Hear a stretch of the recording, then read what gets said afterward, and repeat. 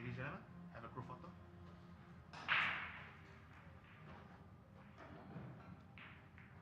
Alright, cool.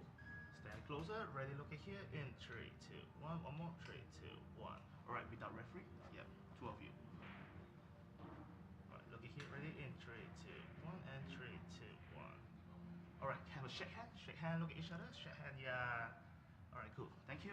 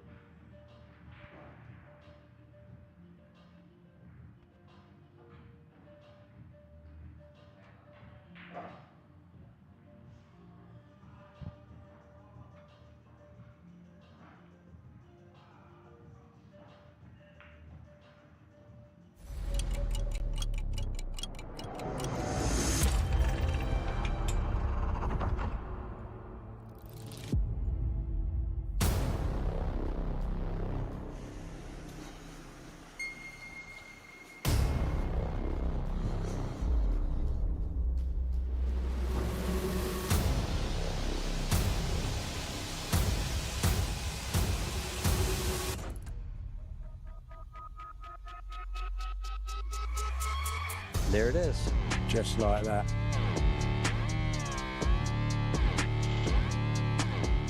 Oh, look at that. Oh my God.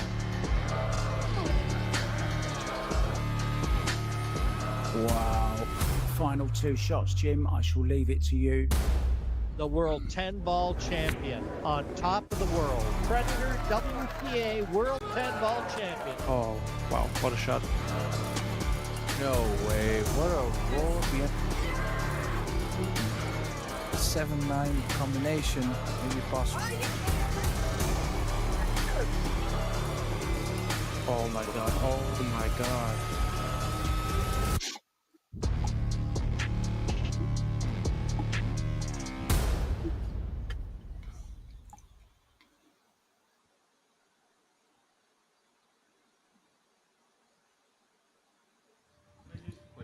"64 women started, 60 are gone." Welcome to the semi-final of the Predator WPA Women's 10-Ball World Championships, presented by Ven Billiards. We are live from the International Convention Centre here in Bali, and our first match today is between two-time 10-Ball World Champion Rubelin Amit and Margaret Fefilova Steyer, both looking for a spot in the final and a shot at the $50,000 first prize. It's best of 5 sets, races to 4 winner breaks. There's a 30-second shot clock, 1 extension each per rack. The referee for this one is Mike Wassilu from Canada. It's 10 ball, so it's cool shot, of course. I'm Mark White, and welcome to the brains in the booth. It's Tim Dadaita. Good morning, Tim.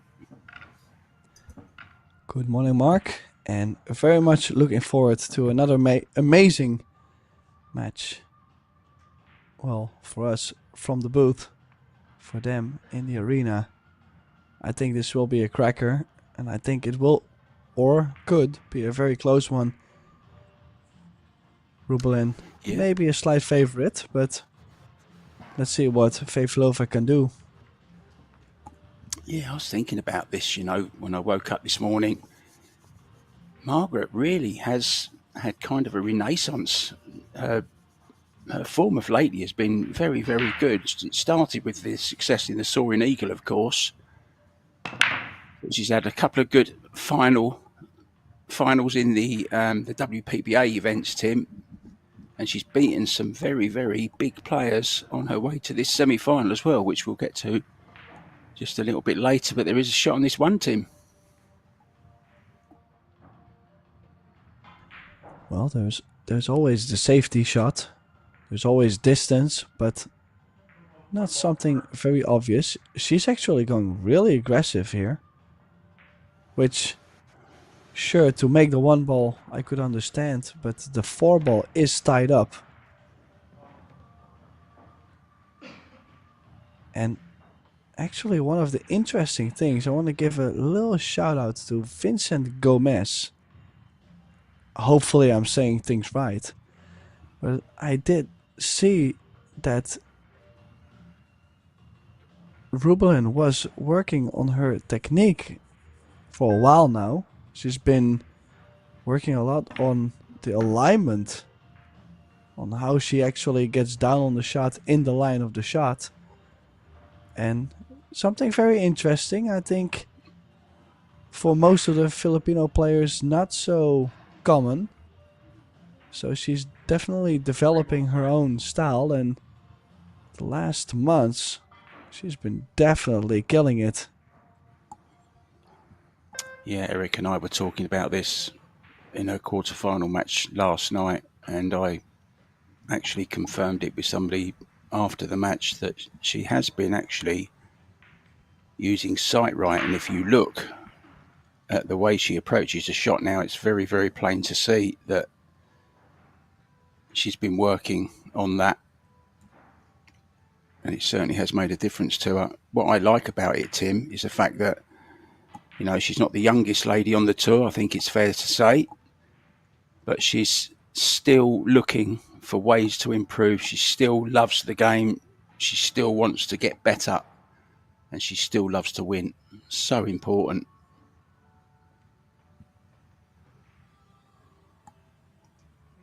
Three-ball corner.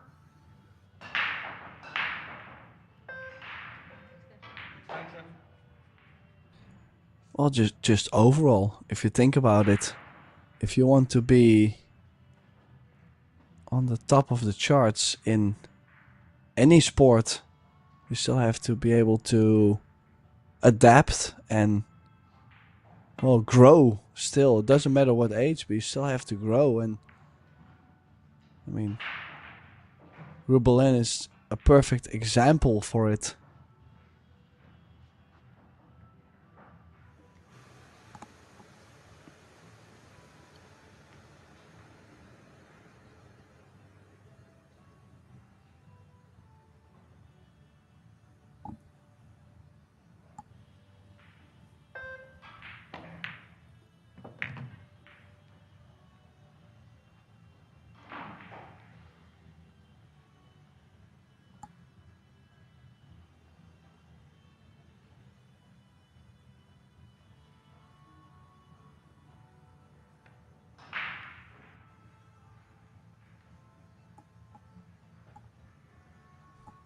Well, this will definitely take some effort to get to the 4 ball. Probably 2 rails. If she catches the right side of the 4, coming in long rail, short rail, right side of the 4, she could get the hook nor the distance. Just like that. Well, if you call it, does she stay on the table? Next thing, does she get on the 5? I don't think she did get on the 5, but still a great 2 rail kick from Rubelin Amit.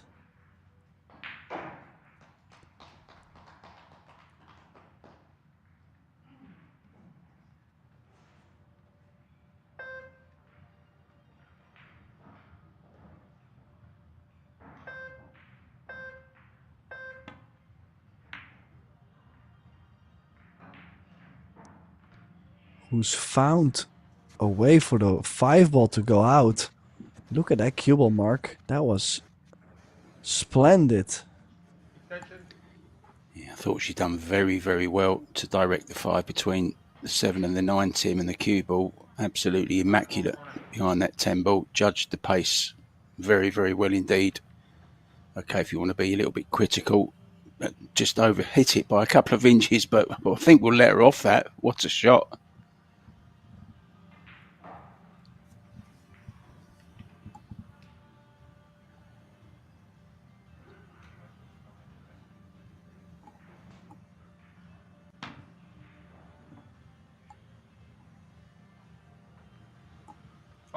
Slight misjudgment from Margaret. Not sure if she's played on this table before, Tim. I've not commentated on it on this table. I'm sure she has been on it at some point, though.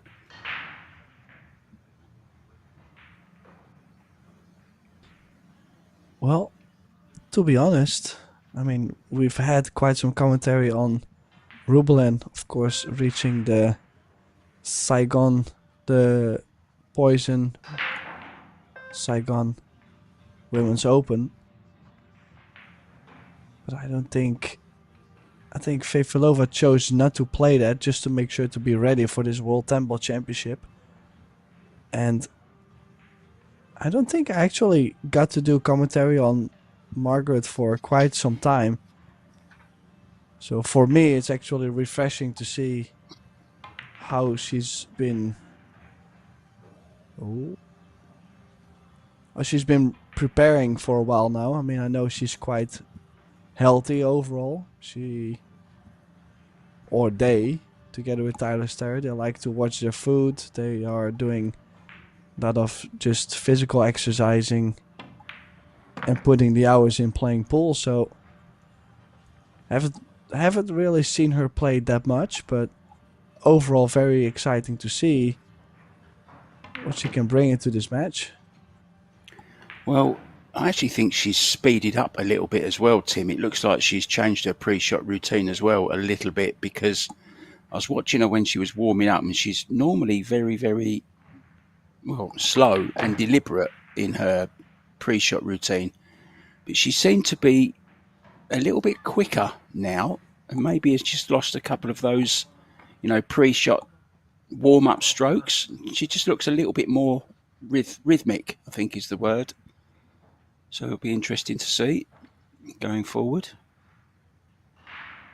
First rack, though, looks like it's going to the Filipino. She raced out to a 2-set lead last night against Cho Chae-yu.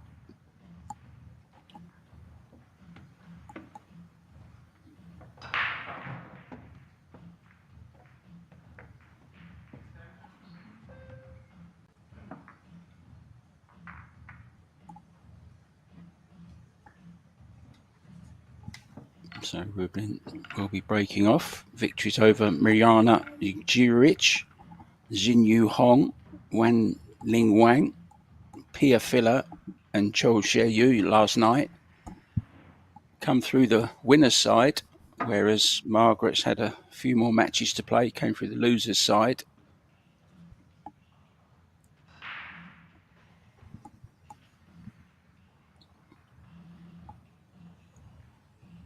Yeah, it's funny how it sometimes doesn't say much, but then in the other way, sometimes it says a lot. Sometimes you would say, well, they've played less, so they are still more energized.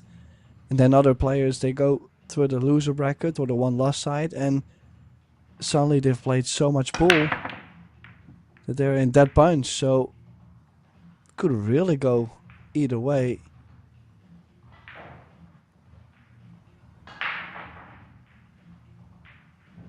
And a dry break for Rubelin. She's not left something on, so probably a push. Now the 5 is also slightly tied up with how the 6 is laying, so she doesn't have to really look for tying up something else while pushing out.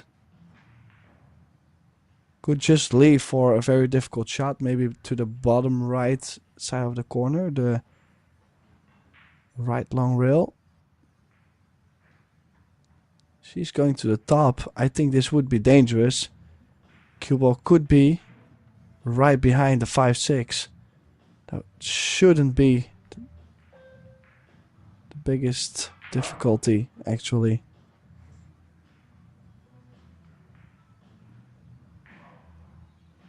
Or maybe something like a two-way, like make the 1 in the bottom right and bring the cue ball to the left of the 6-5.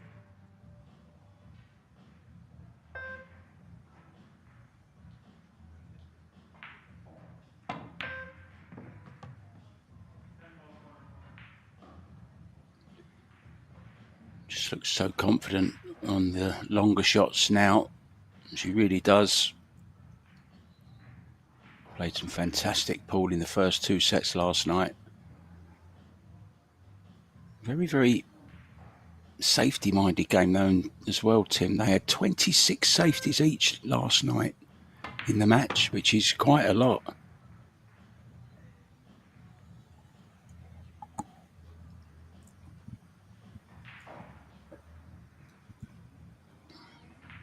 It's kind of like an average of 10 a set. 3-ball corner.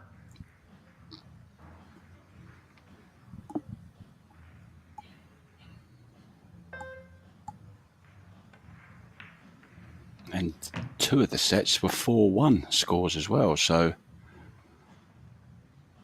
there's a lot of good safety last night. Some great kicking as well.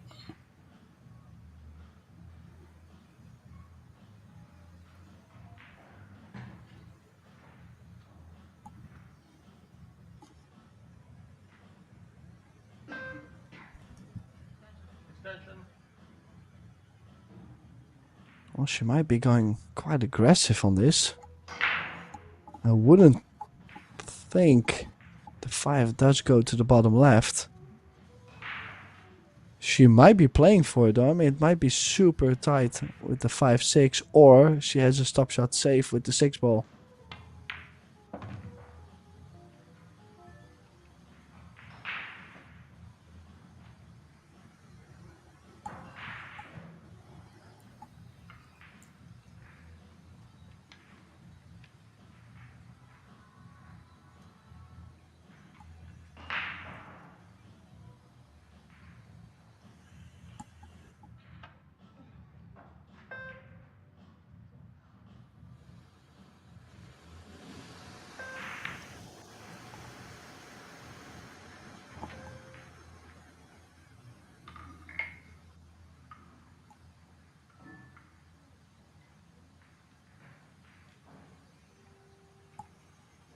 The other semi-final in progress at the moment is Cheska Centeno against Shasha Liu. That's over on table number 1, and the current score there is 1-1. Also available for you guys to watch. And the men's 8-ball is in progress as well. I'll give you some scores after this rack. Some interesting scores early on. Some big matchups as well in the men's 8-ball.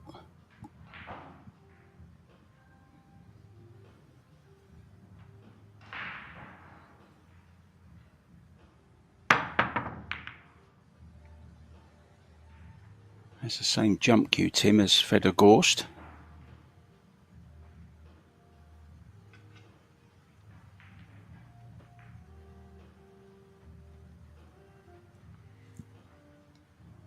Five-ball corner. Well, it's not the same result as Fedor-Gorst. It's easy to say, of course. I mean, probably one of the best jumpers in the world.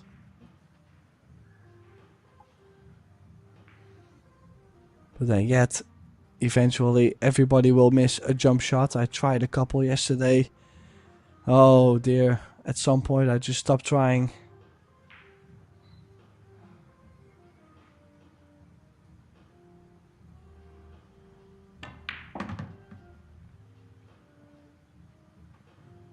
Nice little bit of right hand spin just to check the cue ball up. A little bit awkward here though, Tim, over the top of the 8-ball.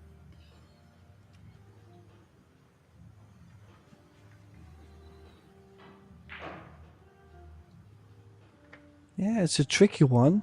I mean, drawing back almost always guaranteed to have something on the 8, but it would be nice to be quite close. And I have to say, since I was aware of Rubelin now working with, well, in this case, the coach I was talking about, I really like her game. Like, she's aligning so well that she can really let her stroke out, the Pinoy stroke with the accuracy of the feet. And I think it's really enjoyable to watch. Such a high quality now, or maybe even higher quality now. Yeah, I think she's more dangerous now than she was last year, to be honest. Yeah, but it's a funny thing. She's been a world champion, and I feel like she might be playing the best she's ever done, from what I've seen before. Now she Agree. did not get on this 10, so I don't want to talk too early, but overall I think she's looking so solid on the ball.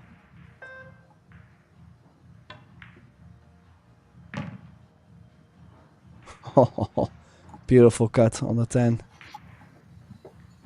Yeah, terrific stuff. Doubles her lead in this first set. She just really looks the all-round player. Now then, let's give you some scores in the men's 8-ball. Josh Filler, defending champion, is in action. But he's 4-1 down to Petri Makinen. Albin Ocean 2 up against Hamza Saeed Ali. Beda Al-Wahadi is 2 down to Sia Tietjen. Radislav Babica against his fellow Polish compatriot, Konrad Musician. It's Radislav that is in the lead there, 2-0. Shane Van Boening up against Jeffrey Zen Mandra, the local boy from Indonesia. Shane 2-1 up in that one. Hayato Hijikata 2-1 down to Luca Men. Felix Vogel 2 down to Mieszko Fortunski. Daniel Maciel 1 up on Roman Hebler. Dennis Grabe 2-2 with Wu Kun Lin. Paggy Lyon is 2 down to Eklund Kachi. Ali Amir is 1-1 with Ryan Su Zhuyan. And Abdullah and Bryant are all square 1-1. Mario He 2-0 up against Sean Malayan.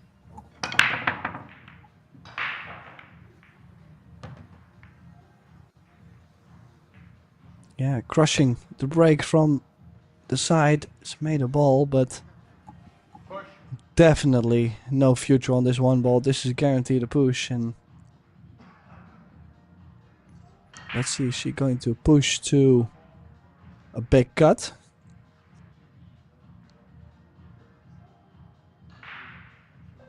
Could be pushing to a big cut to leave a kick and stick and trying to bring the one ball underneath the 2-6-7-9. So could be a little bit of a trap. It's easy for your opponent to say, oh, I don't like this because of the future on the 2 ball. You can go ahead and then be trapped right after.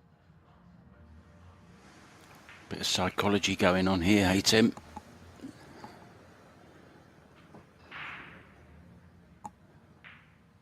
Of course, Margaret will weigh up all the options as well.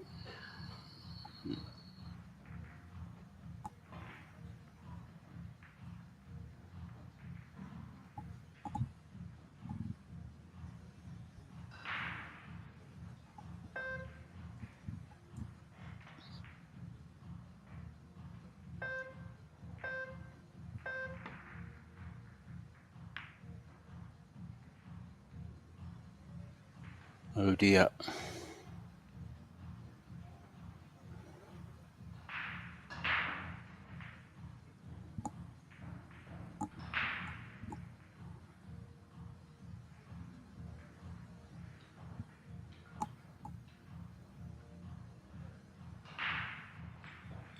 Yeah, definitely a little bit of oh dear.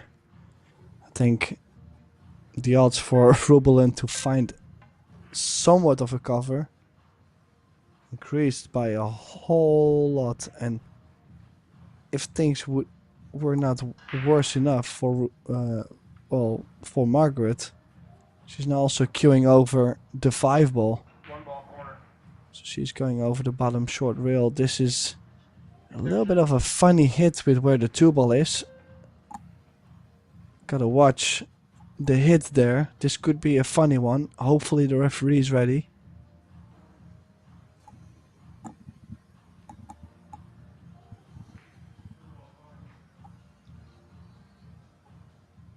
Yeah, I thought he might be standing a little bit closer to this than he is.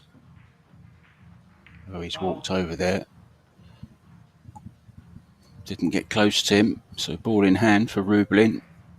And a good chance here.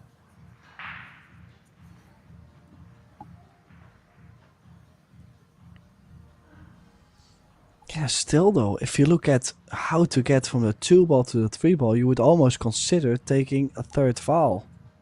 Like, you could be sending a 1 ball 2 rails underneath the 310 and sticking the cue ball with the 2. She is going aggressive for it, but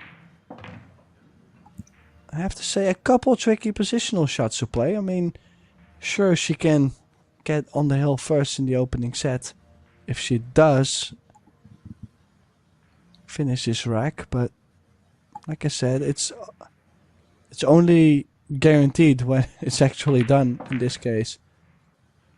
Found the gap well though. Overhit it slightly. Yeah, it's gone wrong, hasn't it?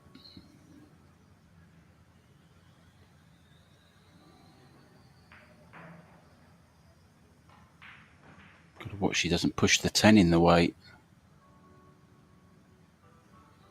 Maybe can just draw past it.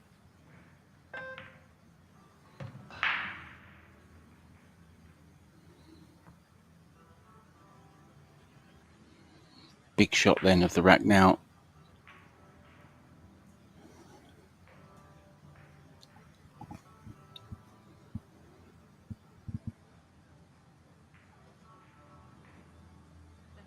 Extension.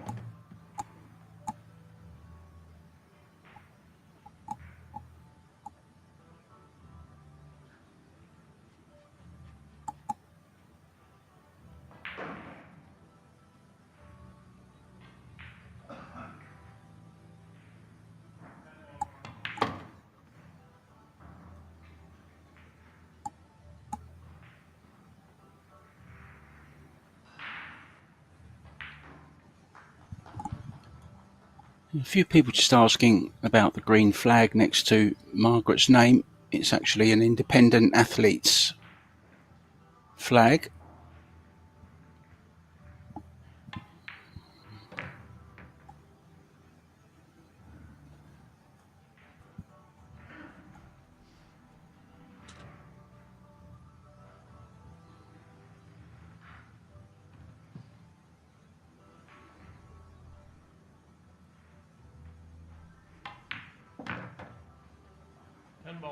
She's just cueing the ball so well.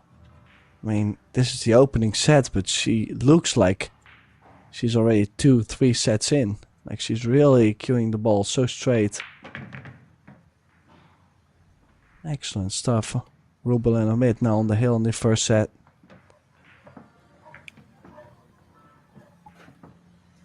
Yeah, just 3 other matches that I didn't tell you about. Claudio Cacci 2-1 up against Simon Corral. Julian Serradilla, he's having a good run. He's up against Genesis Awano from the Philippines. And the Swiss is 2-1 up there. Alex Kazak is going well. 3-0 up against Oliver J. Villafuerte from the Philippines, of course. Kikoy, they call him.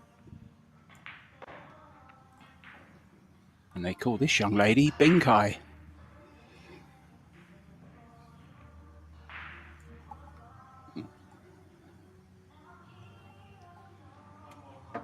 Hardly plays any tournaments, Tim, then comes out to the big ones and always had very, very deep runs in them. Already twice 10-ball champion, 2009, 2013. 9-ball champion. Numerous medals in the Asian Games. A real icon in the Philippines. Has her own Armit Cup as well, of course, for the ladies.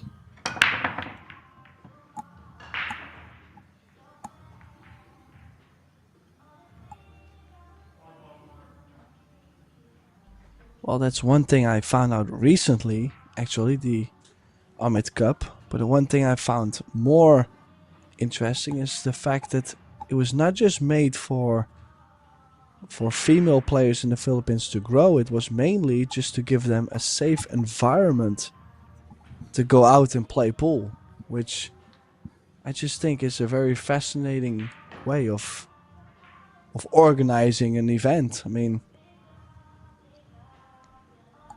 just a different way of thinking. I think it's a very, very clever way, and I'm quite sure it's very, very popular. That was a really smooth stroke from Margaret. Yeah, I think it started with something like 8 players, Tim. Now, the last one was 150 players participating, which is massive, isn't it? Such a great thing, as you say, to do. So a chance for Margaret to get her arm going now. That's to start soon. But just watch the tempo she's playing at, Tim, and you tell me if you think she's sped up a little bit.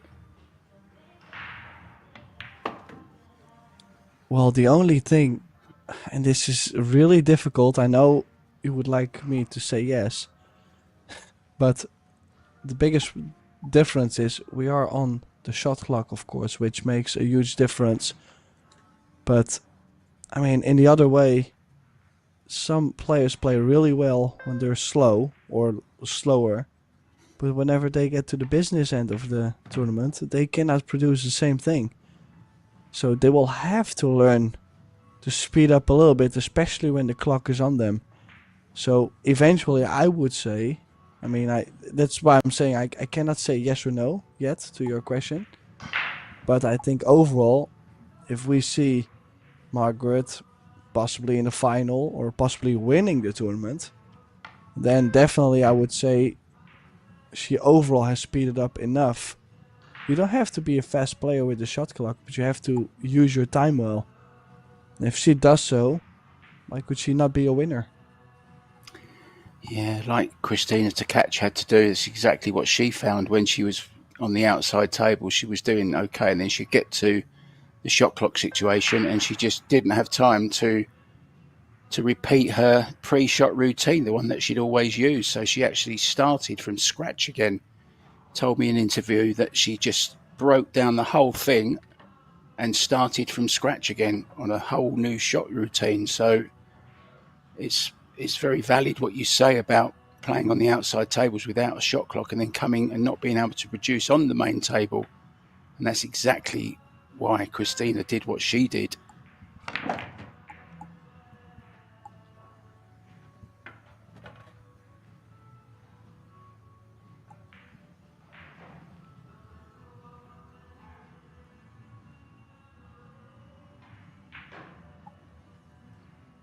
Strange match yesterday, actually, talking about Christina Tkach, defending champion.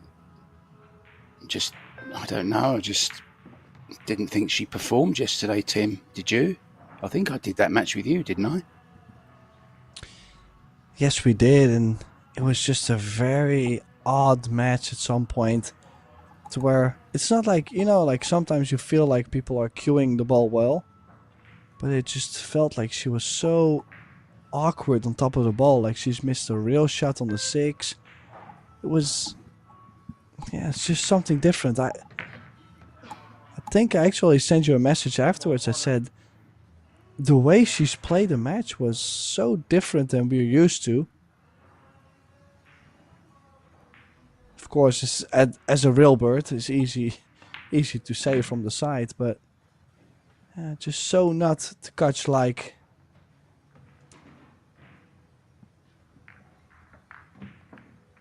Well, dry break from Rubelin. And first chance for us to see Margaret in an open situation, and she handled it pretty well. Reverse dish. Played them well, Tim.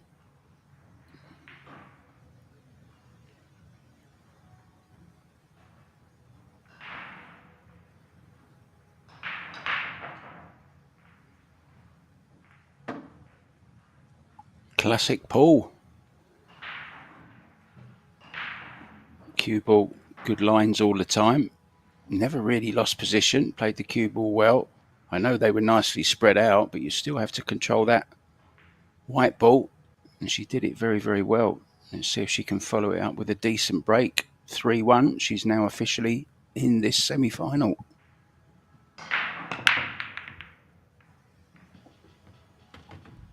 Well, now making a ball on the break. Did she get on the 2-ball? If she did, this might be a great chance to close the gap quite a bit. Difficult to say if she actually... Oh, she is doubting it too.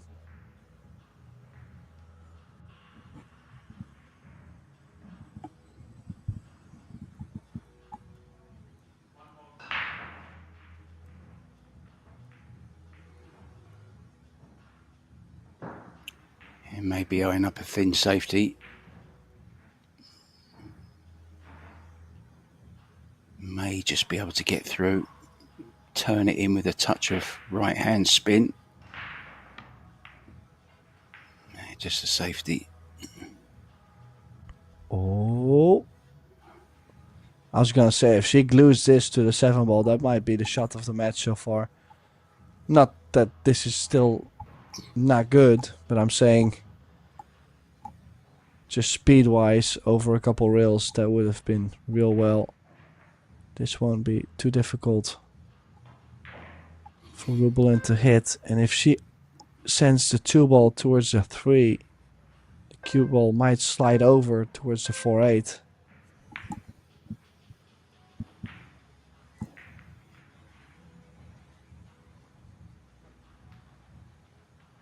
I think the jump cue's going to be utilised here.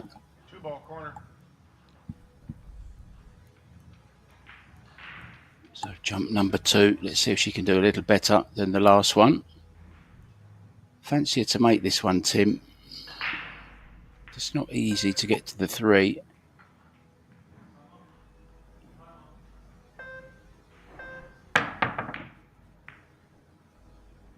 Quite wayward, Tim. Yeah.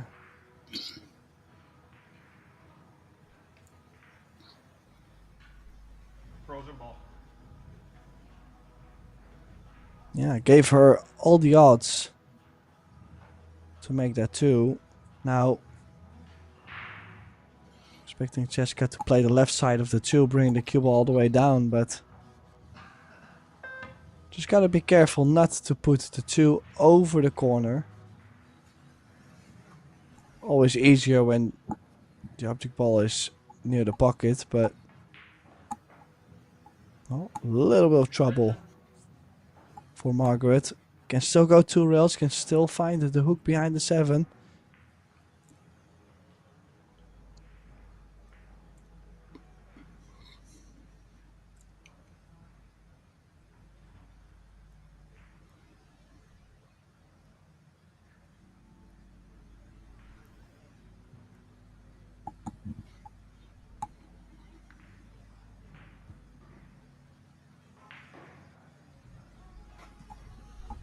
Going 3 rails.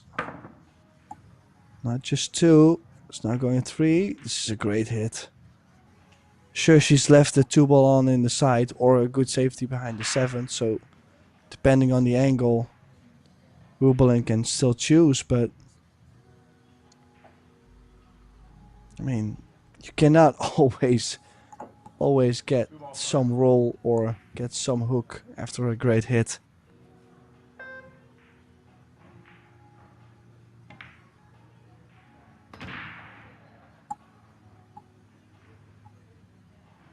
Already guaranteed $16,000, these 2. But of course, with the chance of winning 50 or 25, winner and runner-up. But still a nice payday, Tim. 16,000. It's not a bad consolation for losing in the semi. Of course, they want to go further.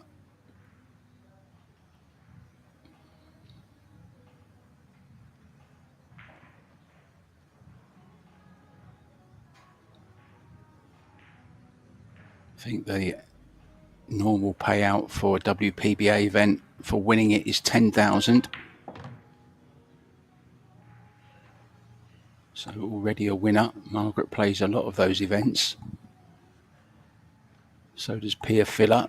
Decided to travel for every WPBA event this year. Both have pretty good seasons, actually.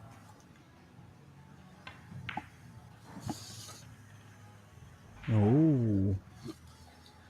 Well, she was trying to cross over for the 6 in the right center. She did not manage to get there.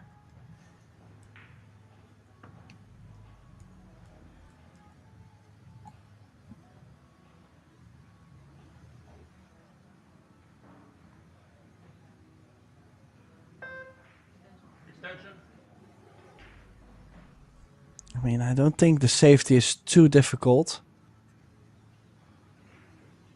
Thinning off the 6, trying to leave it behind the 10, but you could see how frustrated she was by not getting the shape on the 6.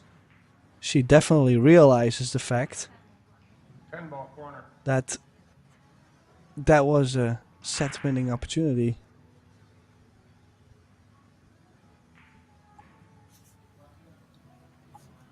Margaret actually is ranked number 2 in the WPBA rankings, so obviously had some great results. Whatever she's doing, it's paying off. Called the 10. Oh, this is a leave, Tim. This is a good chance to close out this first set for Rubelin Amit. 6 ball corner.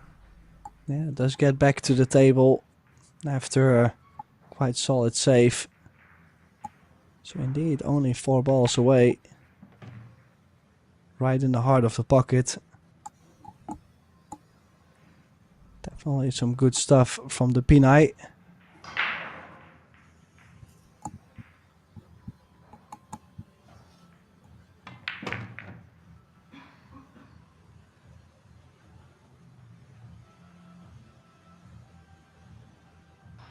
Players are allowed to take a break after every set if they so wish. Sometimes they don't. Sometimes they like to just carry on. It's been quite a quick set, so 10 ball corner.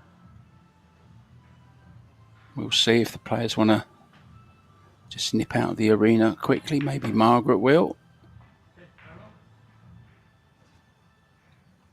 Yeah, I think she is. So Tim DeLater and myself, Mark White, we are going to do the same. Going to have a little nip out of the arena, have a walk around and be back ready for set number 2.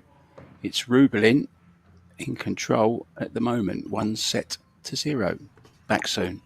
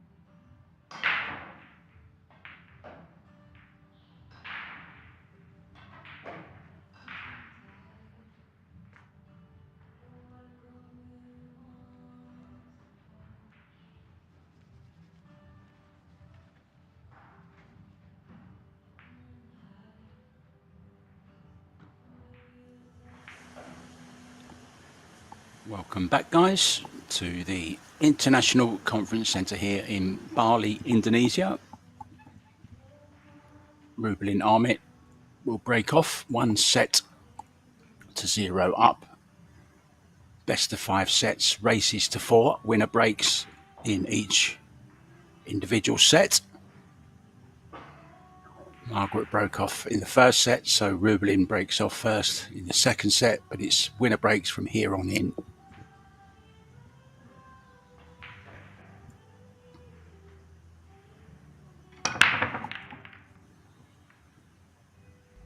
Oh, well, that cue ball getting very close to the side mark.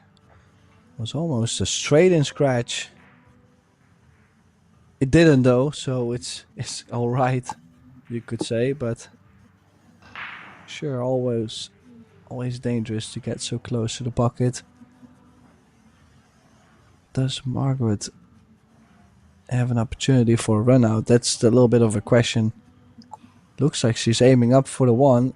How is she gonna get on the 2? Running into the 9, possibly?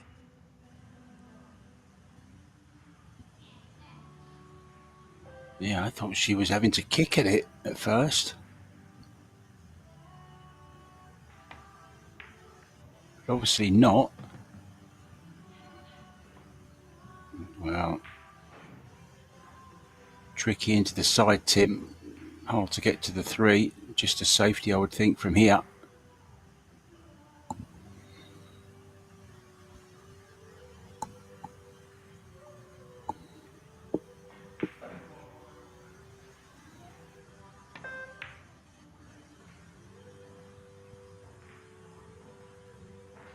Good effort to get behind the 10, but I think she might find herself behind that line of balls, Tim. The 5, the 4 and the 6.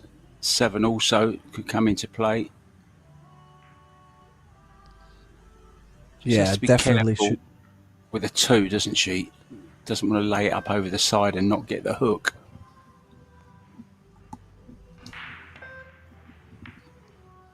Well, and that's exactly why she's played the other way around. I mean, this way, it does take away the jump. And, well, also the easy kick shots. I mean, not saying anything is easy, but the easy ones are, most of it are taken away. I like going at 3 rails at this, actually, instead of 2. If you catch the 2 ball full, with the 2 rails, I just feel like the 2 ball's always going to stay there. Yeah, needed a full contact on it, didn't she, Tim? Off of the fight off the 3rd rail. Would have got some distance then, send the 2 away from that danger area. Quite an easy safety once again.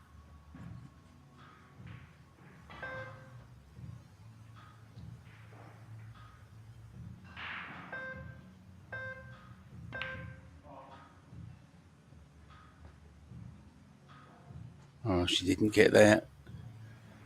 Played it as a 2-way. Unfortunately, she only got 1 way.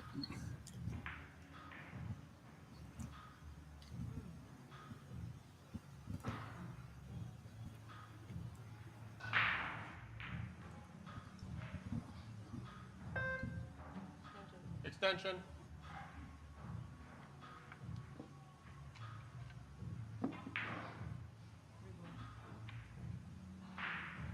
Three ball side.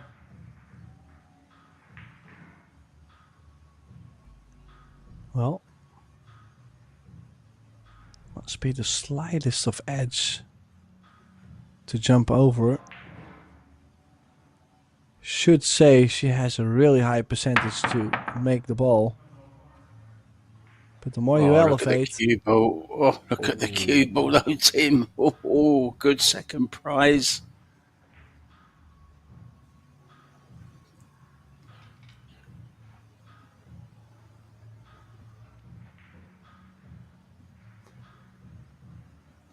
Margaret actually started her campaign here with a win over the very young and promising Rucky Constantino. She then lost to Vang Bui-Jan. And then on the 1 loss side overcame Tamami Okuda. Chihiro Kawahara, which was a very, very good win. And then Foul. Chia Cho, the younger sister of Chol Che-yu, of course.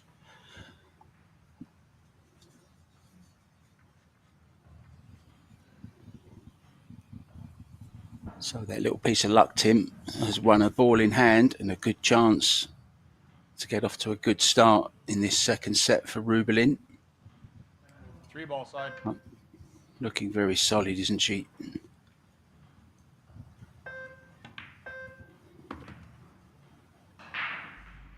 Yeah, I don't think Rubelin has anything to complain about. Besides, I mean, surely she was a little bit lucky with the safety she's played, the jump save. But overall, she's been cueing the ball nicely. She looks in control, has it on the string, and I have to say this will be a tough battle for Margaret. Not saying she doesn't have a chance, I'm more saying Rubelin looks to be in really good shape overall.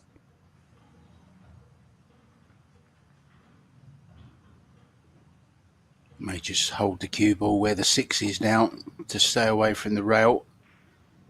Guaranteed to have a nice angle on the 7.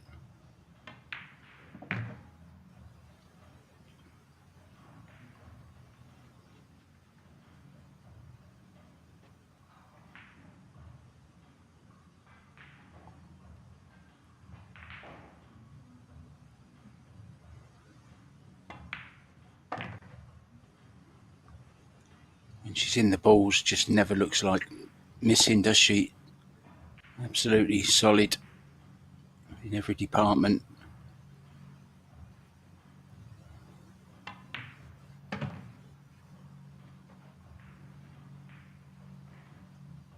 "12 years ago, Tim, she last won this title.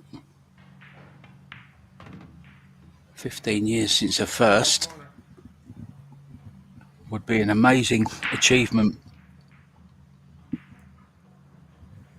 to win it a third time.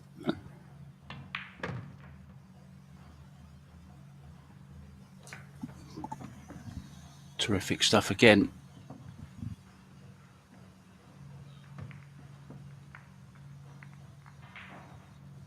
Well, Shane Van Boening was 5-1 up. He's now 6-3 up against Jeffrey Zen. Reigning champion Joshua Filler in a little bit of trouble. 7-5 down. I believe we're in race to 10 now, though, Tim, aren't we, in the last 32? I do think so. Yes, that is correct. Yeah, so not quite as bad as it was in the previous rounds where it was just a race to 8. Filler would have been in trouble. But he's up against Petri Mäkinen, who is well known for having a very, very strong break. Back to the women's World 10 Ball semi-final then. Just a quick update from the other table. Cesca Centino has taken the first set and is 1-1 with Shasha Liu. If it stays as it is, Tim, we've got ourselves an all-Filipino final. That would be something, wouldn't it? The country would go crazy for that.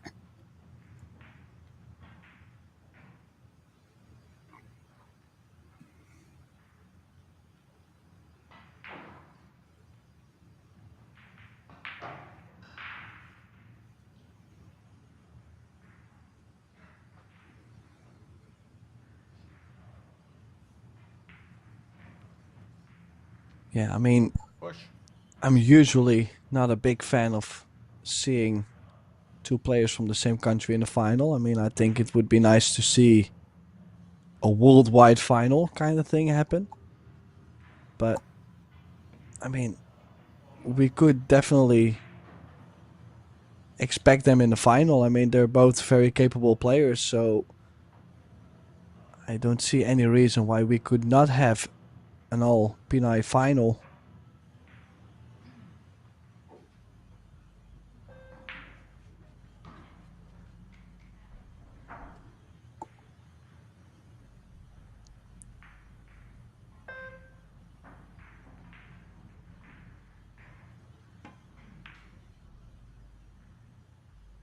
Looking for the distance. And also behind the 3 ball. Little speedy. Did she still get the hook? I do think so.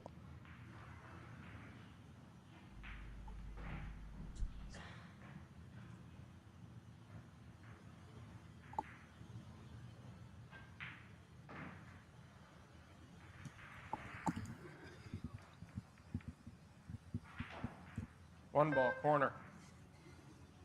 Extension? I mean, overall, I think Margaret is finding herself in very early trouble. Because every time she will have to kick at this, if she'll leave something on the 1, look at the layout. 2, 3, 4, all in the open. That's what it's all about. Foul.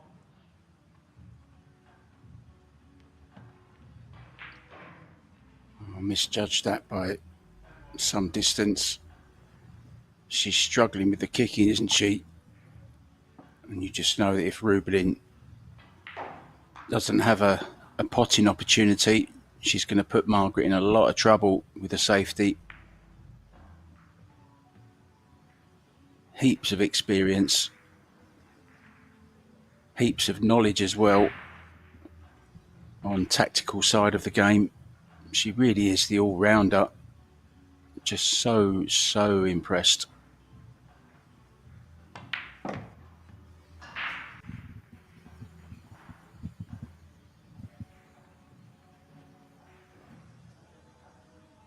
Just drag this in, hold for the 4 into the bottom left, Tim.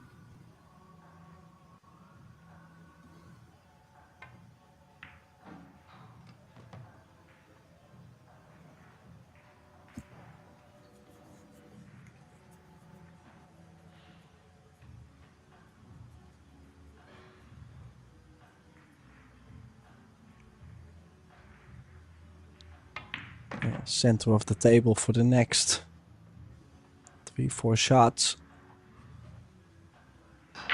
Maybe even more, actually. Could be the next 5 shots in a row. A little straighter on the 5 she got.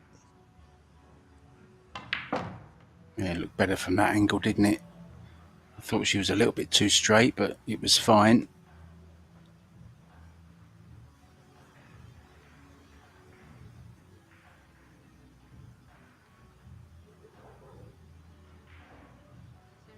Extension.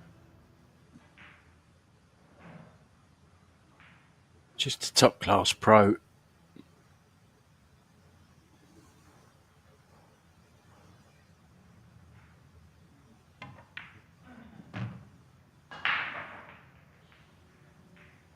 Tremendous work ethic.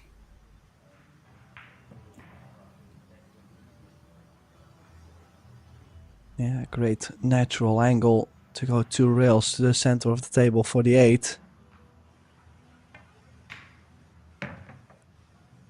Basically stay where she is, couldn't she, Tim?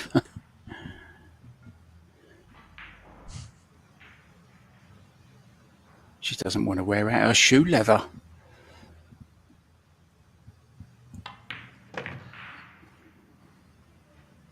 Oh, this is just awesome. Awesome, Amit.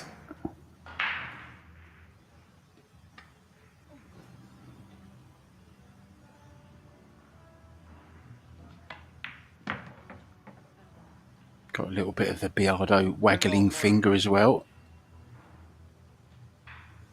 Completely focused on the task in hand. There you see that stance, the approach to the table. 2-0 it is.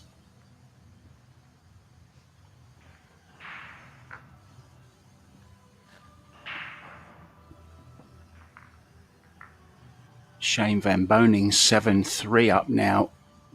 Radislav Babica, I know he's a really good 8-ball player. And he's beating Conrad Musician 6-1 at the moment. Dennis Grabe, who we just caught a glimpse of in the background, has a tough match against Woo Kun Lin. The Estonian leads by a single rack at 5-4. Eklund Kachi is all square with Alex Pagilayan.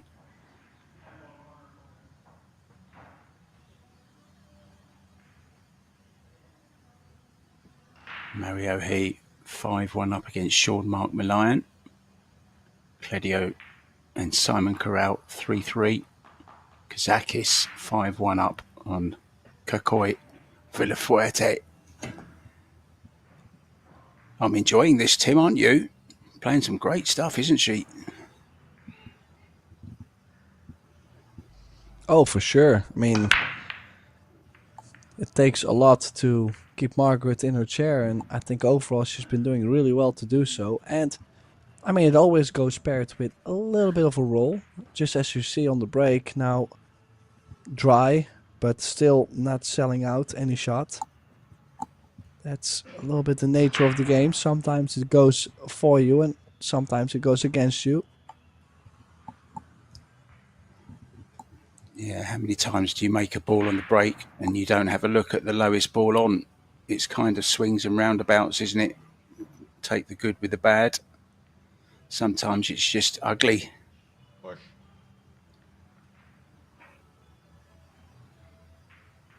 I think it's hard for her to outthink Rubelin on the pushing side, Tim, as well, don't you? I just think that she's got so much experience and she knows all the moves in the game.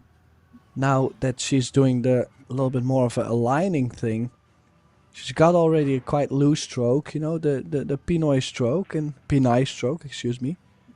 I think overall she's a really complete player. That's why I told you a while ago when you said if there is one player to play Scotch doubles with, I said I think I would like to play together with Rubelin because she's such a complete player.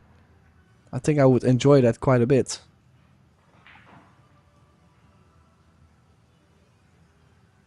Yeah, good choice.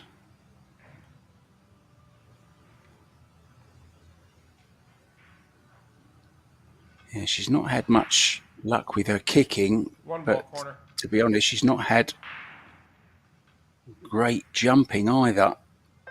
She's always managed to get over the ball, just lacking a bit of accuracy. Let's try, though. Keep on trying. Extension.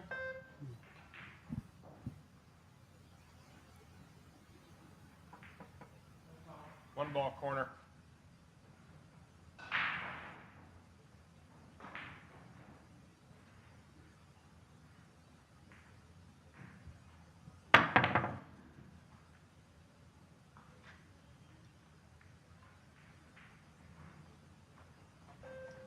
Well, that little bit of a rub on the 8 didn't work out, but very shortly she will be hooked once again on this one ball. I mean, quite a bit of options.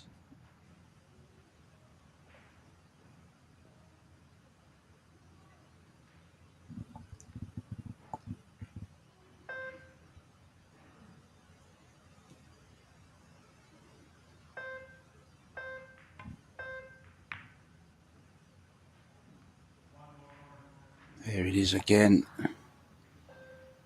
Perfection, Tim.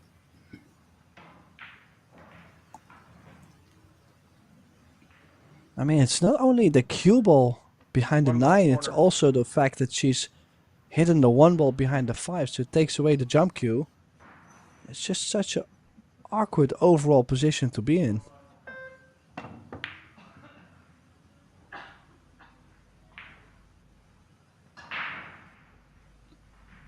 Well, this is on.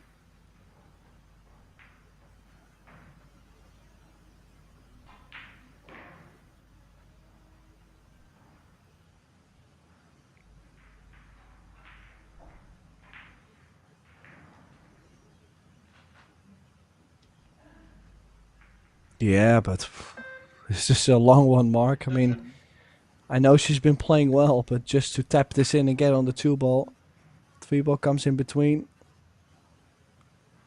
I'm not too sure about this one.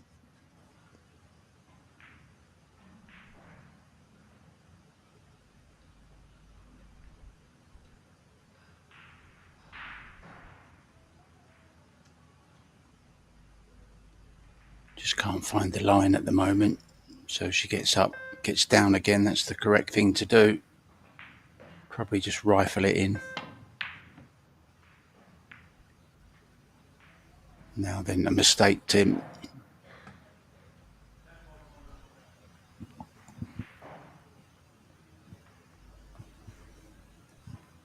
Well, yes, it's a mistake.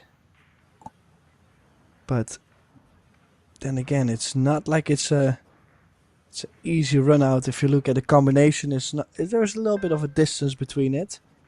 To get from the 1 to the 2. Some distance, some traveling to do. Just managed that nicely. Then still, sure, if you get like a ball in hand shape from the 6 to the 7, then it's no problem.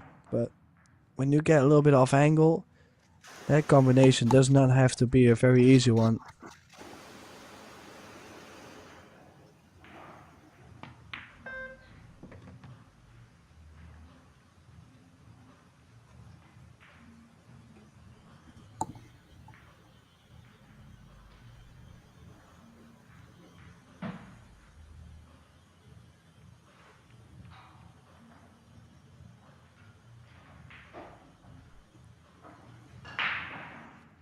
Now, she does have a little bit of angle on the 3 ball. And if she's playing low, she might not get for the 4 to the top left. She held it nicely there. I thought she might have had a little bit too much angle to do that. So, no problem at all.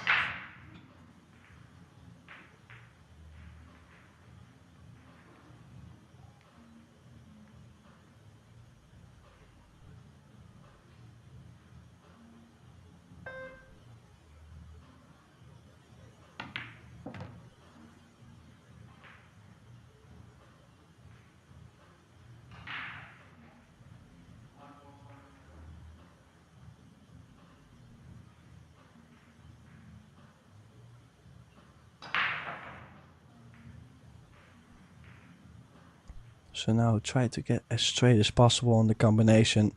She does have a slight angle to do so. Oh, maybe forcing over the cue ball just a tad too much.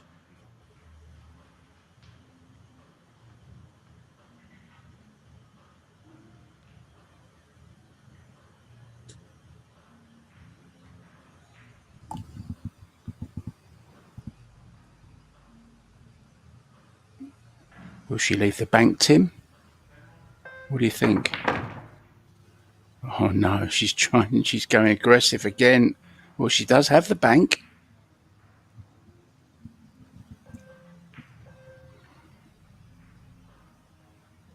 Can draw into the 7. Can play a safety, of course, up behind the 8. See how she's feeling. Will she keep the pressure on? Oh, it's a bit short, Tim, that one. Yeah, that's not a good shot from Rubelin. A little bit hurried, I thought.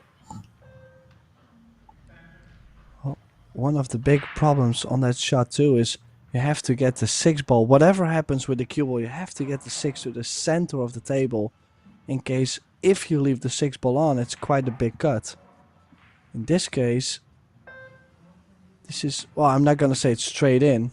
Oh, whoa, whoa, whoa, whoa. I did not see that coming either. I'm just going to say, in that case, you can leave like a more difficult shot. This, I'm surprised she played it like forward instead of like a solid stun stroke. She's got great cueing, Margaret. Especially like the more solid shots. So a little bit surprised she chose to play it this way. Yeah, I agree. I'd like to have seen her punch that in, Tim, and just held the cue ball. Wasn't too close to the rail. What a kick in from Rubelin. 7 ball corner. And that's what can happen when you miss a chance.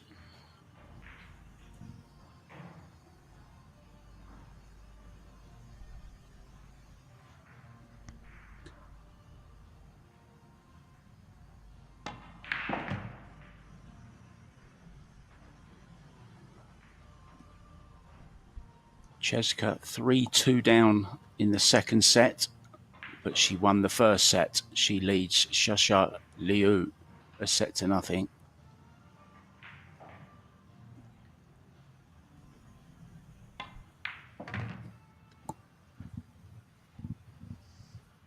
Things starting to drift away for Margaret.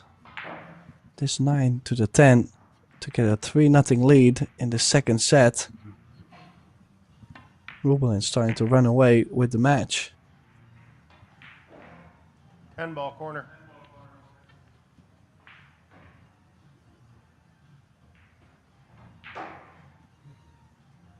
Two different tables, both calling 10-ball corner.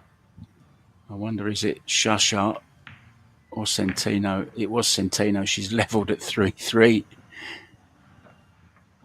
Rubelin flying.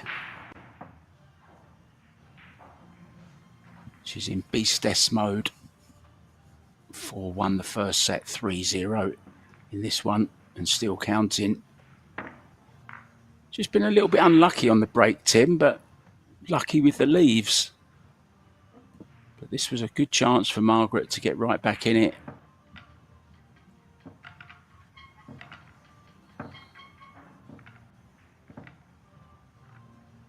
Yeah, that miss on the 5.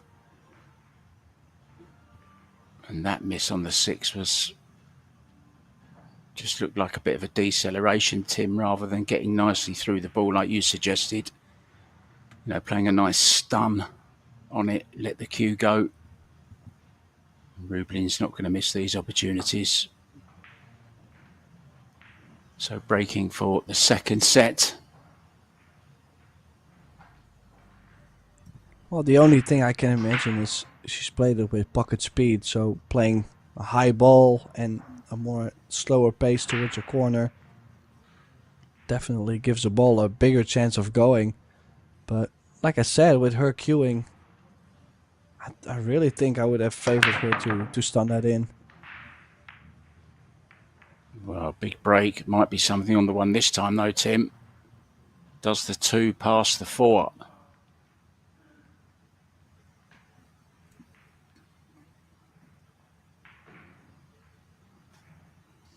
Yeah, I just don't think it does. And if it doesn't, I would almost consider not going for this 1 ball. Like, what's the value for going for this straight in 1 ball if the 2 doesn't go?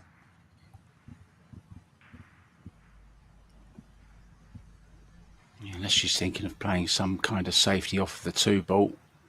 There's quite a lot of balls over the left-hand side of the table to hide behind. She can just get away from the rail a bit. Yeah, I don't mind this.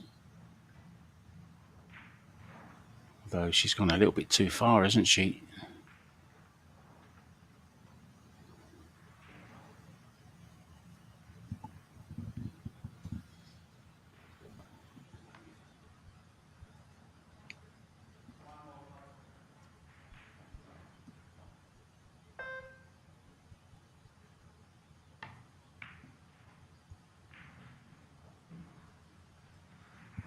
Looking pretty good.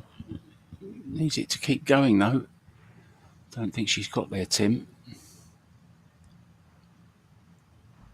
Yeah, just slightly short. Just a couple of inches further and this safety shot would have been, I'm not going to say perfect, but I would say quite strong. Now, Rubelin could play the same one and bring the cue ball all the way 4 rails behind the 3 ball. Call it a slight bit thick to get it frozen the 3, but she's played a really good shot there again. Margaret finding herself in quite some trouble. Yeah, now she hasn't been successful with the kick so far, but you get the feeling she really does need to hit this one.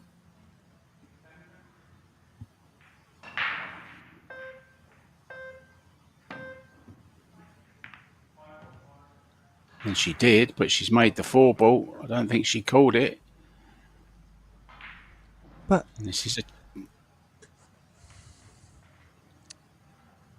Mark, maybe this is a weird question, but if you're kicking towards that 2 ball with the 4 next to it, why would you not be calling the 4?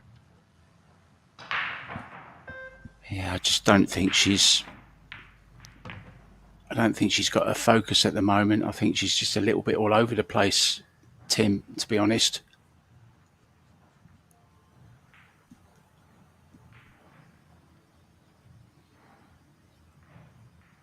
Perhaps she is still suffering from the shot clock. Could be.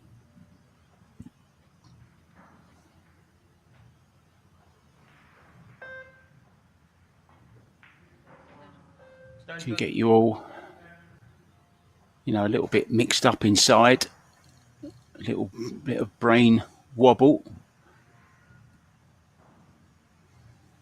Too much to think about at one time.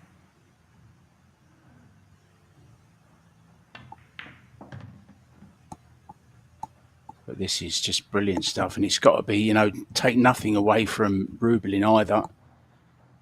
It's not doing Margaret any good. Every time she misses, Rubelin clears the table, already a set up and on the hill, very likely to take this second set as well. It's a tough gig out there at the moment.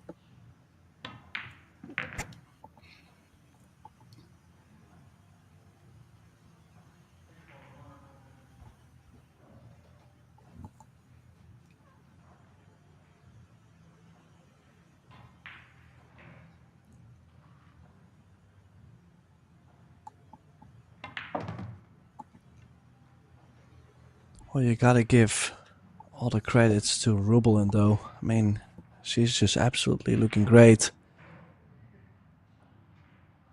Not much that Margaret can do. I mean, if you think overall, it's all about a little bit of a safety and a kicking here and there, but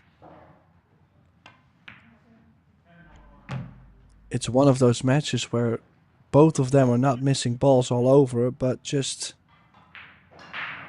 solid runouts, and it's all about the kicking. Yeah, I'd like to see the kicking stats because I think they're pretty low for Margaret when she's been hooked.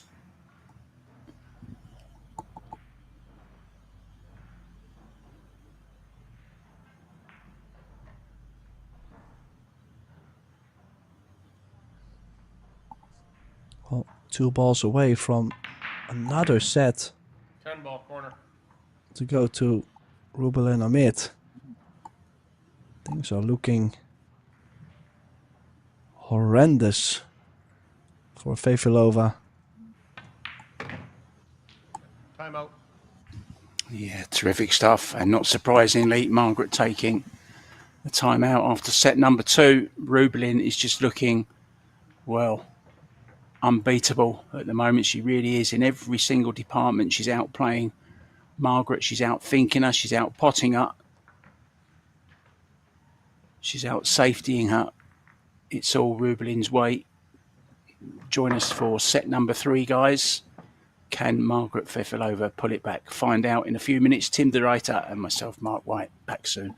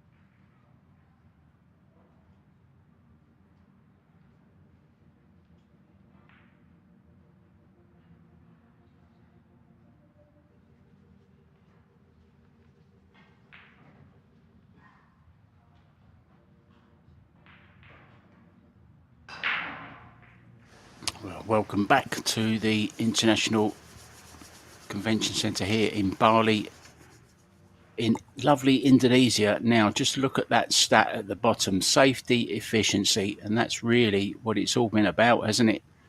100% in both sets from Rubelin, just 56 and 29% for safety efficiency for Margaret, and that is absolutely huge.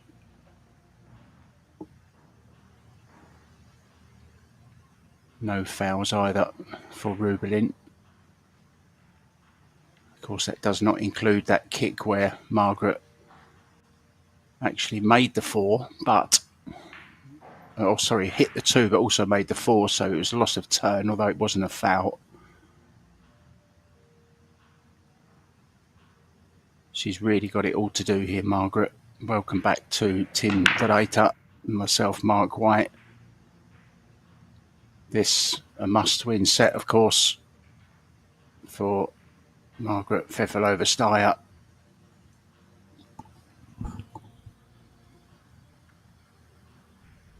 Yeah, who does start off with a dry break. Definitely, obviously, not the start everybody would want to have. But the break, well, it's always a funny thing in this hand track format, so I wouldn't pay too much attention to it at times. As long as you feel like you hit it square, don't think you should always look at the results. And Rubelin now pushing the 2 to a more difficult position.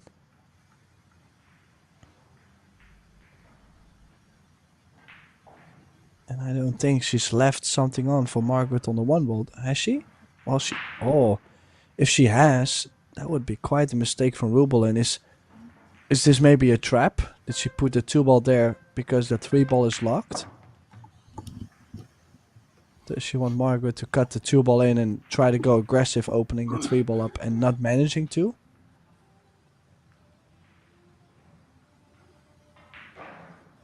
Oh, this is very thin, isn't it?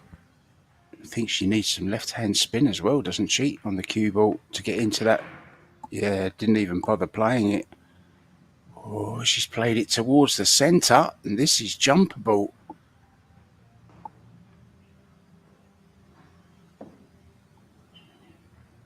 Shane van Boening, I can tell you, is through to the last 16. He has beaten Jeffrey Zen Mantra from Indonesia 10 racks to 3. He's on a mission, won it back in 2023. He wants to claim it back off Josh Filler, but Josh Filler is out. Josh Filler beaten 10-6 by Petri Makinen. Wow. Both defending champions, Christina Tkach from the women's 10 ball and Joshua Filler from the men's 8 ball, both out. Well, I have to say, that's quite some shocking news. Not saying, 8 ball can be a funny game. Your opponent can play really well, and if they are breaking the balls while making balls, then definitely it could happen. And Petri has a huge break, so why not? But in general, I think Filler, the things he's been putting on me in the past 5 to 10 years playing 8 ball or playing any game, I think it's just outrageous at some point. So, a little bit surprised he's out of the tournament. But that does mean that we will have to go over the bracket and see who we will think is going to win the World 8 Ball Championship.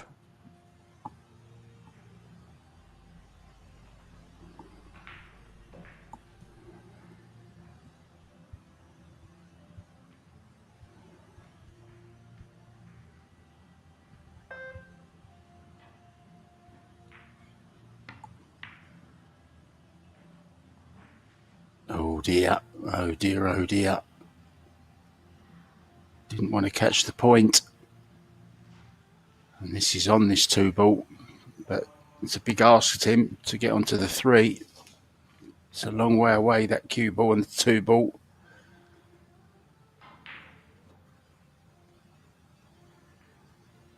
There's the alignment you see, getting her right leg on the line.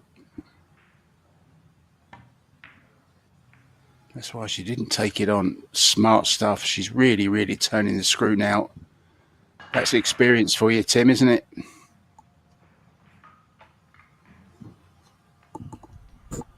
Yeah, definitely. I mean, the art of knowing when to go and when not to go is, I think it's probably one of the most difficult things in pool.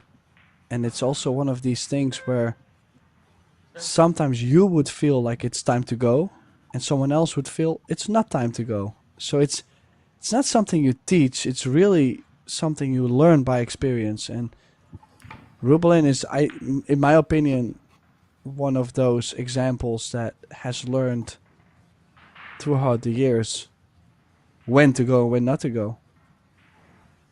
Yeah, it becomes natural, doesn't it? More of a gut feeling with your experience. It's another chance.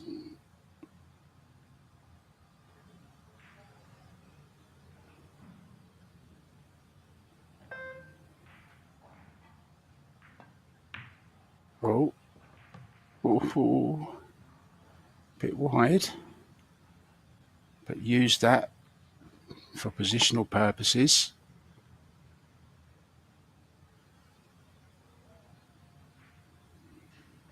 Well, she might be too straight, so she will have to draw into long reel out. Oh, that's a little strong.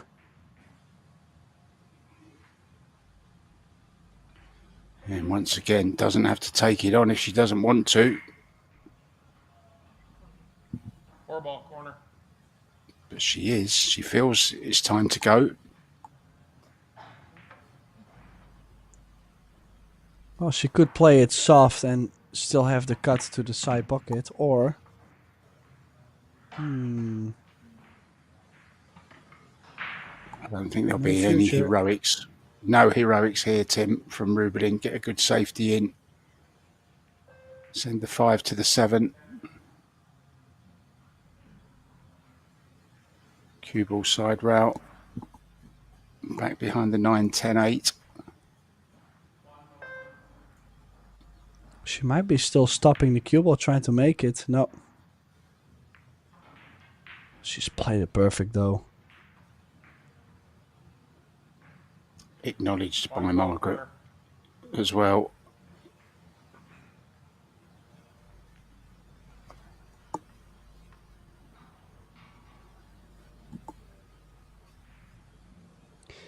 Well, that's the thing. Rubelin is just really not giving much breathing space for Margaret to get going. And in this way, we really might see a very fast match. I mean, not saying I'm wanting to see this go fast by any means, but like now, for example, Rubelin might be a little bit off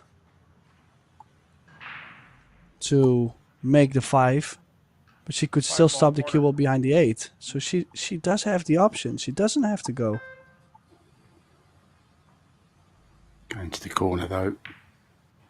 It's there all the way. Never in doubt. Not perfect on the 6, though, Tim.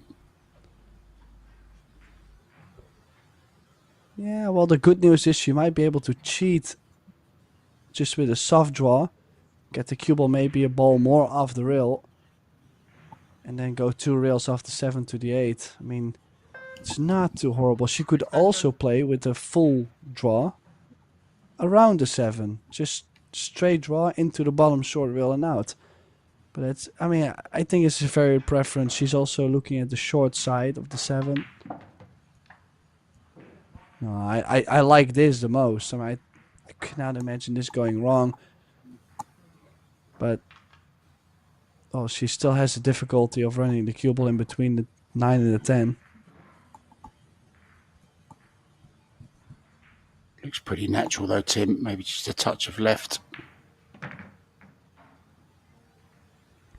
Oh, exquisite.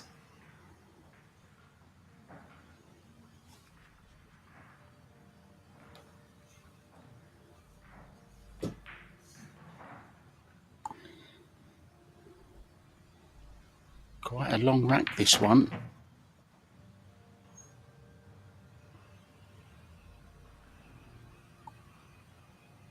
Can drop it in and play the 10 into the other side pocket. Just coming round to check. Well, could also be the bottom left. Nonetheless, she's in prime shape. One-way traffic. Oh, yeah, it was straight. I thought it was the other way, that angle.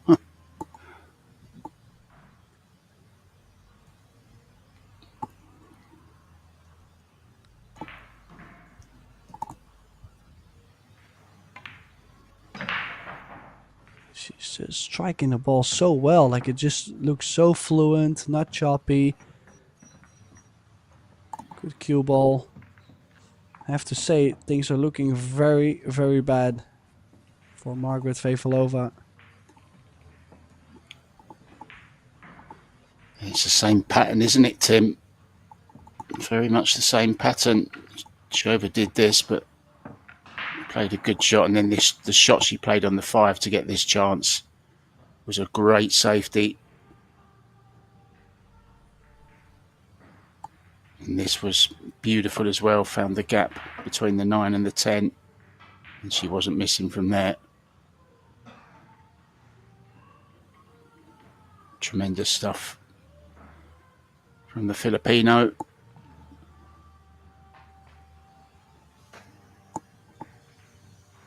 Now then, Cheska did win the second set. So she leads Xia Liu by 2-0 and then 1-1 in the third set.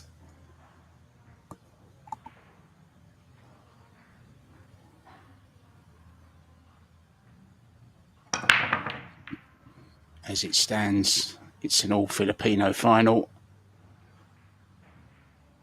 Oh, nothing again doing off the break for Margaret.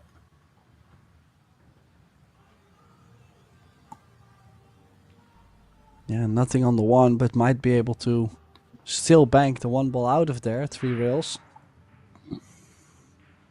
Not saying she has it. If she doesn't, she might have to play something creative, bringing the cube all the way to the bottom left. Or is she playing something soft behind the 6?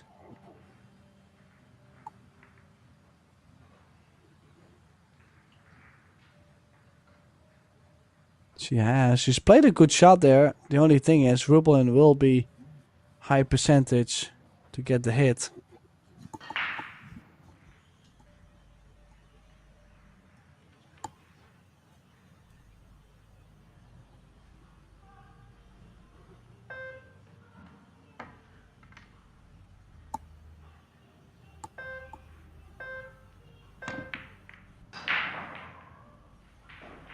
But she won't get the cover, so now Margaret will have to make a run for it.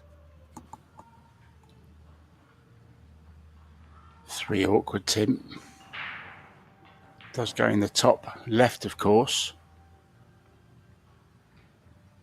Yeah, or the 3-4 combination, but we've seen very funny things happen to the side pocket.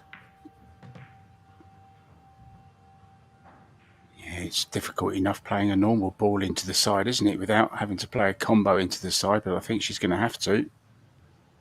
That's what's on her mind.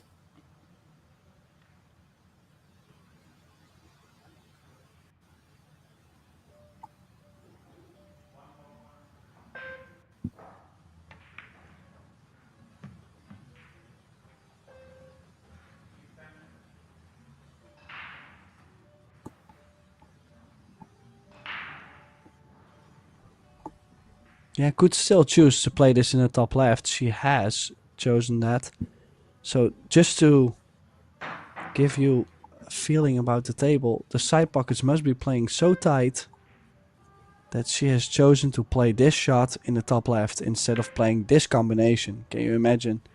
The cameraman got himself wrong there. Can you imagine? And that's just the way how the tables have been playing. It's always nice to play to the top corners, especially with that pace. Just takes a lot more of the ball.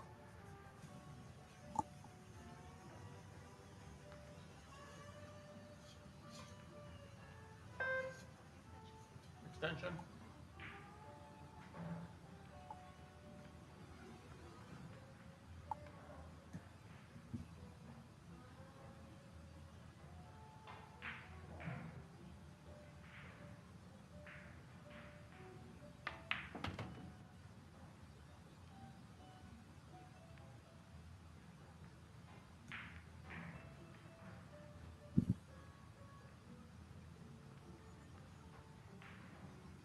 Well, she might be a little straight. She's on the rail. Not easy to get closer to the 6.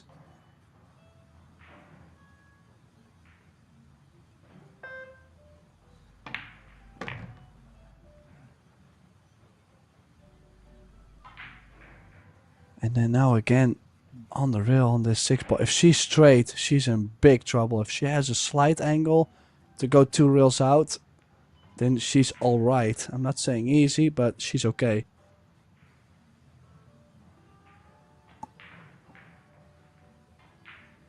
Slight angle.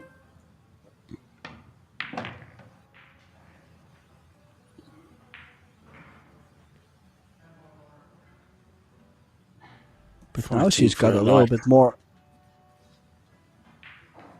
more angle on this 7 ball to the 8. Is she going all the way around to play the 8 in the center?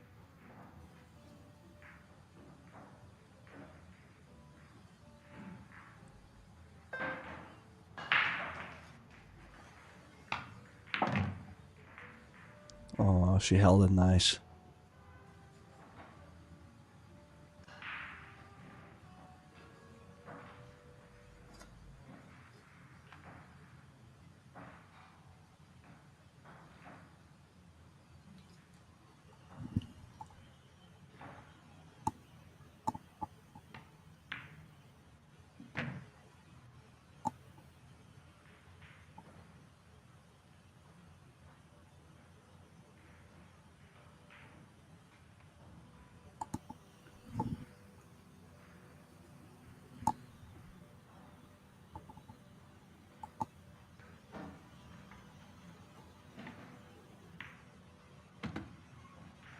Ball corner.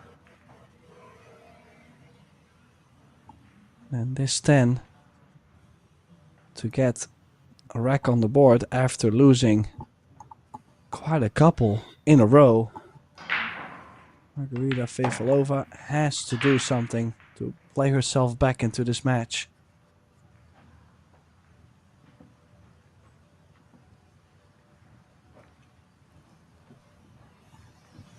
Centeno now 2-1 up in racks and 2 sets up against Shasha Liu.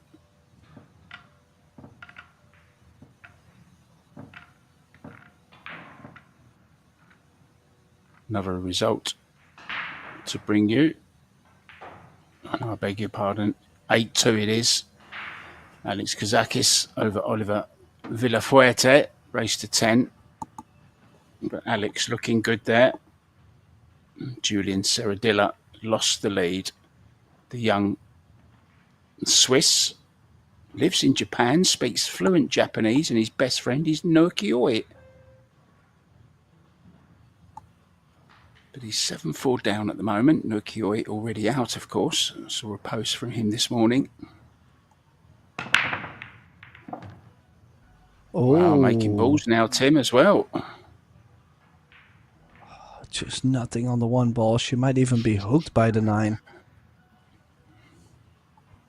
When things are not going, they can really not go.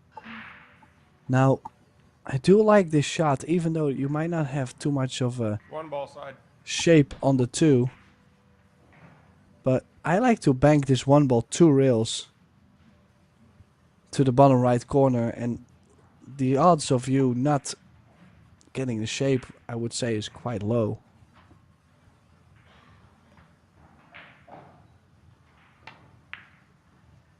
And she tried to strain it up in the side, kind of a safety as well. Now, has that 8-4 gone into a combo? I think it has, so you could play the 2 8-4, Tim. It's possible. She's going with the jump here, so she's going aggressive. One ball If she corner. does leave herself on the 2, she can play the 2-8-4.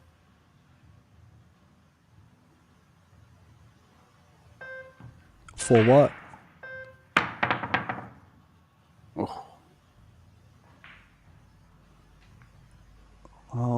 Oh, that's a little bit of a lucky rub there. I mean, could have easily left the 1 ball straight in, and the stop shot would have given the 2 in the top left, but it does not go.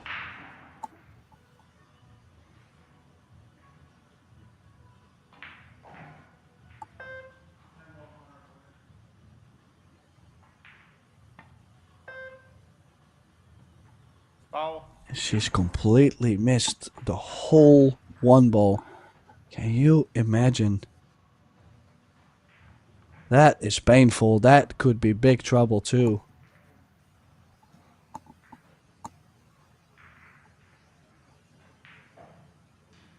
Even if she doesn't like the run out with where the 5 ball is, so many ways to play a good safety.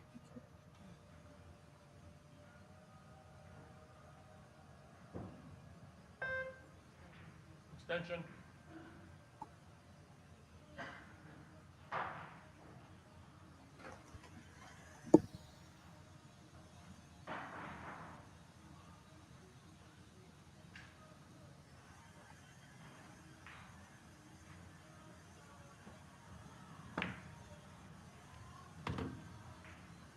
Our good friend Jessica Centino is now on the hill, the double hill, 2-0 in sets, 3-1 in racks against Shasha Liu.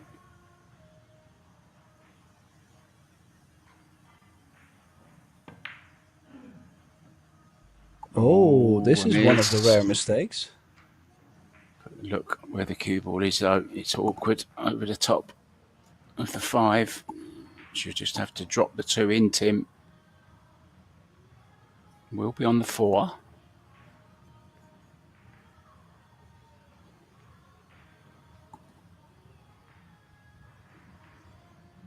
Not going for it.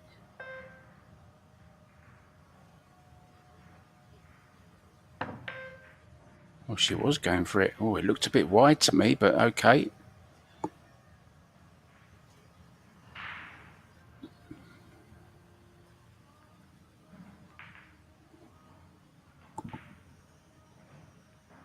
Well, this is still a little bit of a tricky one. If you leave yourself angle on the 5, might have to nudge the 6, and that could cause big trouble.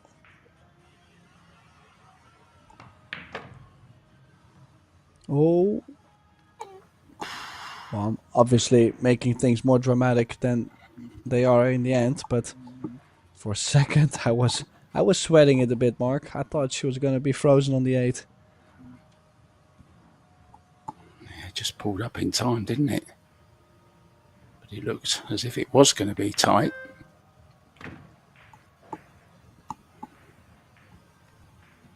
Bit of a revival here for Fefilova Steyr.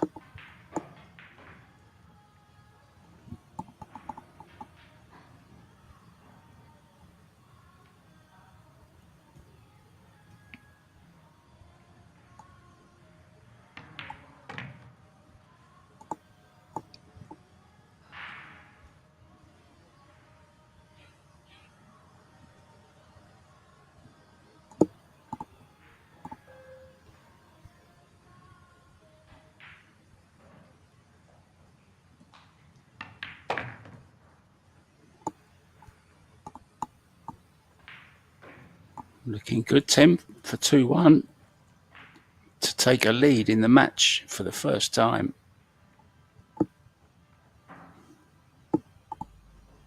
Well, for this set, because she's still a long way down for this match. But, I mean, you gotta start somewhere. Maybe she actually starts to get going a lot more. Now she's down, like, to where the point that she might be almost out of the tournament. That sometimes helps players too to get loose.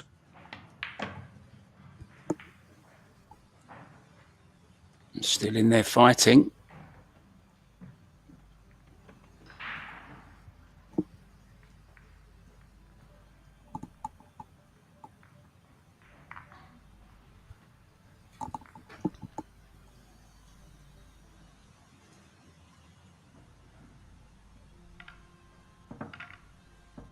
Now, I have a nice little fact for you, Tim. There's a guy called Harvey Hendrickson who probably made as much money as anyone with his limited skills at the billiard table. He actually toured the country of America and amazed audiences, not with his ability to run racks or pocket balls, but with his freakishly unique ability to pick up and hold 15 billiard balls in one hand all at the same time. How big were his hands? Oh, you know, most of the time you come up with these facts, and I'm like, oh dear, do we really have to do this? But that was a good one. I really enjoyed that one. Good, glad to hear it.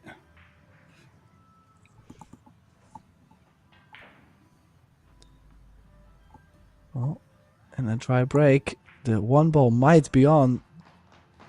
And there might be a 4-8 combination. The 4-6 a little bit of a problem. So One ball corner. shot to get from the 2 to the 3 and then the 4-8 combination. There is a possible run out, definitely available.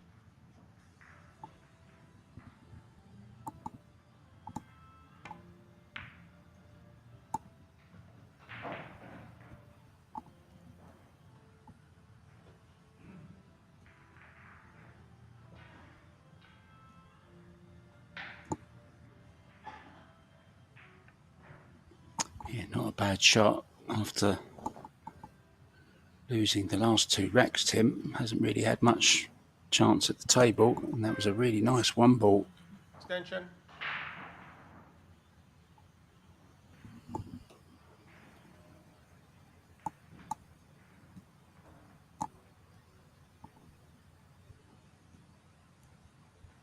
Xia Liu fighting back, now 3-2 in the third set.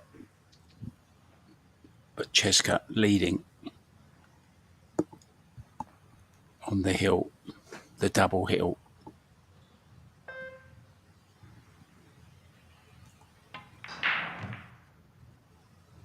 Oh, look at this for an attempt. A little bit of a rub. Oh. Well, you know what's coming here, though, all day long. 3 ball into the 6. Cue ball up, covered by the 10 and the 9. Yeah, anywhere there will do.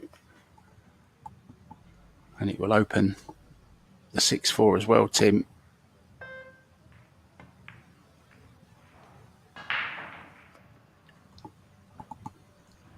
And look at how well she's played it. Full ball cover behind the 10. Not saying it will be the most difficult ball to hit, but to a certain degree, it's also on how are you gonna get the hook, and that will always be the tricky part of this kind of shot.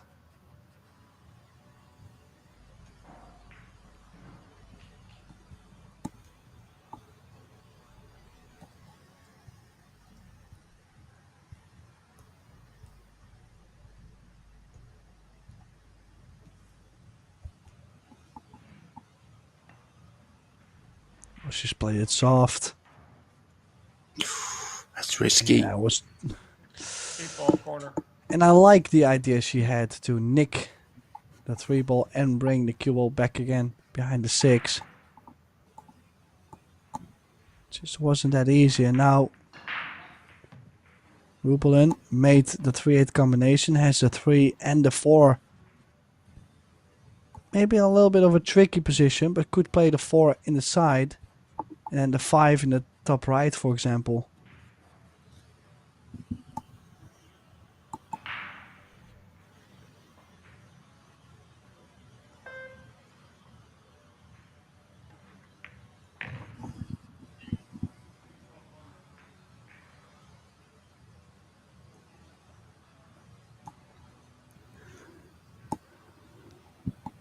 To use the boxing analogy,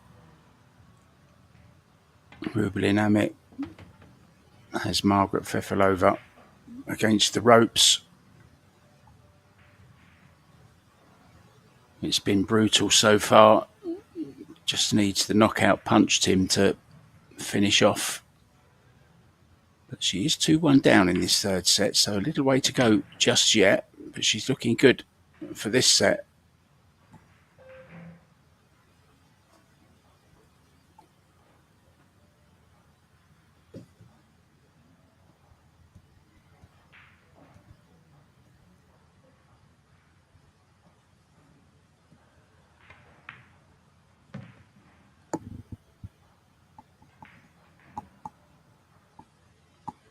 Well, you gotta be completely honest. I mean, it's not like Rubelin has only been looking good for just a short period of time. I mean, we're almost 2 hours into this match.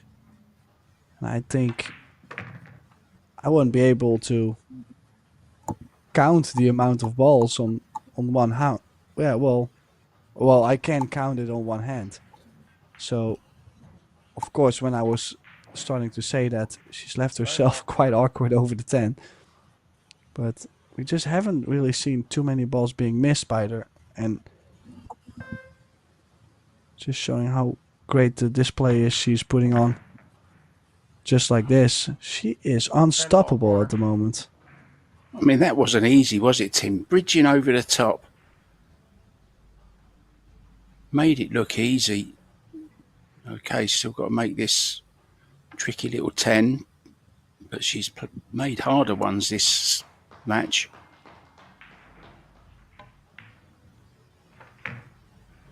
And it goes again with monotonous regularity.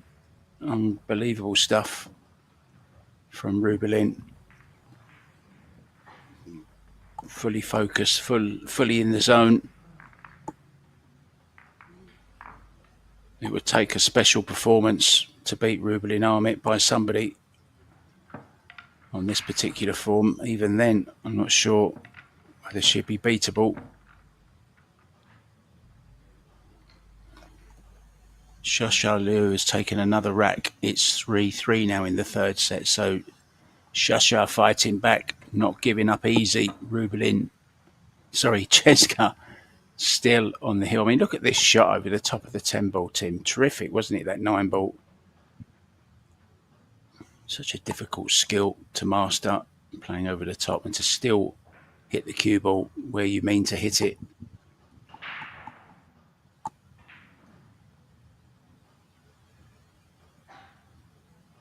So breaking to get on the hill in this semi-final of the Women's World 10 ball.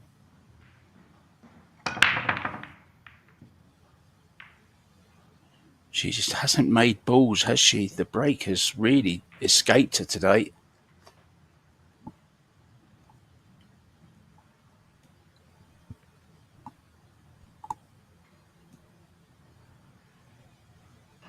Yeah, can you imagine not making balls on the break and still having such a big lead in this match? I mean, she practically did everything well.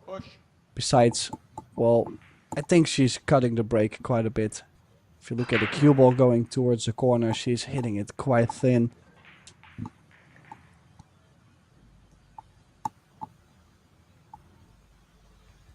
And I cannot see Rubelin give this back too. Like, I'm not here to down talk on Margaret's performance, but she is giving Rubelin good opportunities to get the first hook, and she can definitely bring the cue ball 2 or 3 rails underneath the 10.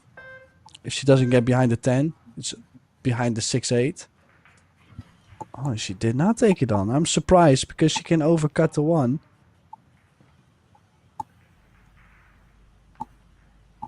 Well, I might be mistaken. I thought it was actually all right. Let's see if Margaret has the same idea. Yeah, she has. I cannot imagine Rubelin giving this back, Mark. Now, Margaret did not get the hook. She nudged the 10, unfortunately, but it was a pretty decent line to play.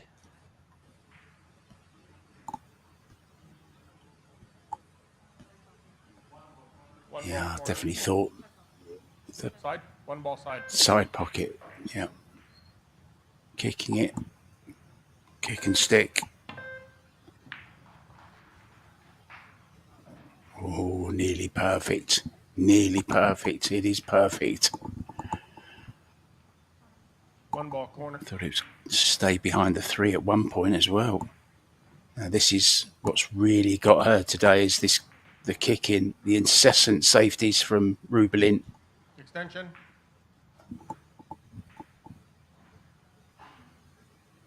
The last stat we had was 100% safety success from Rubelin in both sets. 29% and 50% for Margaret, which is not good enough. Foul. Another big miss. Seems to be hitting them very hard, Tim, as well. That's going to change the angle, of course, that comes out away from the cushion. The different pace you play it at. Well, if you look at mainly she's been losing the safety battles, and if you remember the kick shot she's played earlier on the safety from Rubelin where she kicked softly into it, she caught it way too full. So it shows me that she's just not, I mean, sometimes you have that feeling that you're so tuned in, you can drop down at the table on the ball and doesn't matter what you do, you just catch the right side of the ball. But when you're not exactly on point with the feeling of the table, that's where, I mean, you just slightly catch it off, a little short, a little long. And I mean, if you looked at the statistics in between, I would say the safeties and the kicking is where Margaret has been losing this match.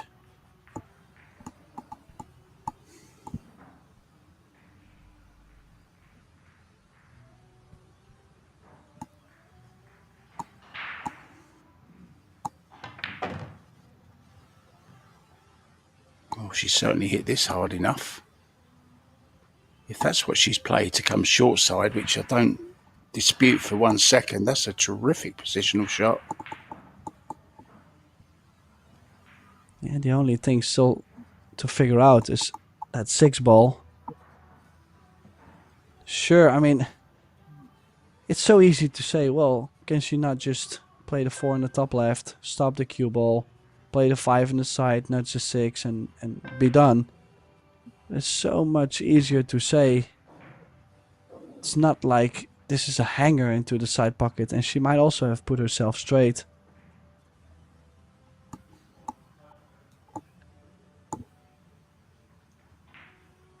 Yeah, she could have rolled up as well off the 4, played the 4 off the left-hand long rail and just nudged into the 6 ball. Extension. And that would have held the cue ball, but she went attacking.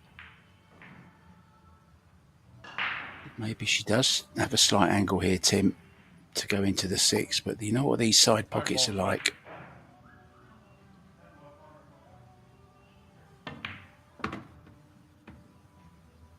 Does it go in the side?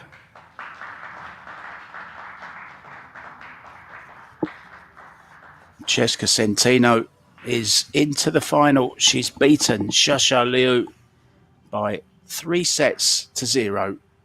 We're halfway to an all-Filipino final. Margaret Fefilova with it all to do here. And now they're all coming back over to watch this one.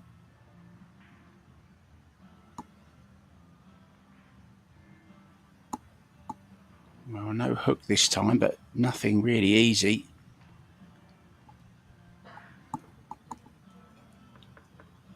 Six ball side.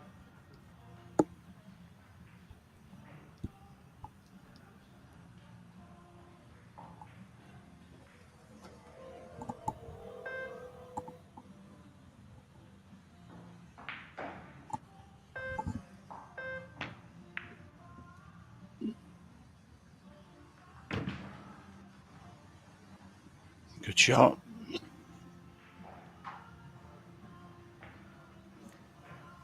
Not much else she could have done there, really. There was no real safety on. No stenching allowed. Referee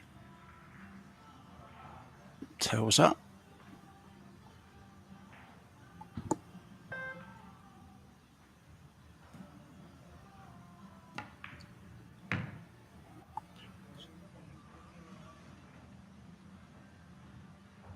Oh, it's gone wrong, Tim.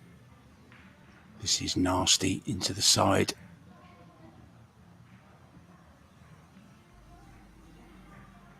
Yeah, good news is I think the cue ball will be quite natural. Maybe a hint of left, but not too much to do to go around the 9. It's a must make. This she has to make to get on the hill. Oh, she's played it well.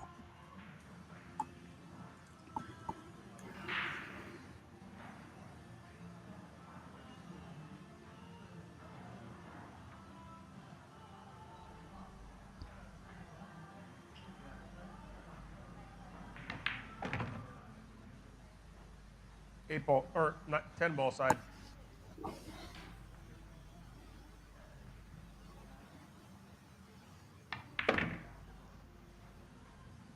Another one back, Tim. And on the hill, chance to win the set.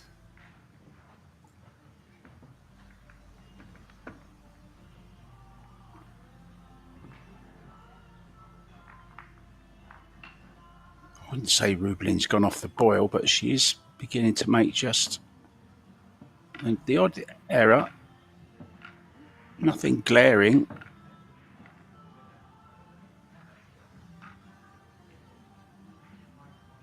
That's where I thought she could have played up behind the 6 and just nudged the 6 on. Margaret did play a good shot on that 6 ball. Decided to go all in. Good 8 ball as well.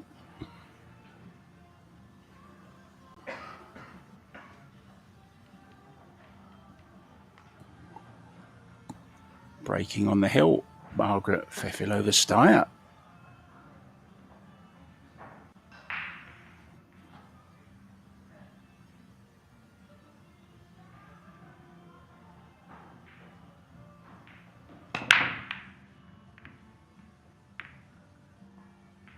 Oh, 6 ball. No shot on the 1 though. Everything in the open, Tim.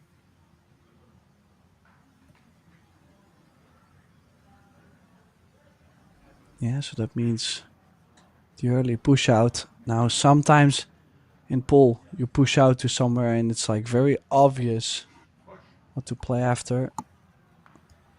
I think this is one of those moments. I mean, definitely the one that takes this position is going to try and slide the 1 ball over towards the 5 and the 2.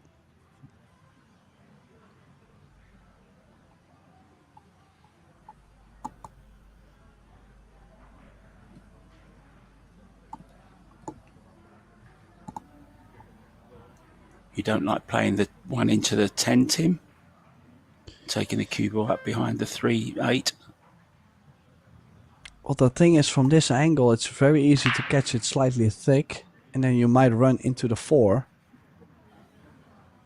Yeah. It's super difficult to hit this so thin to bring the cue ball behind the 3 ball. If the cue ball was more over to the left, I would consider it more. Well, she actually hit it super thin. She hit it too well. Too thin, yeah. Well, this is a half chance for Rublin. Nothing to do with the cue ball.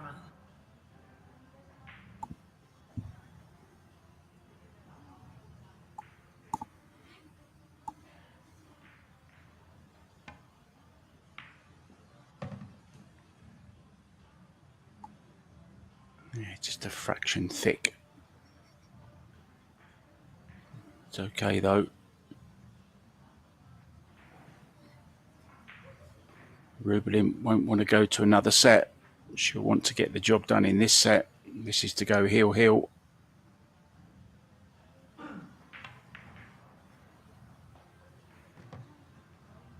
Terrific shot.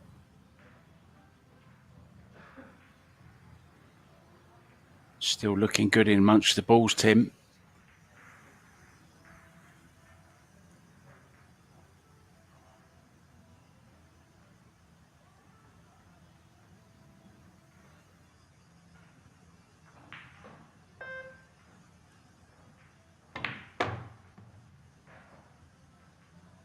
Oh, she's gone too straight. Well, I don't think so, Mark. I actually think she might still be able to use the long rail to get near the center of the table the more she draws it, or she can even go forward. Why did she go forward? What has she done there? Why did she not just draw it back on rail? Even if you go longer on the 5, it comes off the rail just a bit, so just draw it back. She did play that super fast. What has she done? I think she's lost some of her shot routine, you know. Just seems to be rushing.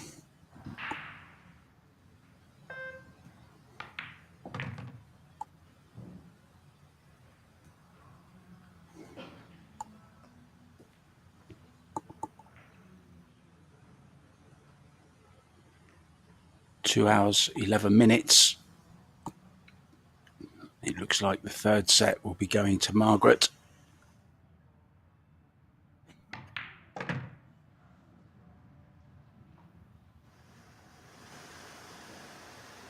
Well, still, she might be quite straight. Is she able to still draw past the side pocket?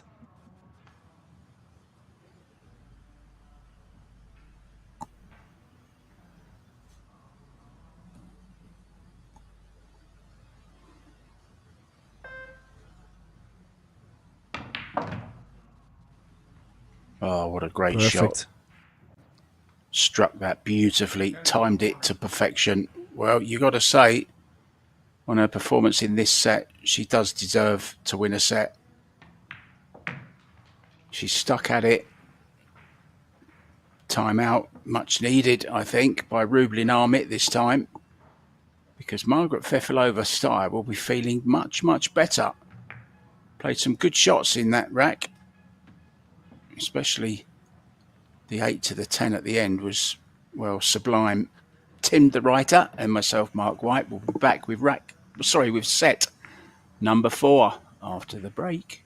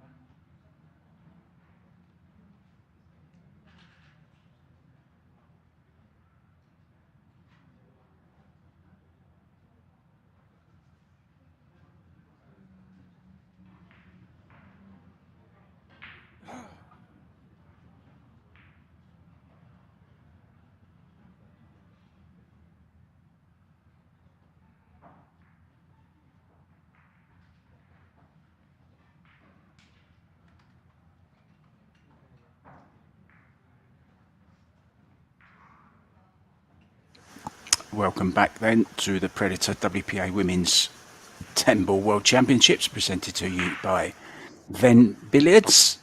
Tinder Lighter and myself, Mark White, are in the booth for this semi-final. We already know who one of our finalists is, Cesca Centino. Rublin hoping to make it as well. But just a little bit of a wobble there in the third set. Didn't see anything like the performance she put up in the previous two sets. So set number 4, Armit leading 2-1. Another race to 4. 3-ball close. Or did he just get swiped out the way?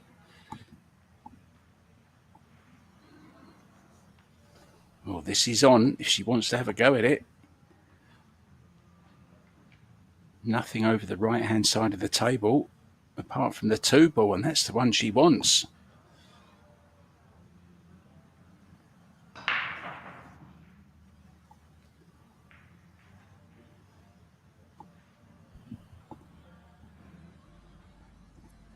Yeah, definitely has the cut on the 1. If she doesn't fancy holding it, she could go in between the 2 and the 10 into the short rail and out. Oh, and both actually a little bit messy. Obviously, she's caught it too thin, so the cue ball path was different too. Not expected her to miss that 1-ball mark. Early mistake. Yeah, just coming off the back of winning that third set as well. Must say I did fancy her to make it.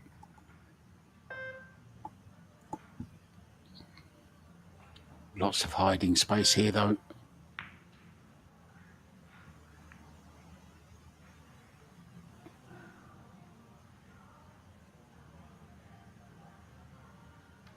This really has been Margaret's problem in this match. The returning of the safeties.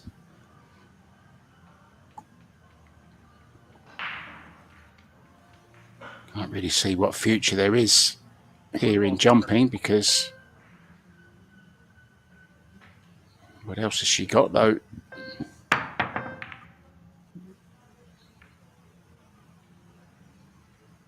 So a mistake. The 1 is cuttable with some left-hand spin. Twice across the table.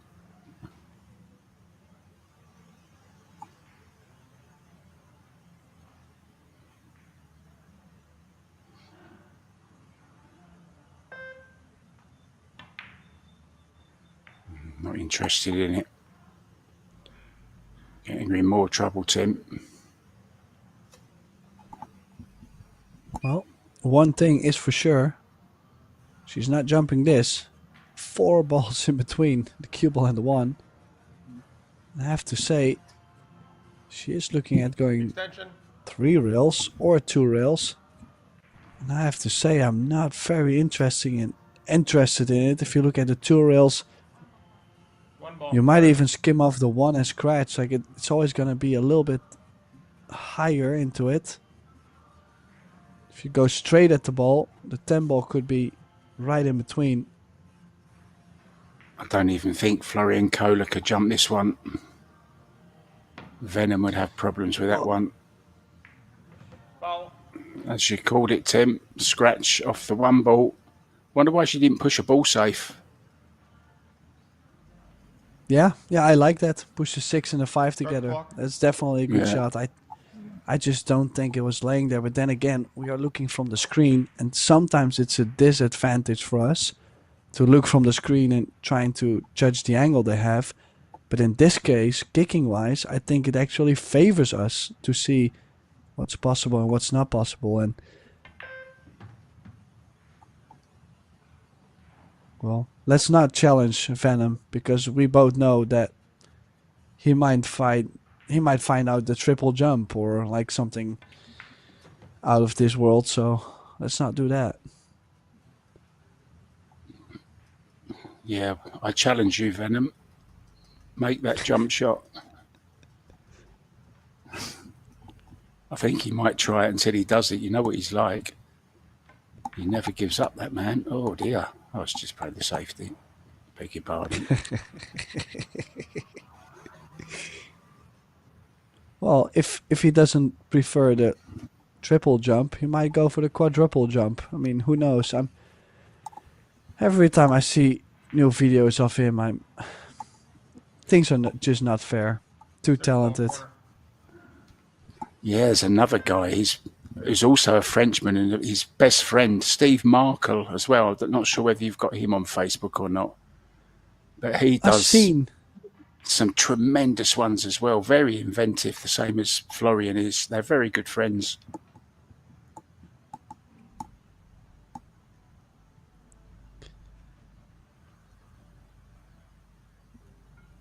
Well, probably banking the 3-ball.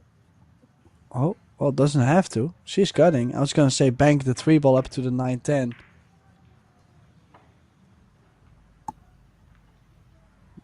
And the cue ball behind the 5 and the 7. I have to say, though, from the lead Rubelin had, 4-1, 4-0 in the first 2 sets, I kind of feel like she's been not so sharp anymore. I'm not saying she's taking things for granted, but I'm also saying she has to be careful because this could... Oh. Well, that did not roll off in any way. She's hit the 6-ball first. Now, don't forget, I mean, the point I was trying to make is she's not taking things for granted, but she is starting to make mistakes. And we're now, 2 hours and like almost 2.5 hours in the match. So I can understand she's, well, maybe some fatigue, maybe starting to struggle a bit. I think it's interesting how she did not play for the short side of the 5, like 4-ball side. Shape on the 4 to drop to the left side of the 5-ball. She's playing for that 5-7 combination mark. 7-ball corner. Yeah, just back to that Steve Markle very, very quickly. He recently did an advert for Lincoln Automobiles.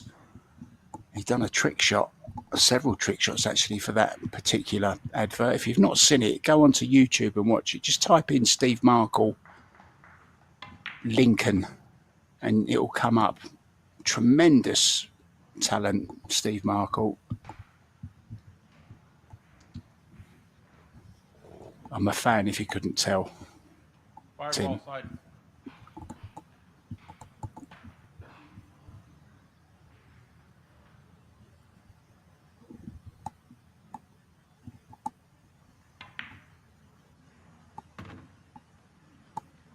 Rubelin's back and on the right track.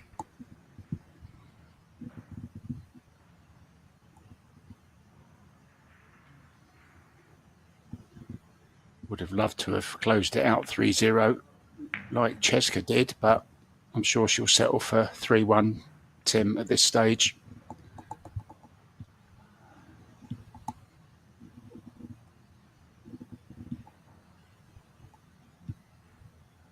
Certainly doesn't want a 4th set and a possible shootout in a 5th set. That's 100% guaranteed.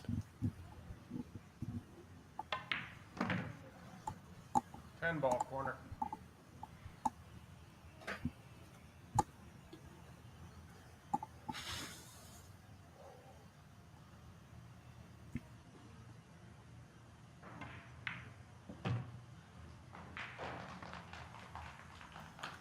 Nicely done. Early advantage again then in this set goes to Binkai.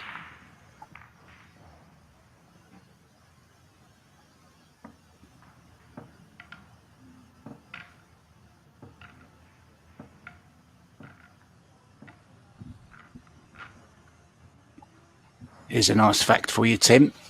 The Balinese Day of Silence. It's one day a year when everything shuts down in Bali, and it's called Naipi.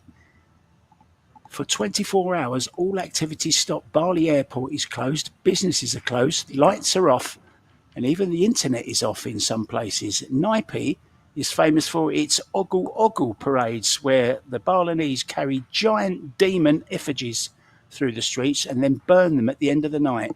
This is meant to ward off the evil spirits. Let's just hope it's not today. Well, we wouldn't be able to watch the best players in the world play. I mean, that's a problem.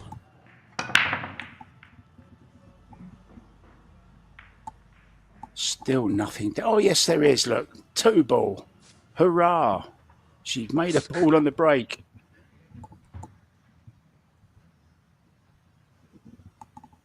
Yeah, at some point, it kind of gets you stuck there. You know, so often you've been looking at the dry break that you're gonna, at some point, just think it's gonna be dry, even though it isn't. But yeah, this is still funny. I think she's gonna bank the one over to the top side of the 6. Don't think she is going to do much more with the cue ball. I don't think she can land underneath the 3 and the 10.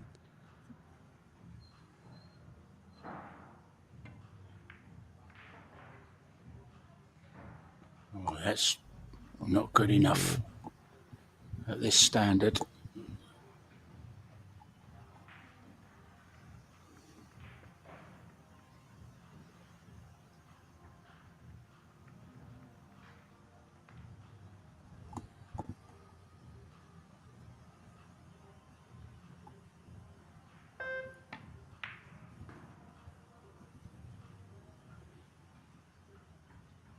Another loose shot. Did she go for that?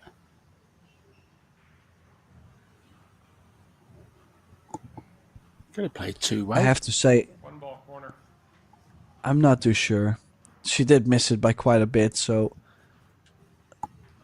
Well, I mean, she might have, but just don't think so.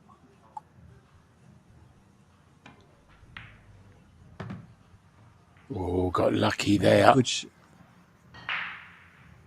Went off the 4, Tim. Could have very, very easily missed that. Just clipped the 4 and went in. I didn't see that, actually. Yeah, I did. I don't know how I saw it and you didn't. That's a first. Extension. You got me doubting myself now, but no, she did. She definitely clipped the 4 ball. Watch out for the replay at the end of the rack.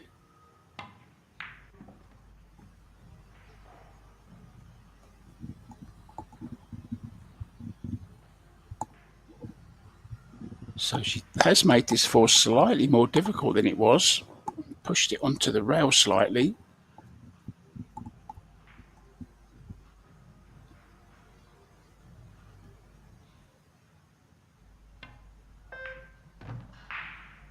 Yeah, 5 into the top left. Wants a bounce though. Oh, it's the wrong angle, Tim.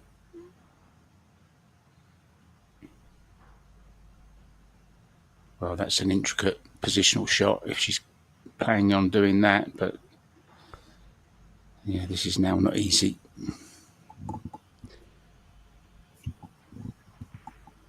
Well, I have to say, you were right. I had to know for sure if that ball went off the 4, and it did. Wow, look at this. What a She was shot running she's out of played here. time. Running What out a of shot. time, she just dropped down and swung at it. 6 ball side. Tim the writer, I am upset with you that you didn't take my word for it. Well, I couldn't believe I missed it. It's quite hurtful, actually. Oh dear. Well, brace yourself, guys. Mark is getting emotional. How as I sit here watching, Tim just won't listen to me, Doctor. I'm okay now. Just had a word with my therapist. Well, that was a short session, so it's not going to cost you too much. So that's the good news. You don't know my doctor. Minimum 2-hour charge.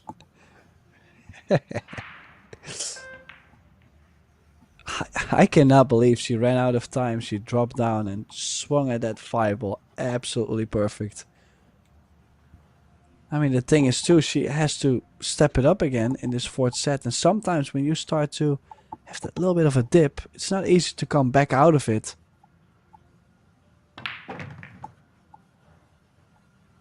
10-ball corner. Yeah, normal service is resumed by Rubelin. This then for a 2-rack lead in this crucial fourth set.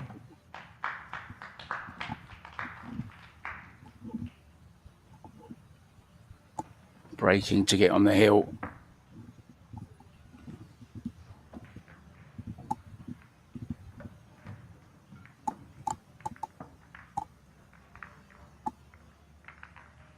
Oh, there it is, look. I feel vindicated. But this 5-ball was something else, wasn't it?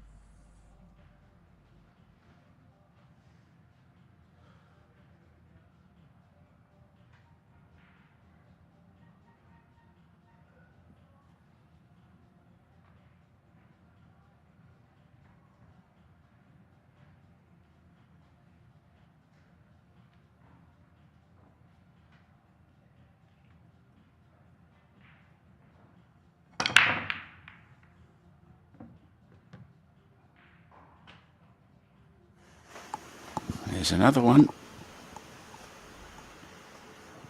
Well, good on the one as well, Tim.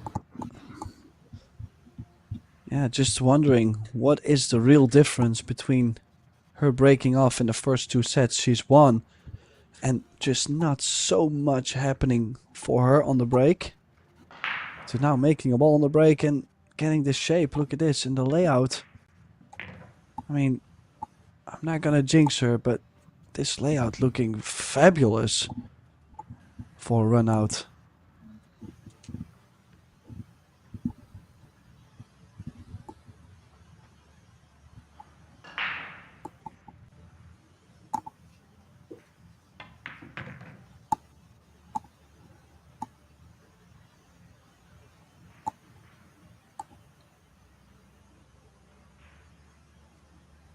Nice angle on this 3. Stun back to the middle of the table for the purple 4.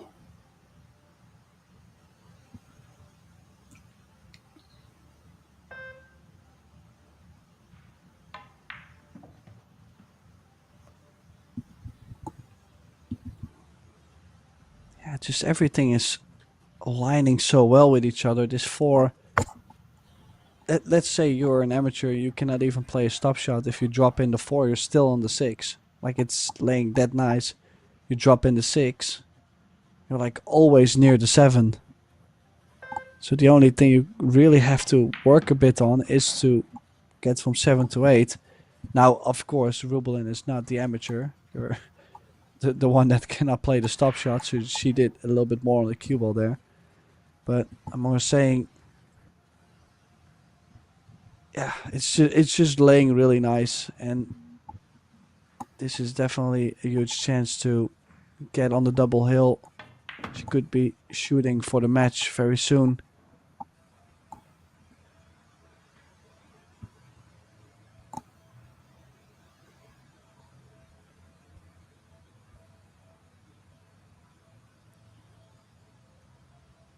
Low left on the cue ball. Oh yeah, 9 was big. Ooh. That was the risk with that shot.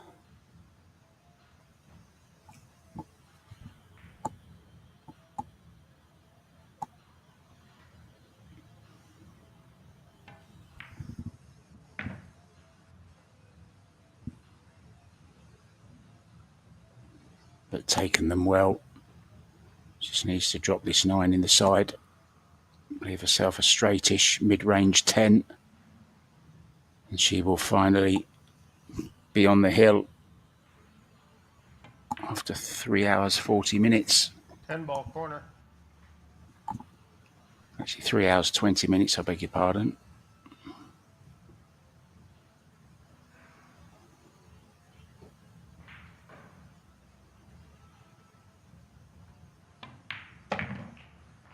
I'll let you work out how long we've been playing, Tim.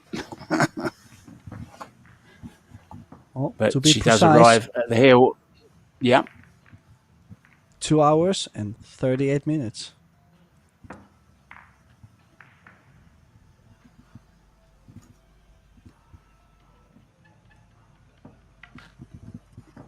I just looked at my clock and I couldn't work it out. I can't tell the time now. I need to see the numbers, Tim, in digital, like on the phone.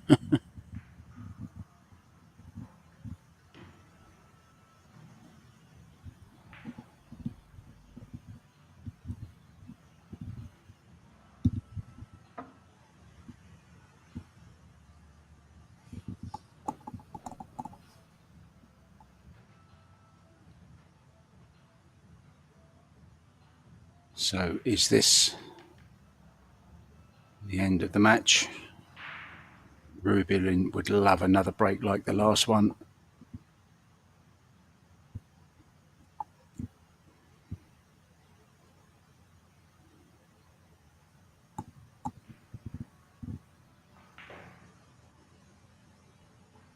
Oh, There's looking to Cheska. break. Just over Rubelin's shoulder.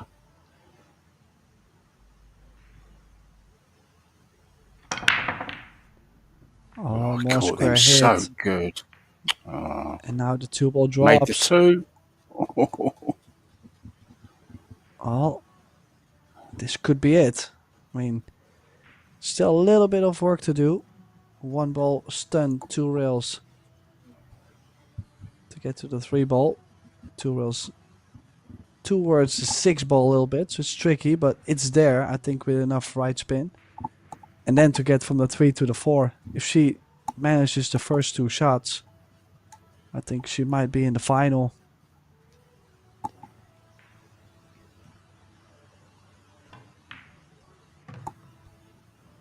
Oh.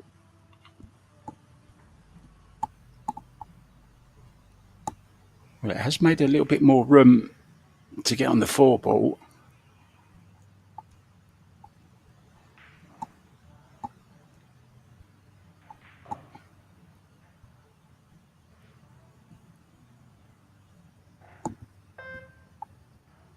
Well, when Cheska Centeno won the World 10 ball in 2023, I was sat in the audience with Rubelin Ahmet. You were on commentary, I believe, Tim.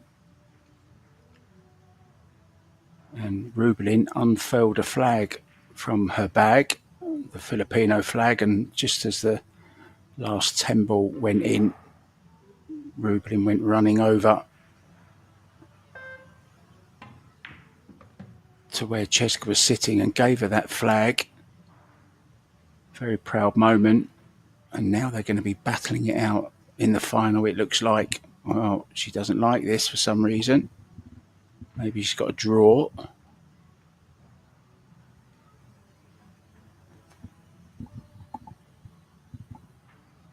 Five ball corner.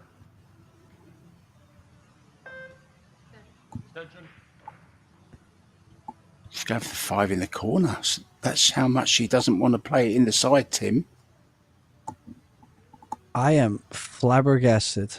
I don't use that word much, but how is she not just stepping this in I don't know. to the side? Look at this. Look. She's missed She's it. missed 5. What was she doing? What was going through her what mind? happened. Well, unless it looked totally different down there, but we got the right camera angle. And it looked like it was just a tap in to the side.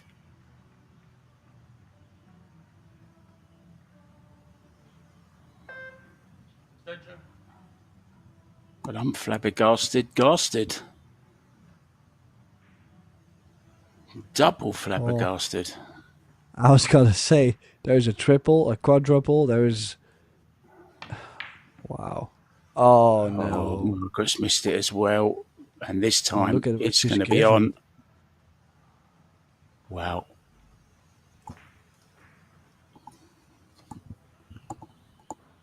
An error-strewn fourth rack.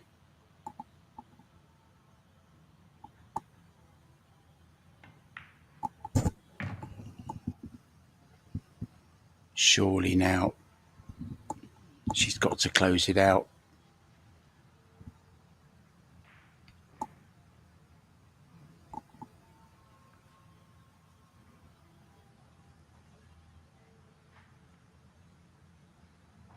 It's been 5 days of hard competition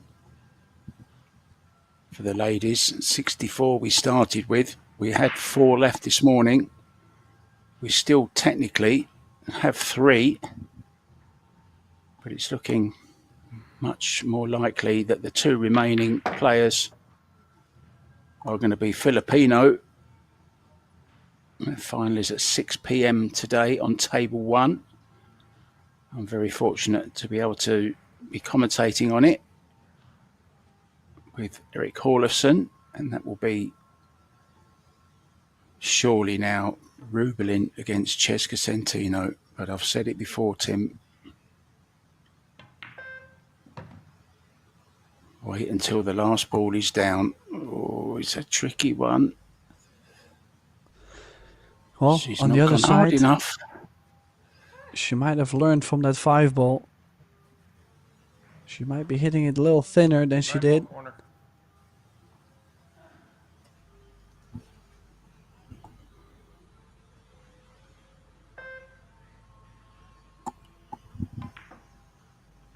Oh, it's there this time. It's there this time. Perfect on the 10. So, Rubelin Amit, what a player. What a sportswoman. What an enigma. 2009, 2013 is 2025 going to be her 3rd Temple title. It's been hard work at times. It looked very easy at times as well. The handshake will come from Margaret. The damage was done in the first 2 sets, really. Margaret just didn't get going. And there's Cesca to congratulate her. They're going to see each other in the final at 6 o'clock. We've got more coming up for you, though. Before that, we've got some men's 8-ball for you. That's coming up next on tables 1 and tables 2. Thank you so much to Tim de Ruyter for being in the booth with me. I'm Mark White. We'll see you on the next one. But for now, ta-da.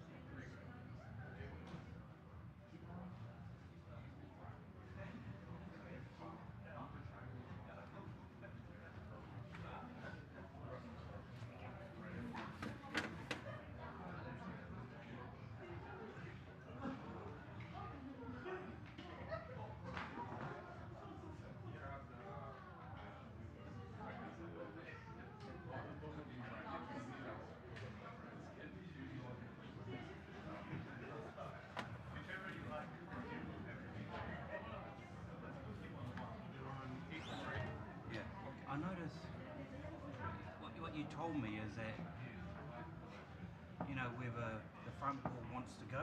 Yeah, I'll show you. Yeah. I'll show you exactly what I do. Because I'd rather spend time getting it right for the players than it should, right? Yeah, no. It's very simple if you know how to do it. Sometimes you start feeling under pressure because you're taking so long. Do you ever get that? Yeah, no, because I've been racking this way for 20 years. So. Okay, so when I roll them, we don't want to slide balls, right? So I just hold my fingers back and let them down. Yeah. Okay, so I'm not That's one pushing thing I it. do wrong, Yeah, so do that. So get it close. I'm going to go a little bit back on purpose. Get it all lined up.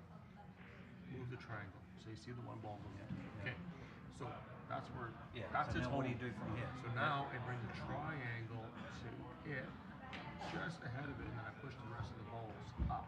Yeah. What that does is that puts the one ball up on the upside of the divot, right? So you've got that divot in the table, So you're when putting you the take one it ball away, in it front. comes back. So now, when you tip it forward, nothing moves. Because there's leaning against this. Yeah. Oh, gotcha. Yeah, that's all it takes.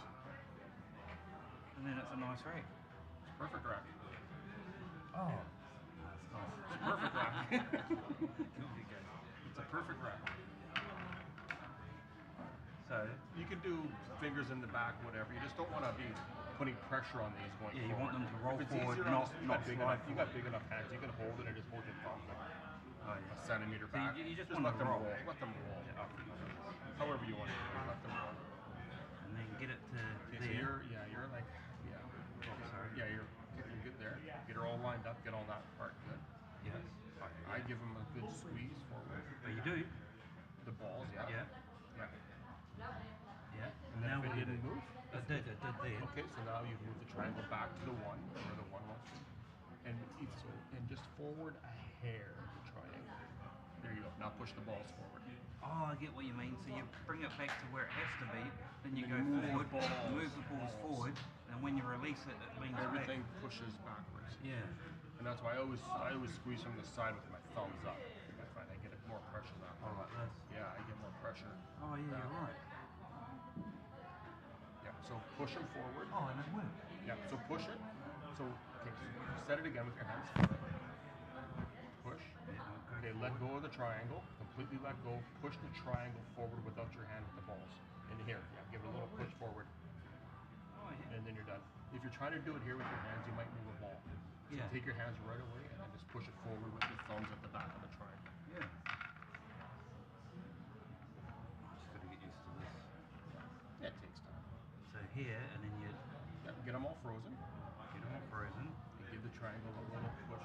Yeah. So there, if that's moving back, you're gonna have to move it back a bit Oh, to get it to tight. get the back roll. Yeah. Oh, that was just lucky. Yeah, there you go. Sometimes it happens. Yeah, I gotcha.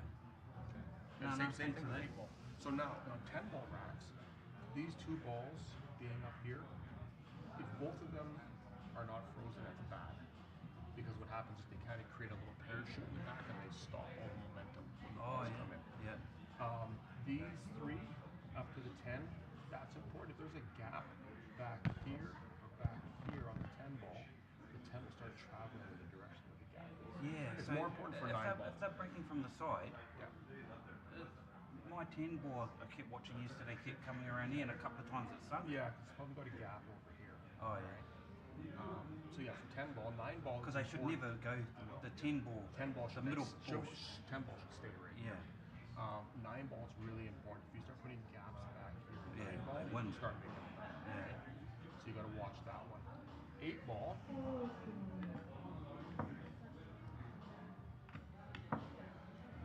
8 ball. These 3 balls are important that they're touching, because if these have a gap, you're probably doing 8 ball now. If there's a gap back here, you get the same little blanket, like a little basket. It just catches all the momentum, and the balls don't go anywhere. Yeah, cool. Okay. And you're doing 8 balls, right? Yeah. Oh, these are these a new board? No, you got bigger ones. Yeah.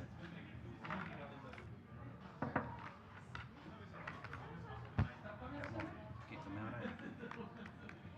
What time you start? Yeah, but we've got our photo. We might be gone for a little bit. What time you start? 2? 2. Oh, you got some time. Yeah, but we've got our photo. Oh yeah, we got our photo. That might get in the way. That's right. When we get back, you don't want the players sitting there with nothing. Where's our photo? Where are we doing it? Oh, I don't know. Wait for it. Where am I? Last time we did it in here. Oh, yeah. Oh, so you start it here and then you roll it forward. Yeah. Oh, Now, yeah. 8 ball's easy. You can just grab the triangle and all the balls go with it. 10 ball, they'll open up. Yeah, but yeah. But yeah, 8 ball's easy. And then the exact same rules with the front ball. Yeah. Yeah, it makes sense. It definitely makes sense. Don't find where it wants to be. Yeah, this is racking great, because look at this spot is still nice and tight. Typically you'll see a line coming forward, but people moving the ball more and more and more forward. Yeah. But this one's nice and tight still.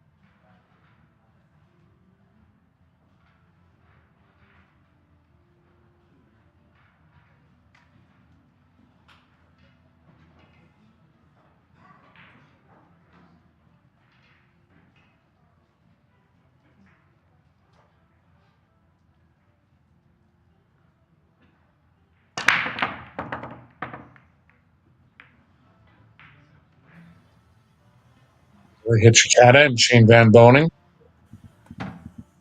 Yep. Men's World 8 Ball Championships, round of 16. Match will start in about 7 minutes.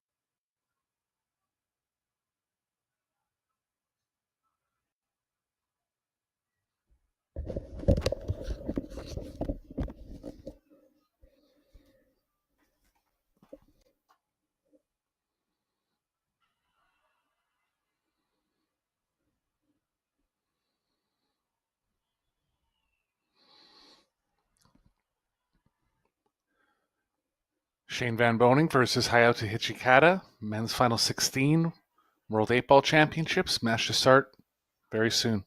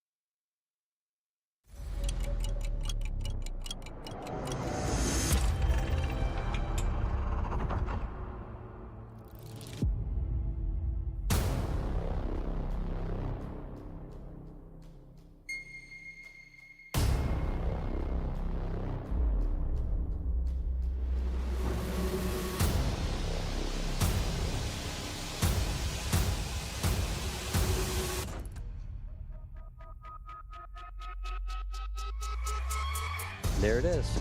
Just like that.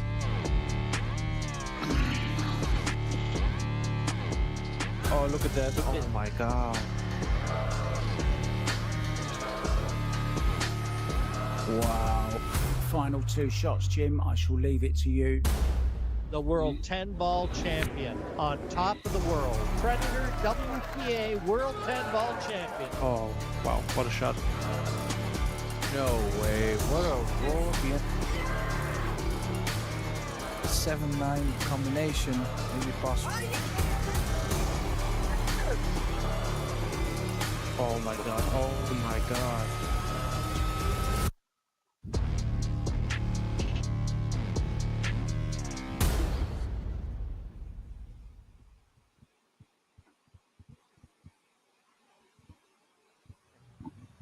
Good afternoon and welcome to the YALIN WPA Men's World 8-Ball Championships. We are live from the International Conference Centre in Bali. We have a match for you now. Last 16, Shane Van Boening and Hayato Hijikata. It's a race to 10 winner breaks, 30-second shot clock, 1 extension each per rack. Your referee for this one is Marcus from Vietnam. I'm Mark White. It's called shot. And calling the shots with me in the commentary is the brains of the duo. It's Eric Olofsson. Hi, Eric. Hey, pleasure to be with you.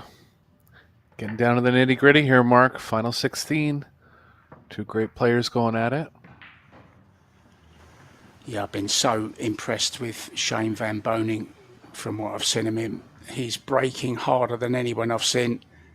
He's making balls on the break. He's running out in super fast time. Ran a rack yesterday in 1 minute 53 from memory. Not too familiar with Hijikata's 8-ball. Haven't really seen him play 8-ball. But we all know these Japanese guys can play as well. So it's going to be a very, very interesting first few racks, Eric. Yeah, I would say 8-ball is not one of the more common games played in Japan. But Hijikata overall, I've always liked this game.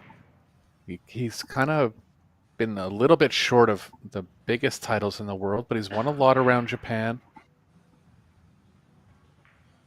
He's always kind of lived in the shadow of Nurkioi, hasn't he? Just because Nurki is such a big personality. But it will be the man from Japan breaking off in rack number 1. Going slightly from the halfway side. to the side rail. Yeah.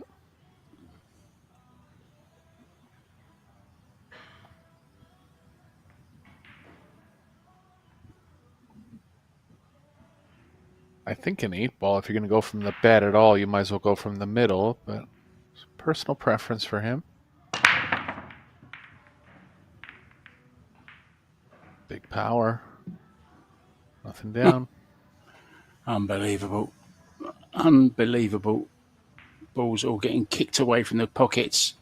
You'd think out of 15 balls, Eric, you'd get one of them, wouldn't you? You really would.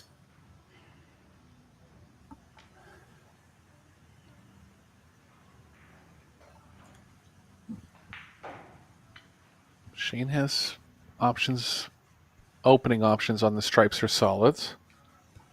Big key to the rack is if the 9 passes the 5 into the bottom left. It looks like it does.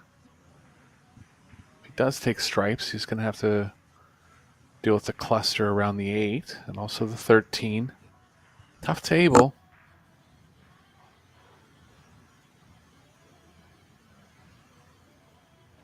Taking a look to see if the 8 passes in the bottom left.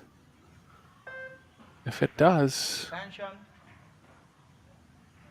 was thinking about a 1-ball start, but looks like he's looking over to the 15 here.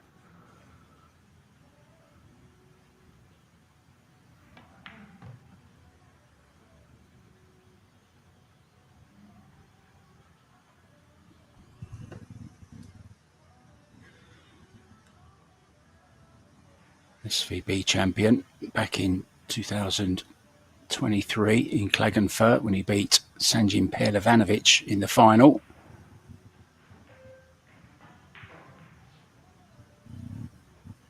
The reigning champion, Joshua Filler, knocked out in the last round by Petri Mäkinen.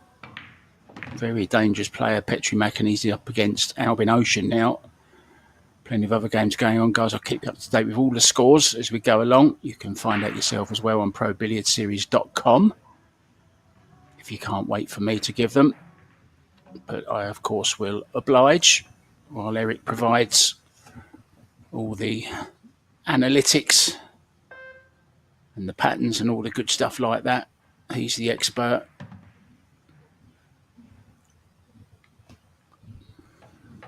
Yeah, it looks like the 9 definitely passes the 5, so that's not an issue. Question on whether the 14 passes the 8. He hasn't tried to open it up yet, so I believe it does. But he's a little wrong angled here. Might have to power draw all the way over to the right long rail and back towards the 13.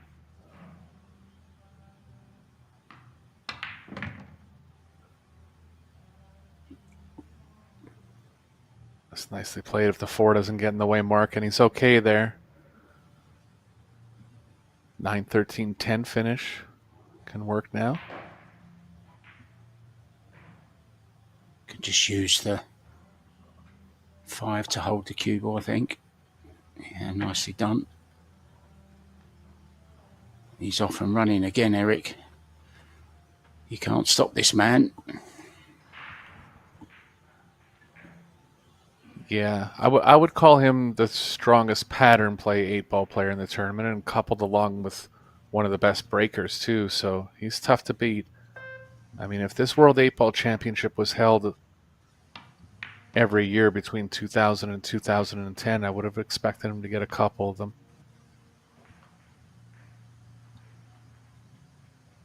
The most prestigious 8-ball tournament that he played in over the course of his prime years, which he's still in fine form, but over the past 15 years was the U.S. Open 8-ball Championship, and he won that tournament multiple times. Yeah, nothing quite like a world title, though, is there, for your CV? Put that on your resume. Perfectly judged the cannon on the 8-ball. So, dry break from Hijikata. Shane Van Boening punishes him. Now, unfortunately, Eric, you've lost all your Canadians. Alex Pakilan going down this morning to Eklund Kachi. And I believe Eklund Kachi is on our TV1 table at the moment, guys. So if you want to watch that one, he's up against Estonia's Dennis Grabet. That'll be a good game to watch. Petri Mäkinen up against Ocean, as I said. Beda Aluahadi having a good run. He's up against 8-ball specialist Radoslav Bibica. Very, very good 8-ball player, him, from Poland. Daniel Maciel, another pole. He's 2-1 down to yet another pole. Mieszko Fortunski. Ryan Zhuan is 1-0 up against Brian Seguped. Mario He 2 up against Kledio Kachi, the younger brother of Eklund, of course. And Alex Kazakis going well also. He's 1 up against Genesis Awano. So back to this one. SVB about to break the balls. Have a close look at this break, Eric, and see what he does with it. Yeah, starting from the middle, so going for the offense break. For the 3 and the 13 straight back. Didn't happen there, but he's got the 6. Nice wide open spread. Well, look at either suit. Even where the 3 is, as a combo to the 5 if he doesn't fancy solid stripes. It's got to be solid, hasn't it, Yeah. Eric? Yeah, just because of where the 11 is. Look to clear out the 5 pretty quickly to open up the pocket for the 3.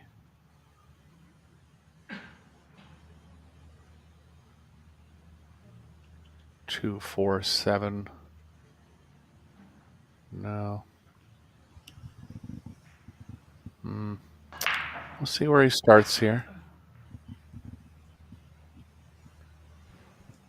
He'd want to start with the 2, but you don't really want to risk giving yourself a chance to miss a ball. Why doesn't he just start with a 4 then? What's wrong with the 4? Yes. Yeah, 7 or 4. Just has to find a way to get back to the 2.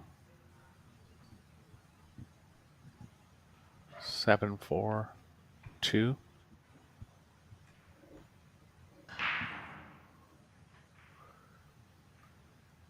It's not a big deal. The 2 is out in the open, but you're just trying to find a way that you can get perfect on the 2. Playing ideal 8-ball, you're in perfect line every shot within 3 feet from the cue ball, from the object ball. Perfect played. Getting rid of the problem 3 straight away. Not that it's much of a problem with the combo available. But he's such a perfectionist, Van Boening.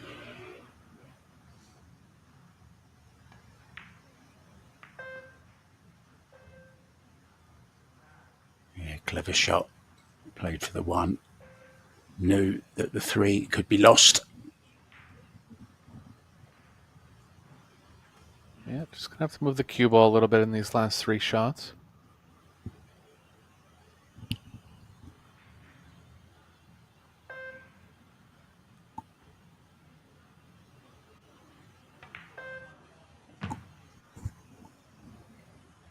Straight on the 2 will work here.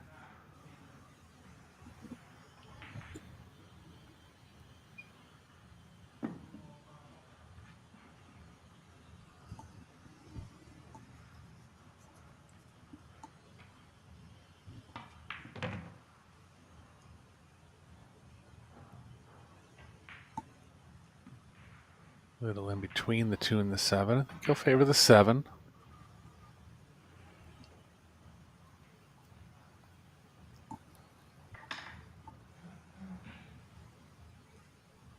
I've got a bottle of that on my desk next to me right now.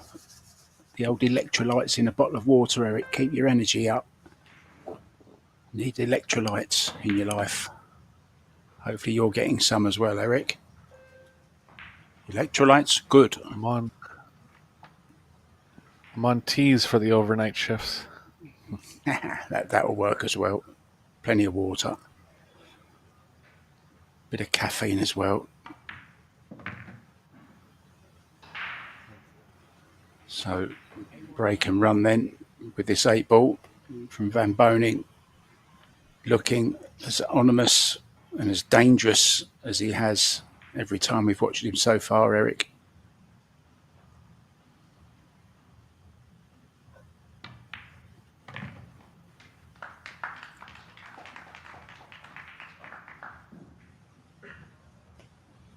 If that was in my local bar playing this 8-ball and he just 7-balled me like that, Eric, I'd have to take my pants down and run all round the table. But thank goodness we don't do that sort of thing here.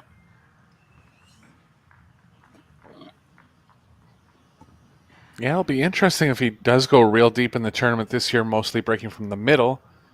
When he won the tournament in Austria, broke pretty exclusively from the side rail.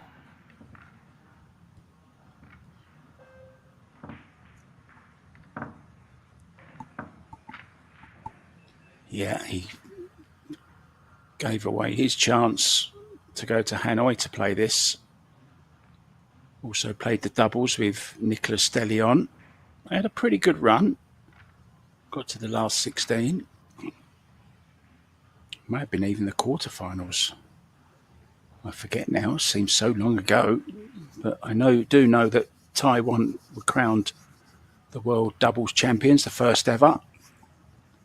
We're going to be crowning the women's 10-ball champion later on. And it's an all-Filipino final between Cheska Centeno and Rubelin Amit. And there's already 3 10-ball world titles between those two. Could Cheska level up and make it 2 each? Find out 6 o'clock tonight. Back to this one. Oh, what a break. What a break, Eric. Yeah, how straight did he square hit head. them? Oh, Little bit of top on the cue ball, but the squareness made up for that. Looks like he only has solids to start, but that'll be okay. They're nice and open.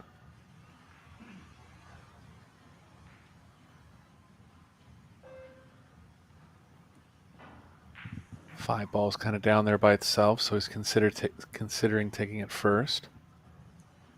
I want to get at the 4 as soon as possible.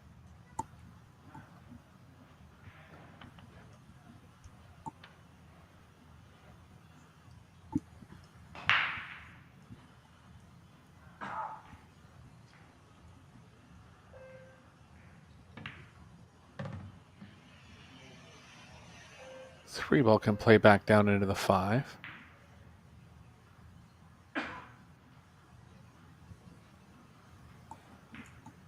If he has to take the 4 into the bottom right, he can. 7 lies well for that position.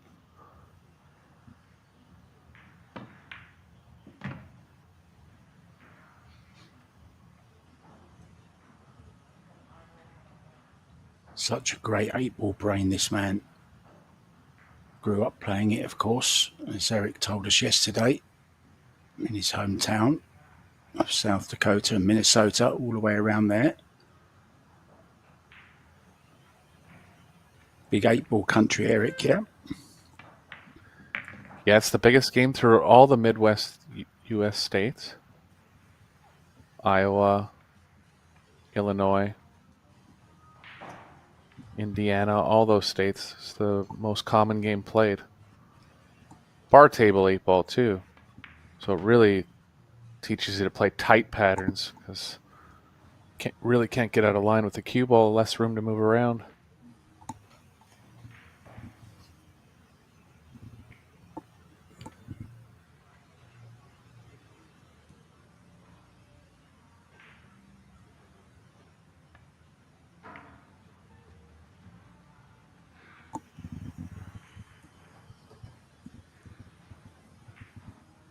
There's that 4 into the bottom right that you suggested some time ago. Looks to be pretty good on this to get on the 6 in the side, Eric. Could very, very quickly be 3-0.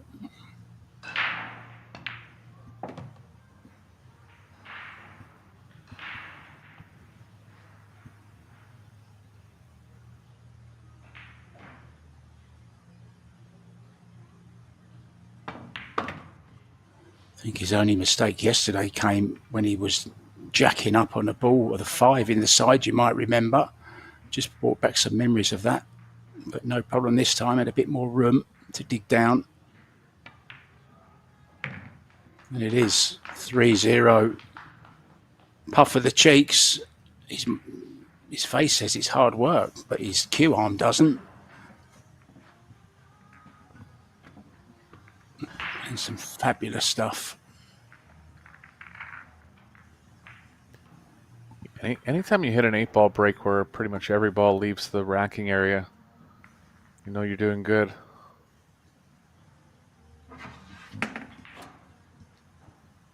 Yeah, this position to the 4 was absolutely spot on, wasn't it?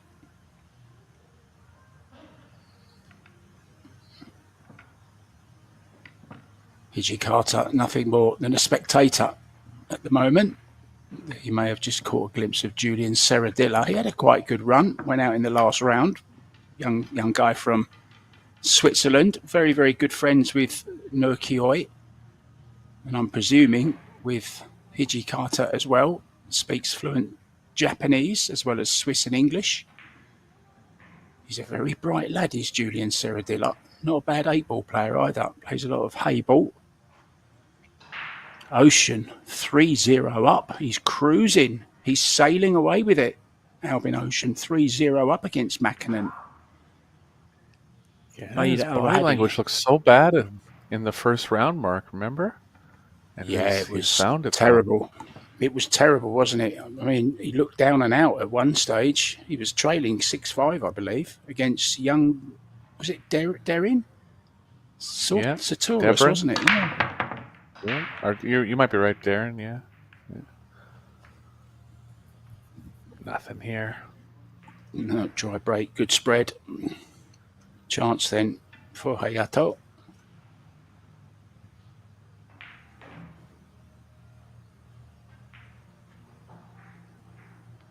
Everything open, and this is the one downfall of the break from the middle. If you don't make one, you're going to leave a decent table for your opponent. But even in that case there, Shane put 2 racks together and capable of putting multiple racks together at any time.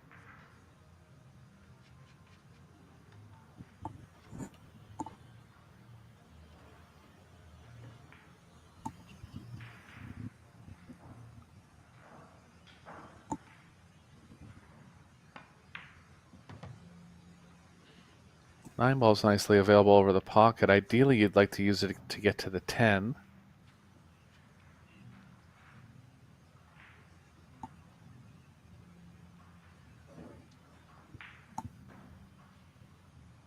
Could take a risk and shoot this 10 last off the 13. 13 second last. Take care of these 3. Oh, he's underdrawn this. I have no clue what happened there, Mark. Like a half miscue or something? Well, still has the 9, luckily. He just stopped the cue. That was odd. Very odd. Can't for a moment think he was playing for the 9 ball.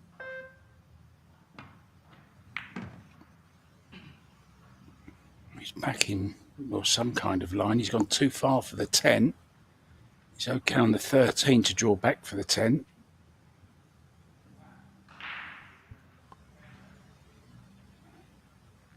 Yeah, I think he's got to take the 10 next. Too risky to be shooting it last now because too much cue ball movement towards the proper areas for the 10. Extension.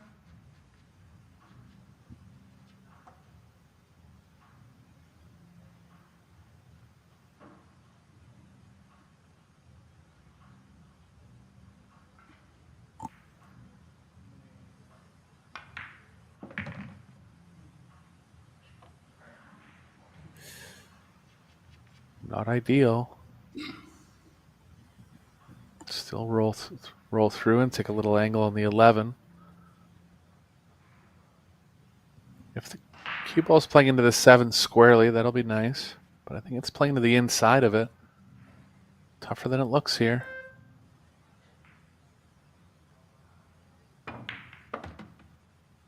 Oh, it's gone wrong. And the 7 has blocked the 11 for the side, which was the only shot he had. He's got this 14 to the top left. Yeah. Don't think it goes in the top right. Does it? Oh, it does. It does go top right. I beg your pardon. I think so.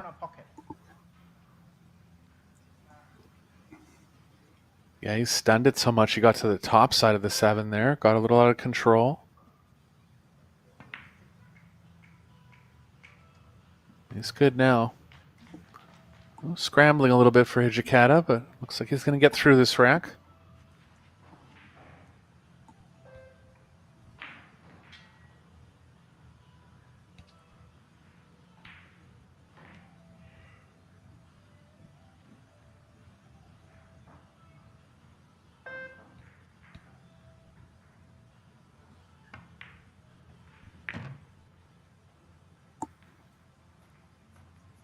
Nice little brush on the 3. Saved having to cut this 8 ball.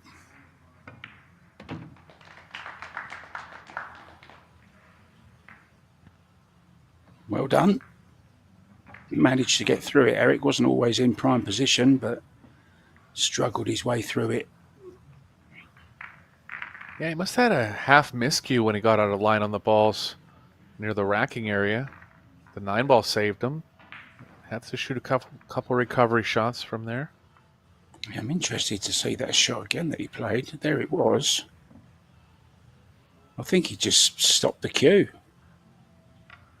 Yes. Didn't get the. I think he was afraid of going too far, maybe, Eric, and ended up just kind of poking at it. Anyway, it didn't do him any danger in the end. Good job he had the 9 over the top left corner.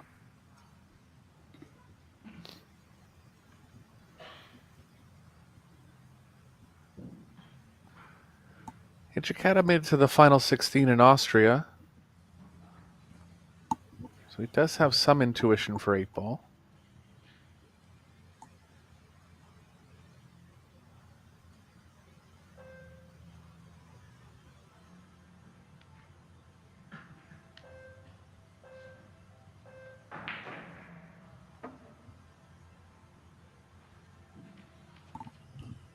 Don't remember if he played in New Zealand or not.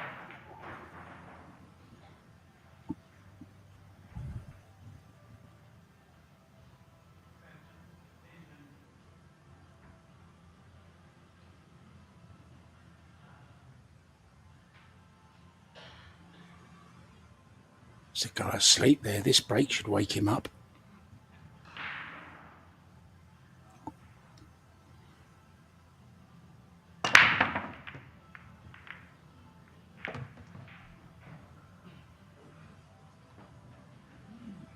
Cut it a little bit. 14 flying in the corner at the end. Nothing on the stripes. He'll have to start solids. Solids looking good.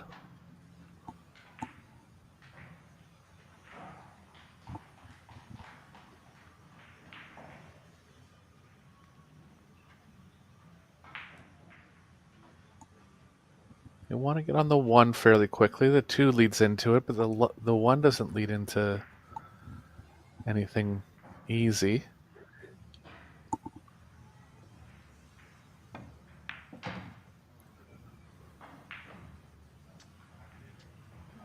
Oh, it's gone wrong first shot. Okay, he's still on this blue 2, but he's going to have to. Maybe he can just play for the 1 ball rather, off of this 2. He's still got some outs here. Definitely wanted to be more comfortable queuing so he can move the cue ball easier. Well, somebody's phone still going off. Either answer it or switch it off. I'm not available if it's for me. Tell them. I'm busy. Seven, 3, 5, 4, 1 can work here.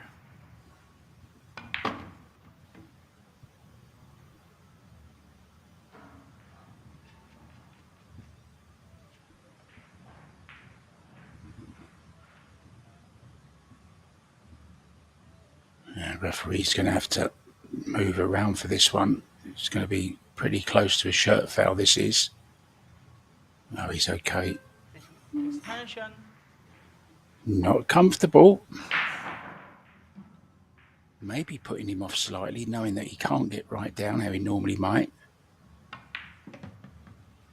Tweaking the back a little, maybe.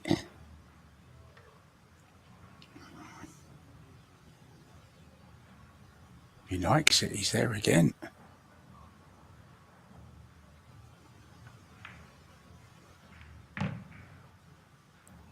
Yeah, any player that hits the break with power has a good chance to do well in 8-ball.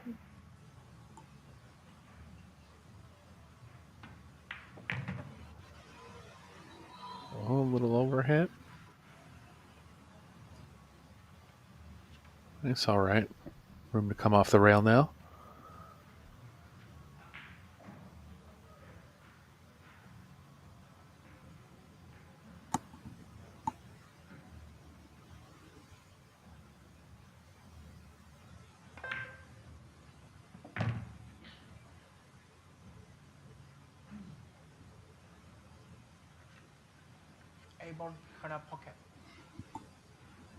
he looked a bit apprehensive as the cue ball was running over there. I'm not sure why. I thought he was going to hold on the same side of the table. He caught the thin side of the pocket, but I don't think it would have made that much difference in the position.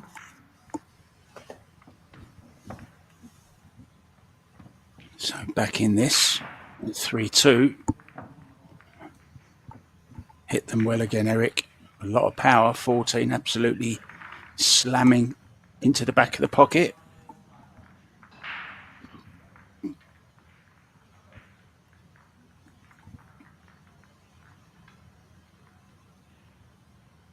Kazaki's going well, 3-1 up.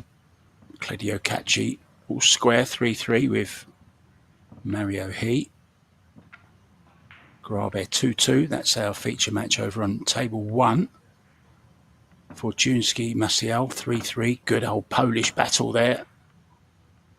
Beda Al-Wahadi 4-1 up on Radislav Babikcha, going well. And Albin Ocean 4-1 up as well on Petri Mäkinen from Finland. Give us a wave then, you two. Come on. She's shy, look, because she's on camera. She doesn't want to be on camera. I always pull a funny face if I see myself on camera, Eric. Not on purpose. That's just my normal face. Just a funny face. So Hayato, sure is going to stick to where he's been breaking. He cut the last one a little bit. We'll see if that's going to be an ongoing strategy, if he just missed it a little to the right on the last one.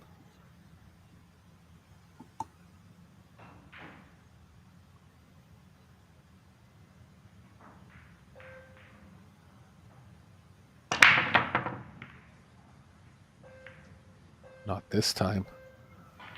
Yes, this time. Made the 5 in the top corner. One of the last balls rolling. So a lucky ball. I think Shane's going to be sat there for a little while longer, Eric. Yeah, solid's looking good here.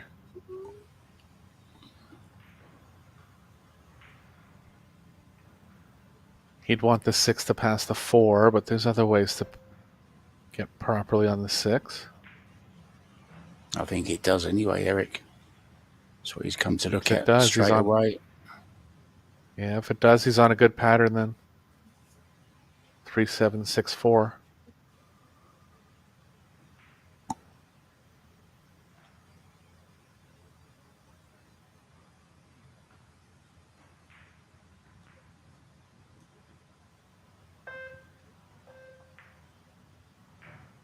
Doesn't even really have to shoot the 7 second. Can leave it by the side pocket for the 8th. It's not on it straight, so probably didn't pass.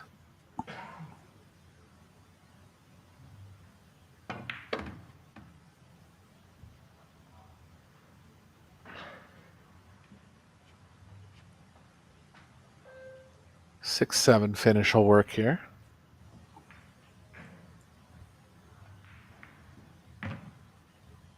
Always overhit this slightly. Just okay to draw back 2 rails towards the 6. Extension.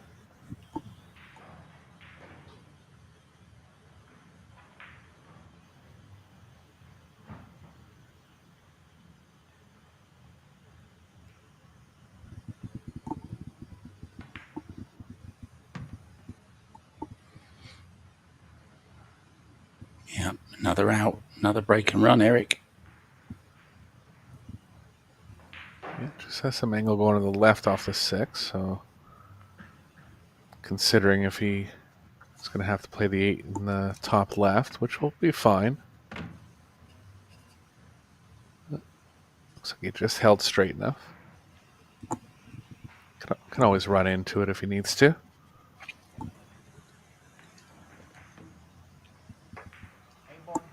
Yeah. 2 break and runs for each player now.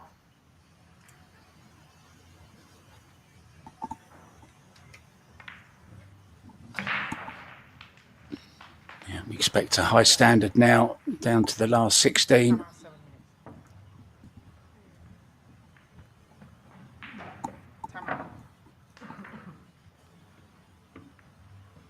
called a timeout. So Eric Hallefson and myself, Mark White, we will leave you for just a couple of minutes. Score nicely poised at 3-3. Join us for more action. Rack 7 coming up.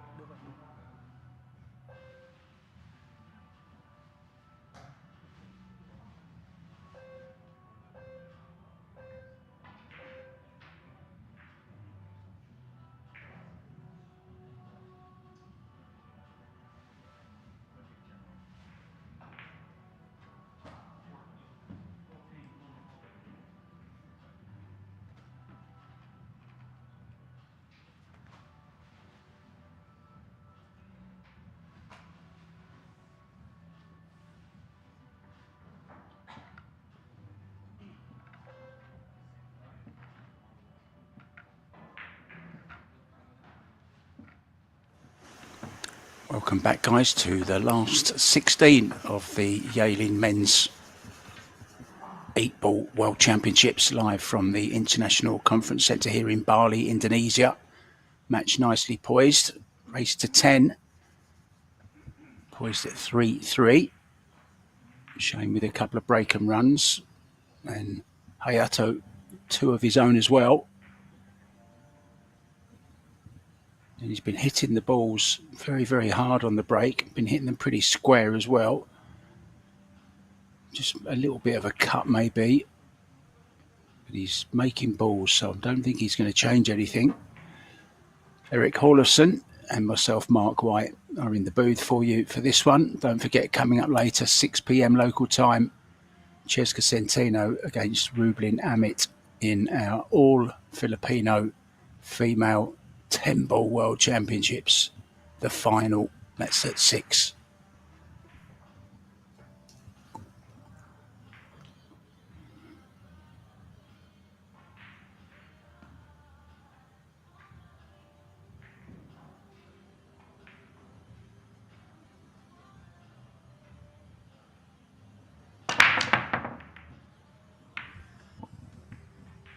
Smashing them again. Nothing this time, though. But a little bit of a mess, Eric. 3 little clusters there, look. Yeah, it looks like the 6 might be available, but the 7, 14, and 1, 8 are definitely problems for both suits.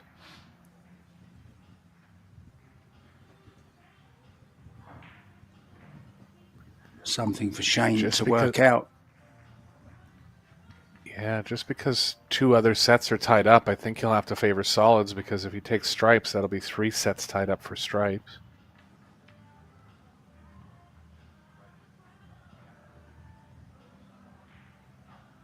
There's nothing really down by the 7 to open it up.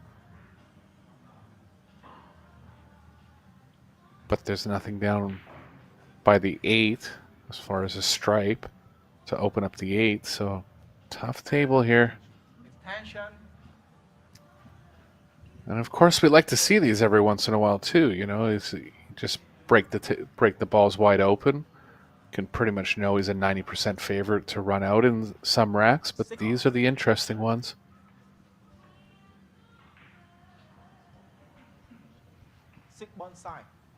Six ball in the side pocket. Maybe can get to it here, Eric. Oh, tried to. Probably knew he was playing a little wide of it, but did everything he could to try to take care of 2 problems in 1 shot.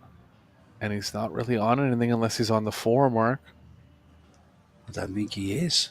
I don't think so either. The 3 can play thinly into the side. But he's just getting too out of control at that point with not enough balls left. Gonna lay off here.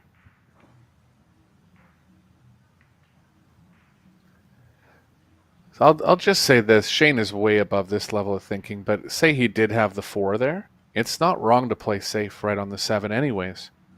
Because you're just playing into too many good things that have to happen. You're pocketing the 4, then you got to find a way to get into the 7. Then you got to find a way to get into the 1. It's like you want to bail out on the run out earlier rather than later in this game. And I think a lot of amateurs kind of fail to realize that. Yeah, that's a great point. Just say that again for us, Eric, for anyone that may not have heard that. I think that's a great piece of advice from anyone, for anyone who wants to raise their level of 8 ball. Yeah, well, I don't want to say it too long because there's a lot of factors, but just know that the one thing you don't want to do is get in a spot where you run 5 balls and then your opponent has 7 and you have 2, because you're not going to win many of those games unless your opponent makes a bad mistake. So when there's only, let's say there's 3 solids left and there's 2 balls tied up, you got to think about abandoning that run out, because too many good things have to happen to break both those balls out, to get shots on both those balls. Like, you just start running out of balls.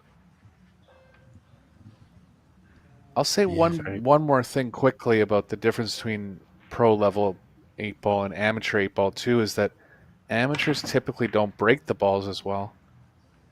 Yeah, try to force a breakout on the 7 there. Amateurs typically don't break the balls as well, and then there's a lot of tie-ups. So it's a completely different game. Like, you know, at the point where there's like a lot of problems and a lot of tie-ups, the game just doesn't play the same. So just things to think about. Yeah, interesting. Meanwhile, Shane's missed that sitter of a 4, trying to go into the 7 and break everything up. He did fluke the 7 in the corner pocket. Won't count, of course, but now is he going to go and try and flick the 8 here? Does he have the angle flick off the right-hand side of the 8, try and open it up and land on a ball? Plenty to land on. He'd be very unlucky not to be on one. Yeah, he must not if he's not taking it.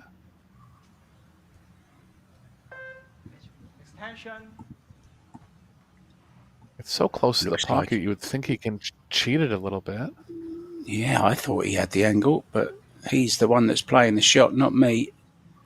He has the perfect view of it. We only see what you guys see.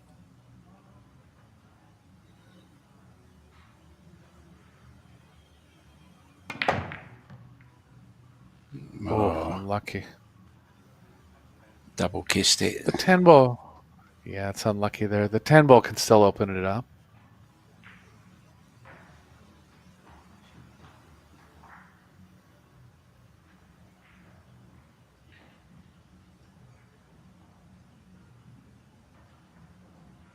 Not going to be able to quite get the angle off the 11.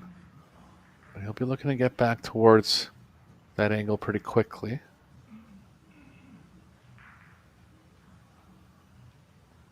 13 can play to where he wants. The 14 can play to where he wants.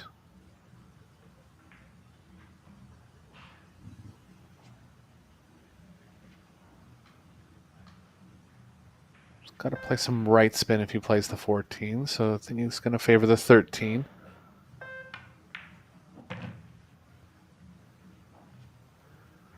He's going to leave it till only 2 stripes are left. Actually, only one. So a little risky.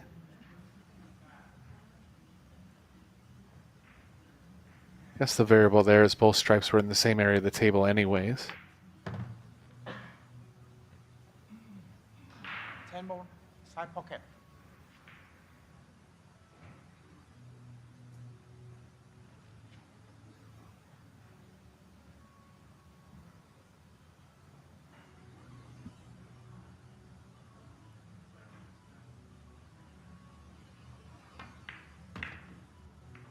Oh, it's gone wrong. It's gone wrong.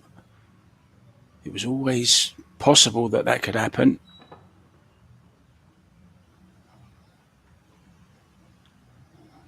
So he's going to have to jump his way out of trouble. I think I would hit that one a little harder, but just kind of got unlucky. Tried to break into the 8 twice. Just ran out of balls in the end.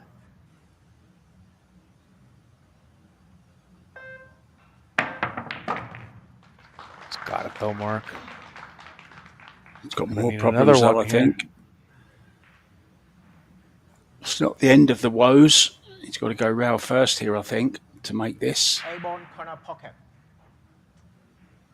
Referee Marcus from Vietnam. Good to see him making the journey to Bali.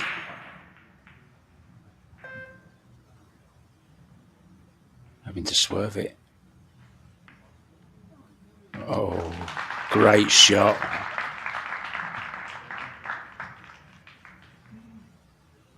Just made it, Eric.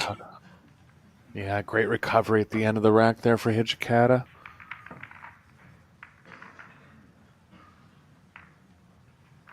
Well, that was a tough rack, and both players, particularly Shane, made a couple small mistakes.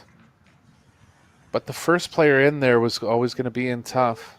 Player trying to break out the balls early was going to be in tough. Hijikata got into a spot where he had more of his balls on the table, and some of the balls were broken out. Yeah, he was unlucky the first time he tried. Some latest scores for you. Albin Ocean 6, Petri Mackinnon 2. I beg your pardon. Beda Wahali 5, Radislav Babica 2. Going well there, Beda. Fortunsky 6-4 down to Maciel. Dennis Grabe 4-2 down to Ekran Kachi. Bryant Segupid from the Philippines 4-2 down to Ryan Su Zhuan from Taiwan. Mario He 5-3 down to Cledio Kachi. And Genesis Auno 5-2 down also to Greek Alex Kazakis. You're up to date, guys. Hayato Hijikata to break, leading 4 racks to 3 in this race to 10.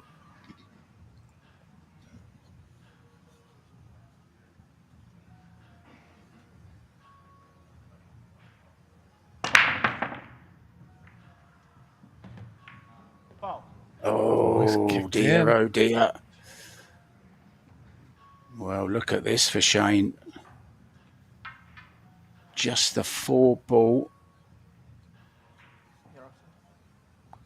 Or the 15, whichever you will take, is going to be the problem.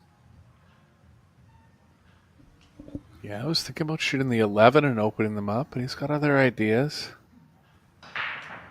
I guess the 7 blocks the pocket for the 12 a little bit, so he's going to think of something on the stripes, and the 5 into the 4 works well.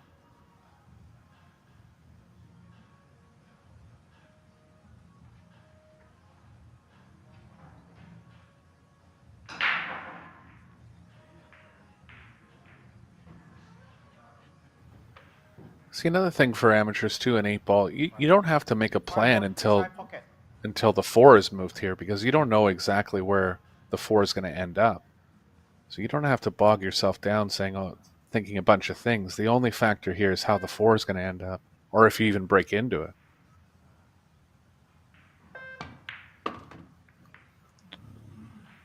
Good shot. Oh, it's worked out brilliant. Terrific shot. Caught it just right, didn't he? With ball in hand, of course, he's made it that little bit easier. But you still have to execute it. And he did execute it very, very well. So a chance for Shane to get the arm going once again. You feel there's going to be very, very few mistakes. It might all come down to a dry break even. 7 corner pocket. Yeah, only one game hasn't been decided on the break so far.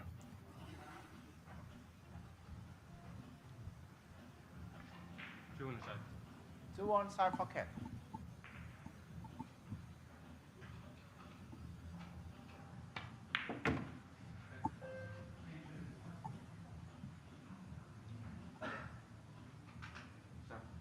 Seven corner.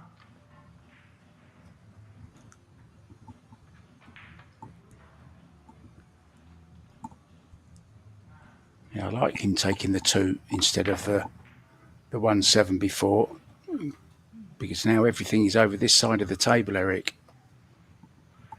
Yeah, the 2 is kind of over there by itself. You want to typically take those balls as quick as possible, even if they look easy. It's all about moving the cue ball as little as you can. And you're right, when the balls are all on the one side, typically not going to move the cue ball as much.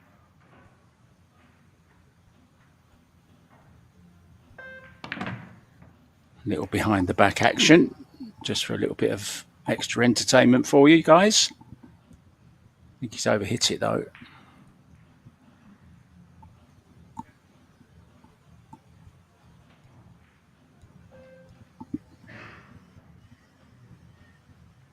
Yeah, let's try to draw around the 14 here. Over to the right long rail with some right spin. Half ball angle on the 6. Oh, done it well. Little overdrawn just a little. 2 rails back now.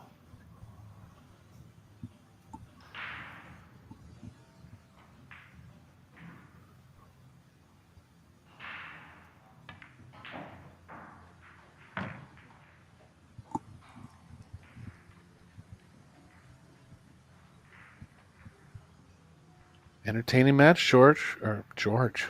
We've been doing a lot of matches. That's You okay, take that as Tim. an insult? That's okay, Tim. Brutal. Mark, No, my apologies. No problem. Look, you know, Shane's really enjoying this. We're enjoying it, but you can see that Shane's enjoying it as well. He's loving the challenge, isn't he? You know, it does get, shall we say, a little bit boring playing 9-ball, 9-ball, 9-ball, 9-ball all the time.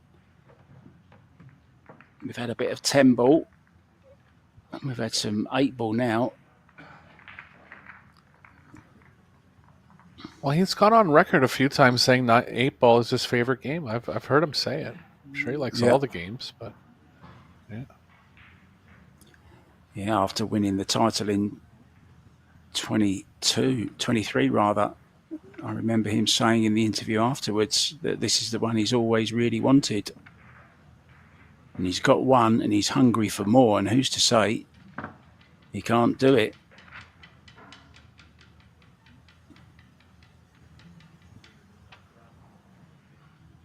All square again.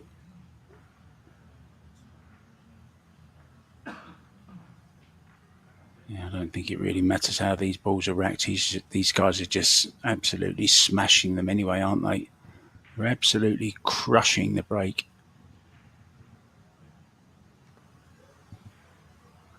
Yeah, Shane has the chance to make the balls in the second row straight back on the side because he's breaking from more from the middle of the table. Hijikata actually crossed the rack twice. Looks like Shane might go from the side rail here. Oh, same place as Hijikata. Interesting.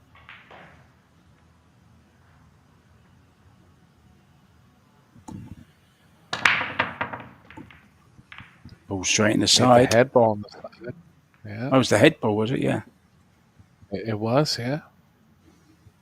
Oh dear. He's not happy though.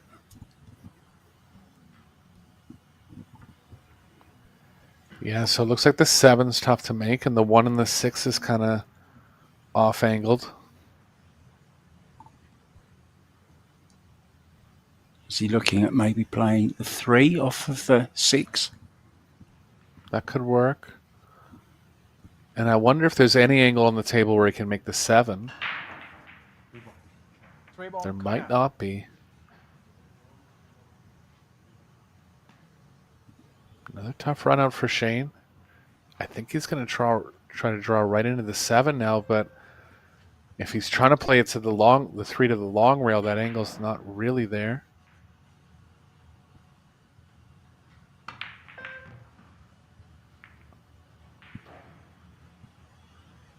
It was, and he's on it. Hopes to be on it here. Well, if he is, what a shot that is. Opened up everything in one shot. One foul swoop. Brilliant. Yeah, he's good. Very nice.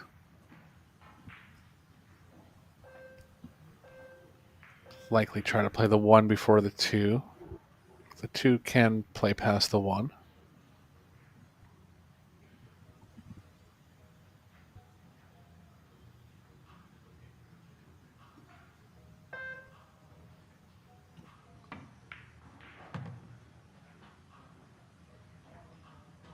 Choices once again.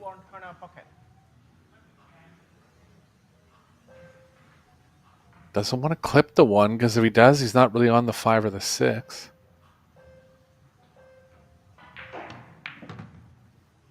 It's okay. Made sure he was anyway, Eric. Yeah, I saw that. Came up for the 5 on the side.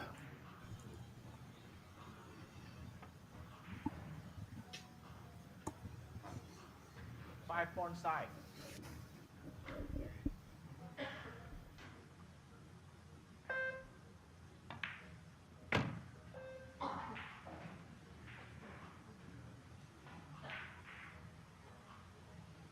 So he's going to have to play 1 to the 8. Takes just a little bit of care.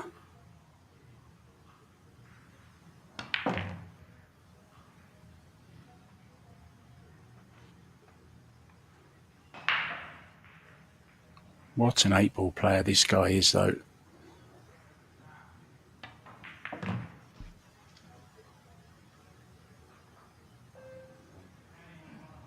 A-bone corner pocket. Yeah, textbook stuff there. Taking care of 2 problems within the first shot.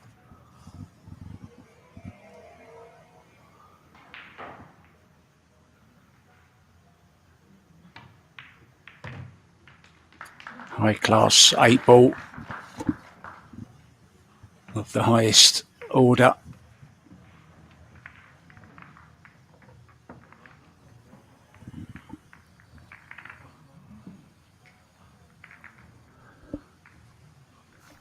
So if he continues breaking from the exact same spot he does and he draws the cue ball a little bit, I don't know if you saw there, the cue ball was drawing a bit. You can make the head ball on the side from that angle. And it's a little more, it's going to give you a little more offensive spread than breaking right from the side rail. We'll see if he tries to do the exact same thing here. Interesting. I love all these little insights that you give, Eric. Yeah, you have to draw it, though.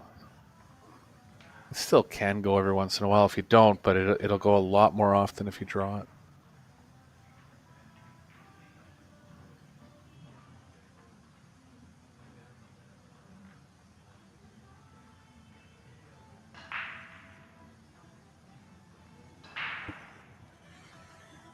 Now, did you know, Eric, there's actually a billiard game called baseball pocket billiards, incorporating rules from America's oldest sport. Just carrying on from where we were talking about different games that you can play on pool tables, if you remember yesterday. There's another one for you, baseball. I knew you could play golf, but I'd never heard of baseball. Yeah, I think it's based on a 99 number somehow, 9 innings. I was kind of going there. That time he cut it.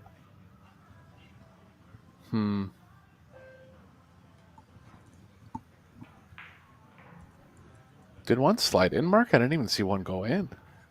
Yeah. Bottom left, maybe? Yeah. Just watching the head ball so much. Well, he's good then. Halfway to the 10 required for a place in the last 8. And don't forget, guys, playing for big prize money today, tomorrow rather. 70,000 to the winner, 40 to the runner-up, 17.5 third, fourth. Already guaranteed $4,375. Of course, you're doubling when you go from there on in, doubling up all the way.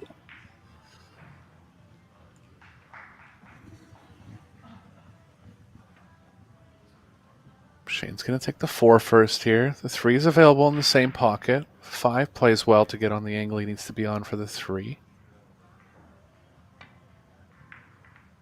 I think he was trying to run into anything there. It's okay on the 7 still. Yeah, edgy cards are interested to see. Just got out of his seat very quickly to have a quick nosy at what's going on the table. It's another long shot for Shane.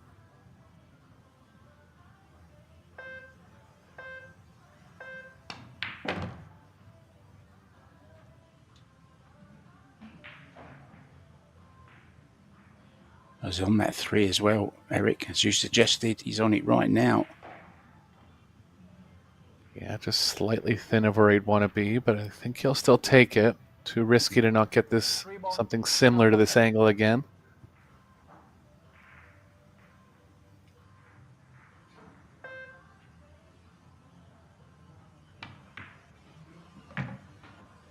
Oh, was he playing to hit that stripe there just to stay on the 6? But he's on the 6. Of course, 2 leads to the 1, or 1 leads to the 2, whichever way you look at it.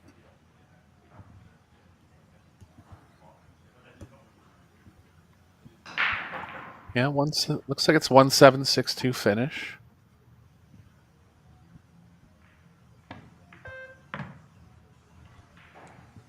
Good shot. Made sure he hit it hard enough. Okay, he's gone a little bit too far, slightly awkward. Over the 10. Was that the 14, Eric? I beg your pardon.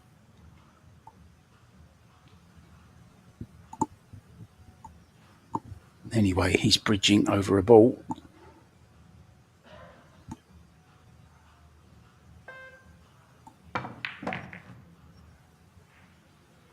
Yeah, he's good on the 6. What a shot. Did well to even get this close to it. Natural angle playing to the right of the 2.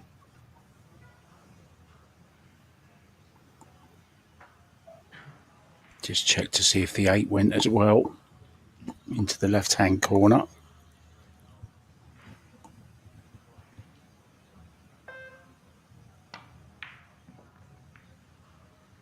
Oh, that's what he was looking at. Yeah, I thought he'd just follow that one, but he knew getting below the 2 there was going to be a little bit complicated for the 8. Good shot.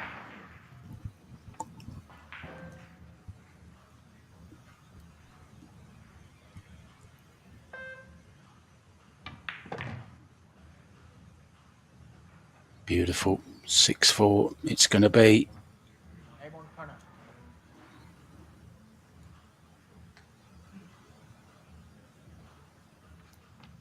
Something that people don't realize about Shane, too, is that he's one of the top 1 pocket players in the world. He doesn't play it that much, but he's just got such a good mind for the game overall. What happened there? I'll tell you something in a second, Mark. I'll go ahead now. I've seen him do this out of nowhere sometimes, put an extension on. Like, why would you put an extension on that shot? And I wondered somehow why it he got was. him. Why did he put it on? I've didn't seen him need do it, it did in a he? couple of other spots. Yeah, it's not a power thing. It's not a reaching thing. I don't get it. He's off the rail or something, but it's such a long extension too. Easy to say, who knows what really happened there, but he just broke his rhythm out of nowhere. I haven't seen him miss like that because he doesn't usually miss anyways, but I don't know. Big turnaround in the middle of the set now.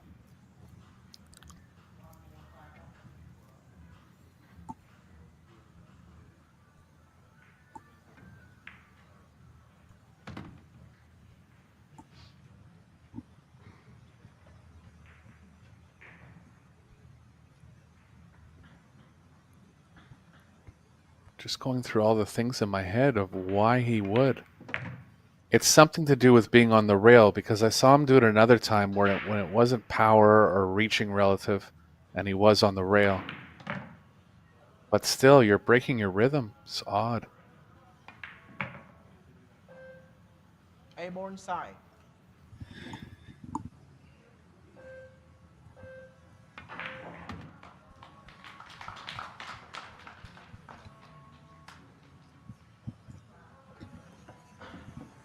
Well, the most astonishing miss from Shane. He does chuck one in every now and then, though. I remember a 9-ball that he missed, which was kind of unmissable. It just shows you there's no such thing as an unmissable ball, though. And he worked so hard to get there as well. That's the annoying thing, Eric. I mean, this shot he's played here, okay, he's gone maybe just a little bit too far. But look at this. You never miss that, do you?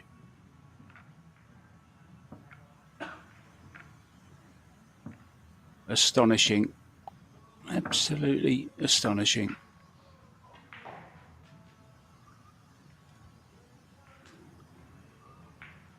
Can give you some latest scores then. Albin Ocean just 2 away from victory against Petri Mäkinen. He leads 8-2.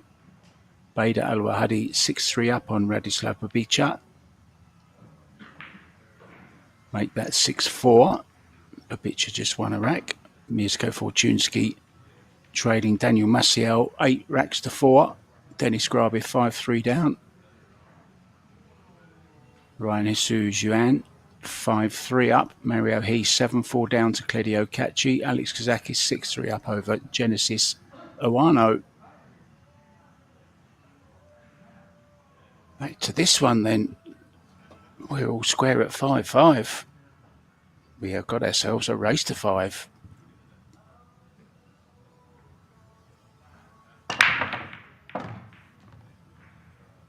Ball's flying in immediately. 3 down. Big break. All solids randomly.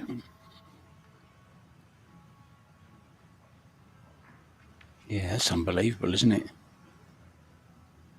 3 solids.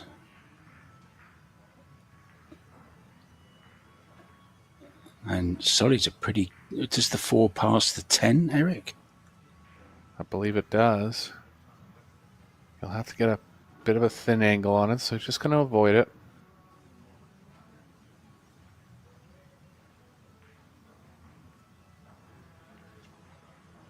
Nine ball's going to be the toughest strike.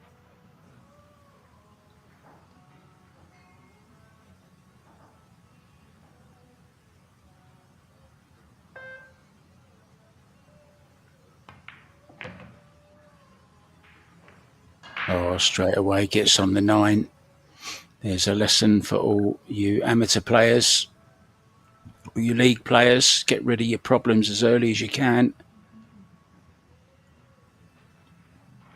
Yeah, and he's nicely on the 9 on the side now. 9 connects to the 15. 15 connects to the 10. Extension. It's sharp, Mark. You just got to be careful here. I'm very surprised he's not taking the 9. It just shows the tightness of the pockets. Going to the side at that angle.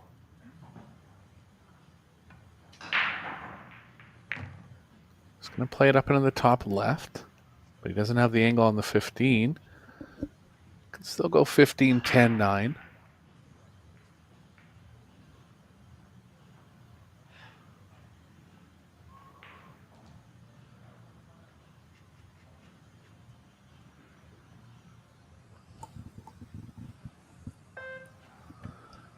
Well, Shane could It's have the been Marta- 7-4 up by now. Unbelievable. Yeah, that was big. Would have been, lost the break because of it too. Now Hijikata punishing him with another one.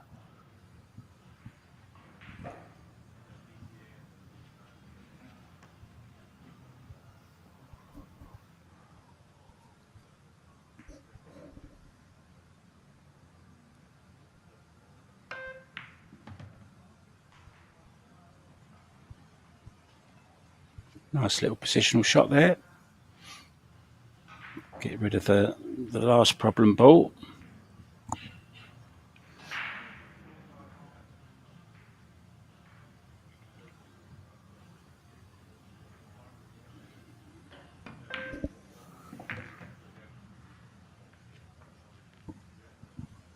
It'll hurt Shane as well because he knows that Hayato is breaking extremely well also.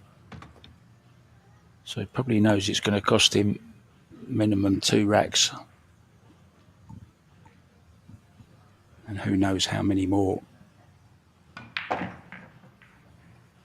Airborne side pocket.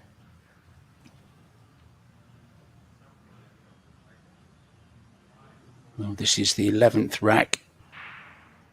Another break available to players after the next rack. Never seen Shane take a break actually in the 8-ball. Have you, Eric? No, he seems to want to stay at the table. 8-ball is kind of a game where when you're not shooting, you tend to not shoot for a long period of time too. You just have time to regroup in your chair naturally. Might have something to do with that.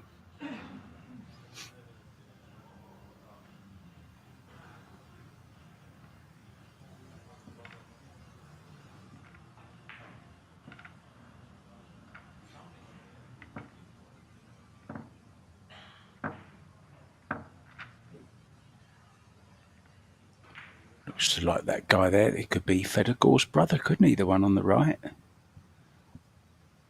Yeah, you. He heard you. Has he got an earpiece in listening to the commentary? No, Like that. I think it was just the timing. But yeah,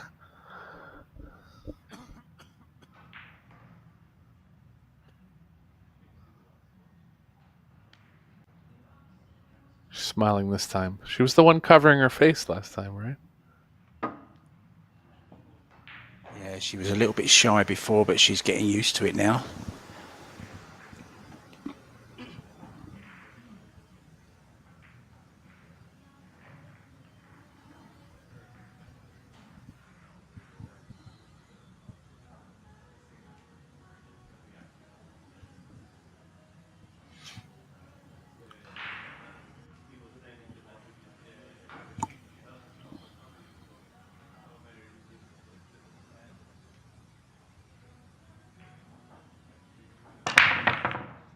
Wow. Smashed them again.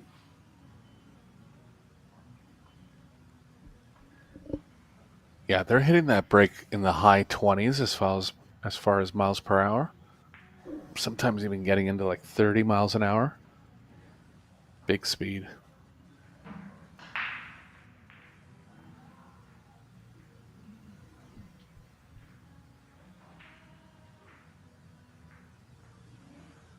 Choice of stripes or solids here.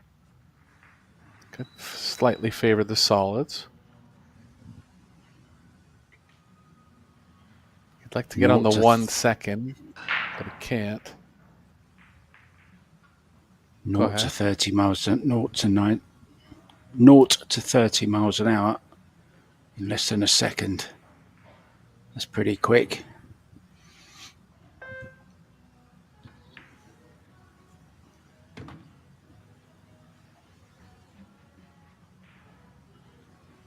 Getting straight on the 1 at some point in this rack is key. Plays well into the 7.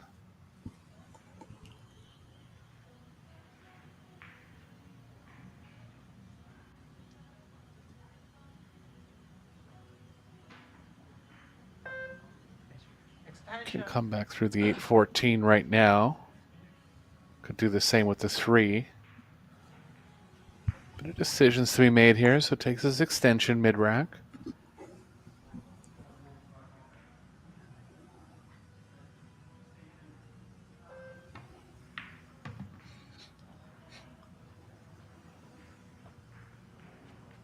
Yeah, this will be okay. 3-1-7-5.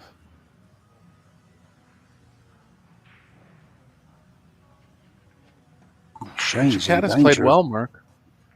Yeah, Shane's in danger of going out here. I wonder how costly that 8 is going to be that he's missed. Only got himself to blame, Eric. He's had the chance, hasn't he? This should be him at the table.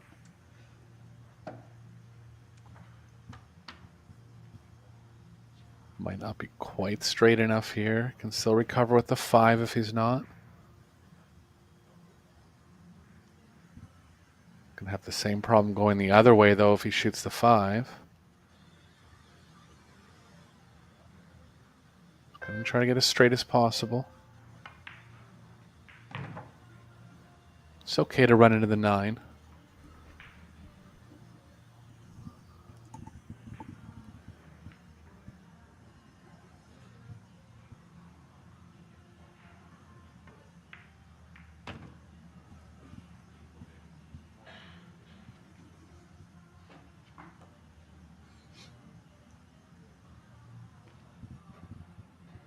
I think we should have dance cam, Eric, like they do at the Mosconi Cup.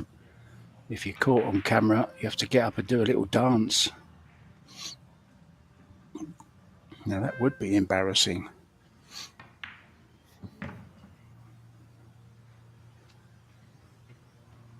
Airborne corner pocket.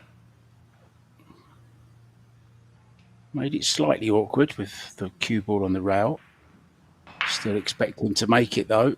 Increase his lead to 2 racks at 7-5.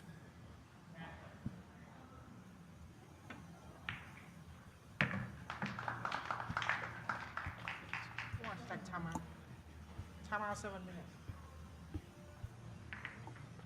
Timeout for 7 minutes. Don't know if that was Shane who wanted to go out or whether it was Hijikata. Anyway, Eric Hollefson and myself, Mark White, we will be back, guys, with more of the action in just a few minutes. Rack 13, will it be unlucky or lucky for Shane? Certainly that 8 ball has cost him a lot so far. Will it cost him the match? Rejoin us to find out very, very soon. Bye for now.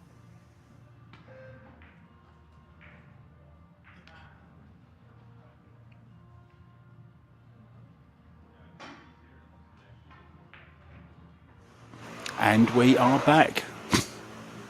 No timeout required, I don't think.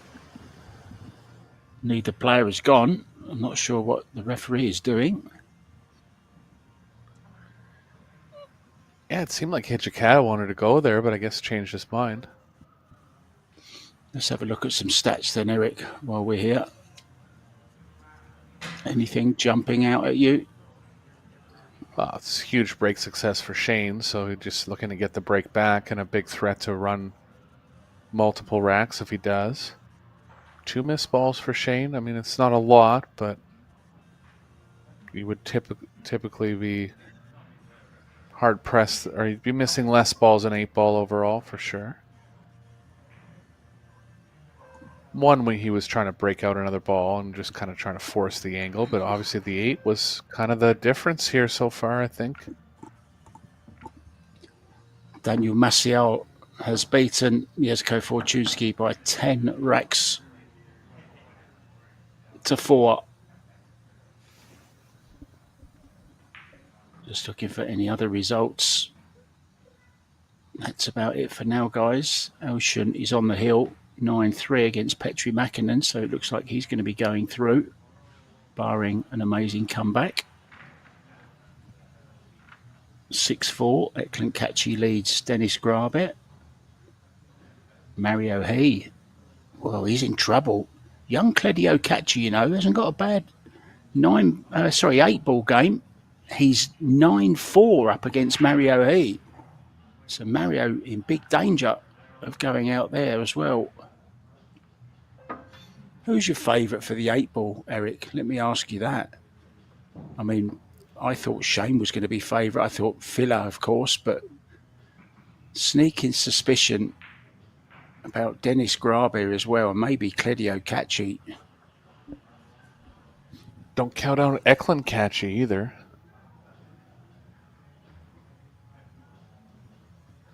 All Catchy final? Possible. It's very possible. Very possible that Shane could be going out here as well. But as we've seen, it only takes a miss or a dry break, and it is going to be dry this time. So Shane is going to get back to the table. Yeah, he cut that one by accident, so just didn't get as good of an overall dispersion. Less likely to make a ball in that case, and Shane's coming to the table with a tough rack, but this is what it's going to take for him to win this title.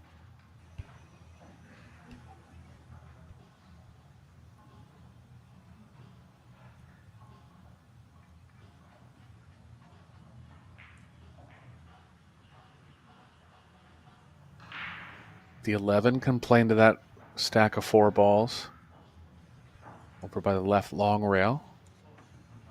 Believe he's straight enough on the 10 to draw into the proper spot on the 11.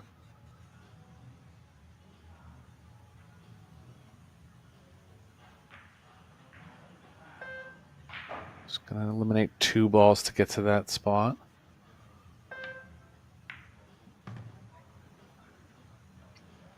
Little safer. That was a tough draw. It's got more of a manageable shot to get the shot on the 11 now.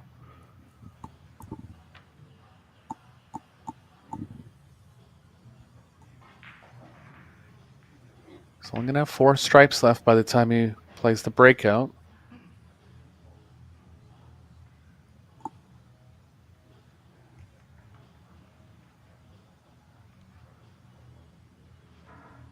Just trying to think of which ball would play best. Maybe the 1. I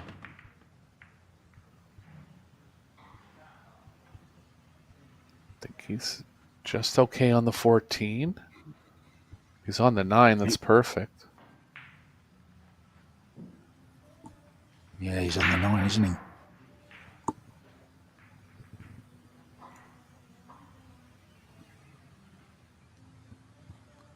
He's on the 9. He can go 9, 12, 14, 15. Be a little bit of work from the 15 to the 8. Hasn't even looked at the 14, so he must be on the 9, but he is over on the 14 now. Might want to run into the 9 here.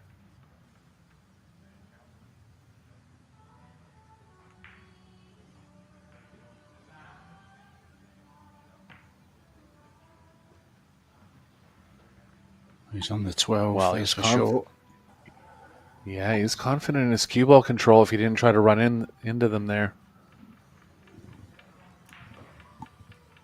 He's going to have to get the cue ball into some tight spots on 2 shots in a row now.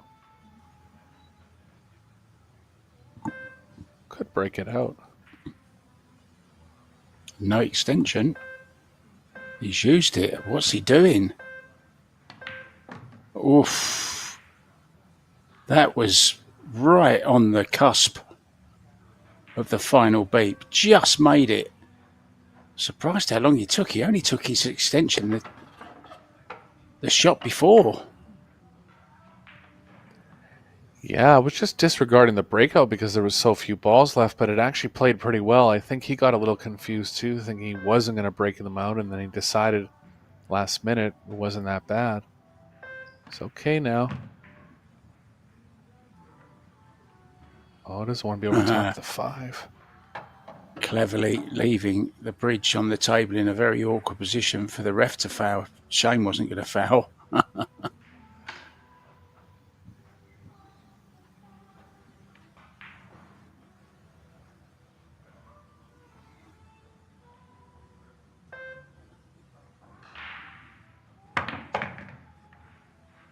Oh, no. Oh, dear. I don't think he has it, Mark. He doesn't. He's going to have to cross-bank it, I think. Yep. Corner pocket. Close to a double kiss here. He's going to have to play it with some spin to avoid the kiss.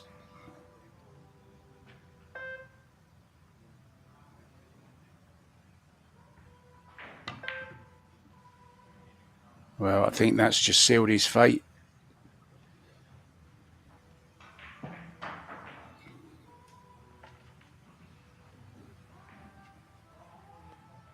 Yeah, just had to break out that stack of 4. Started getting a little out of line with the result off the breakout and really got back in line on the 15, but over top of the 5.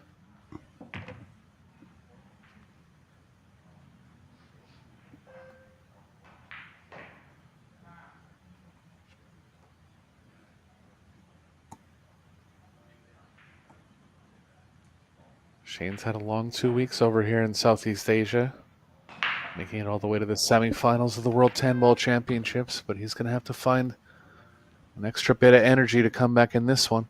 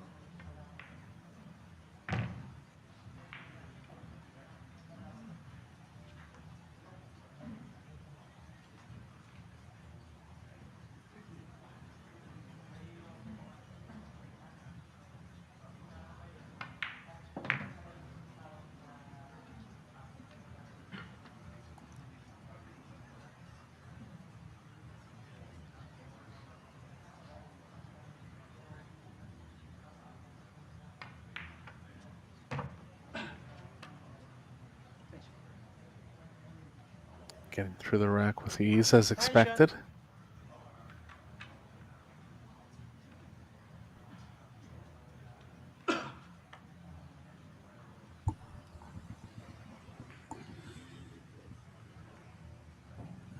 Could easily lock Shane out here, Mark. Yeah. I mean, another break and run after this one. He'll be on the hill. And he has been breaking very, very well. Shane, I think, fears the worst. And Shane has only got himself to blame because it's 2 8-balls now he's missed. The first one was a really bad miss. The second one he hooked himself on.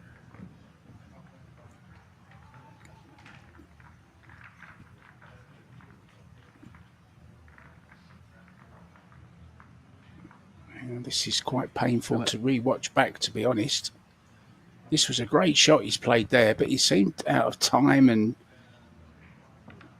the shot clock got him slightly. He was trying to miss that 5-ball, didn't. Misjudged the cross-corner bank. And then Hijikata said, thank you very much. I mean, to be fair, when you run into another ball with that much speed and it kind of moves a decent distance and just gets in between the cue ball and another ball off angle, it's not going to happen that often. I don't know if he had the angle to draw around it or not.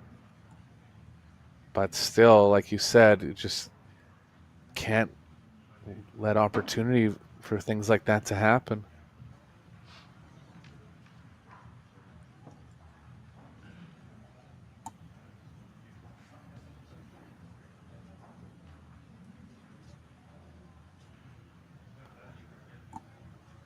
I want to say Hijikata's got out on every time he's been at the table offensively.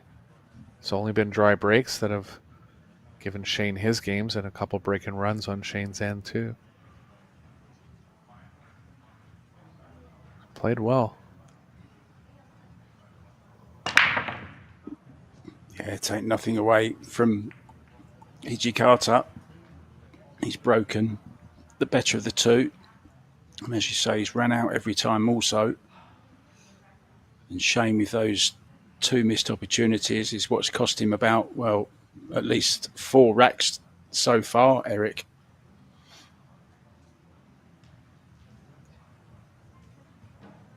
Tie up with the 111.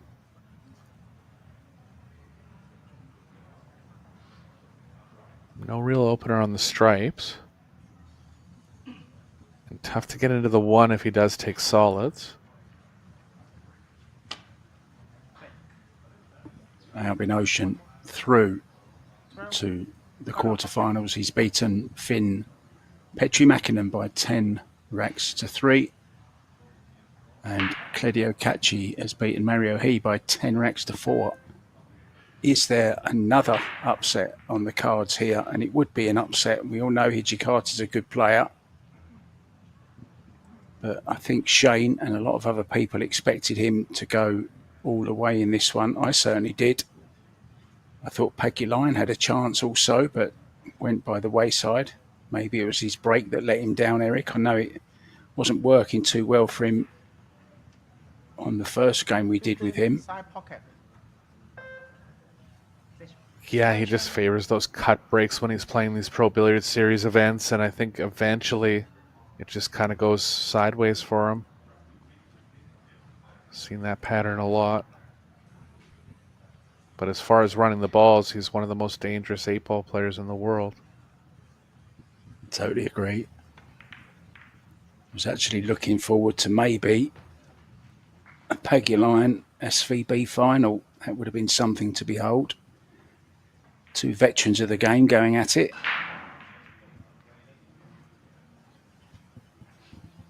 Not to be, though. Not for Alex, anyway. SVB still hanging on by a thread.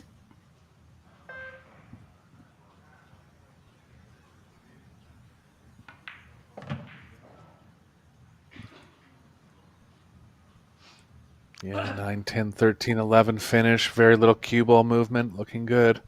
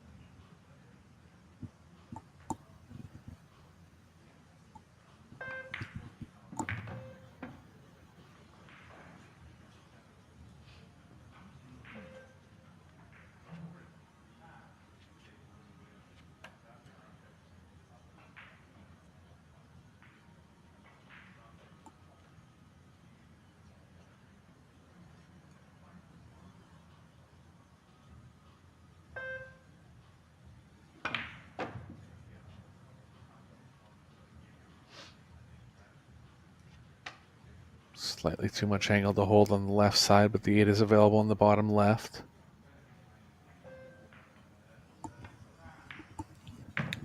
Yeah, he may not be a name that everyone knows, but he's certainly known within the pool fraternity. Very well-known guy. Very dangerous guy also, as SVB will attest to, because he's now on the hill at 9-5. Shane Van Boening in all sorts of trouble. He could already have played his last shot. Would be nice, though, to see Shane make a comeback. But he's breaking so well, isn't he? Yeah, that was that break where he drew the cue ball a little bit and the head ball almost went in the side.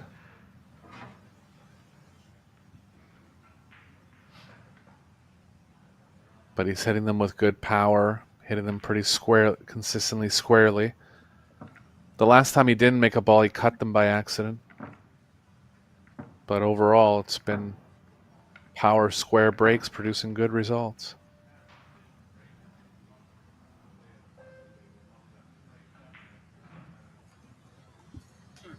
Yeah, none of us gave a thought about Albin Ocean. I mean, he's a pretty good 8-ball player as well, isn't he? Definitely, and capable of breaking at those high speeds too. He will play either Radislav Babica or Beda Alwahadi, and Alwahadi leads 9-5 at the moment. Also 9-5 ahead here, of course.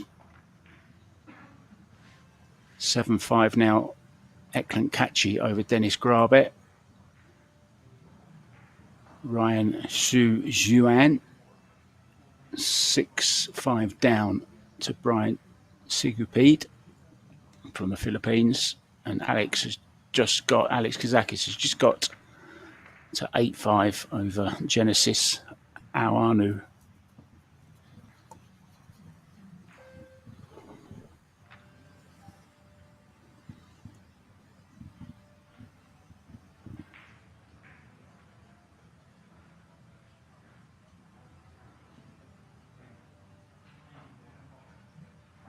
How will Shane react to this if it does go on to be a loss? Do you think he'll just look at it and say to himself, well, you can't miss 8 balls and expect to win a tournament like this?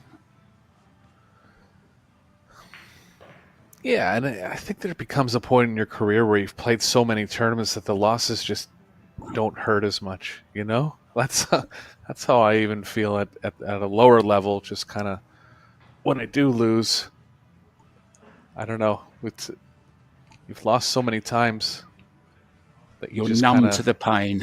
You're numb to the pain, Yeah, you Eric. take it in stride a little more, you know? Yeah, but you're a pretty laid-back guy anyway. I can't ever imagine you being... Oh, don't worry. When it comes to winning and losing, I've taken some hard ones. Don't worry. So a chance then, Shane out of his chair.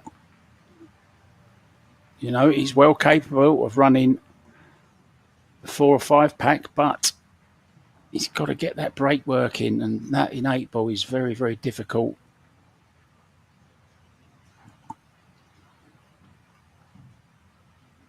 Yeah, it doesn't have much of an opener here. It's going to play the 12 on the side. 11 ball only goes in the bottom right.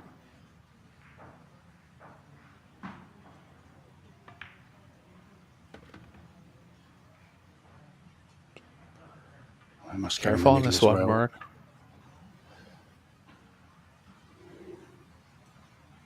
This is missable. Don't expect him to at this stage. He knows he has to make it, but got to be targeted well. Good shot.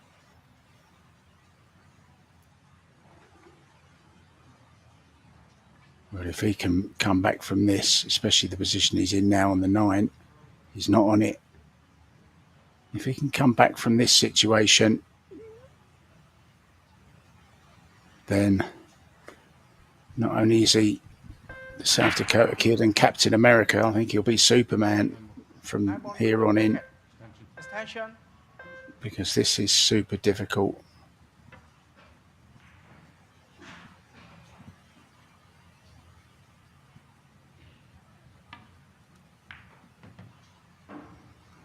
Cometh the hour, cometh the man. Maybe a little bit straight on this 13, Eric. Yeah, he's got to get the 14 out of the way for the 15. He can do that here.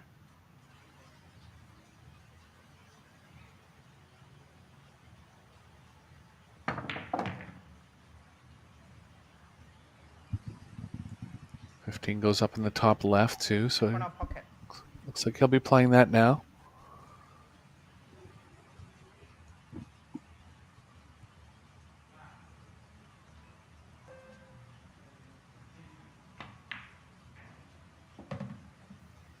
Bottom left, pardon me. I knew what you meant, Eric. It's okay. I'm sure everyone knew what you meant there.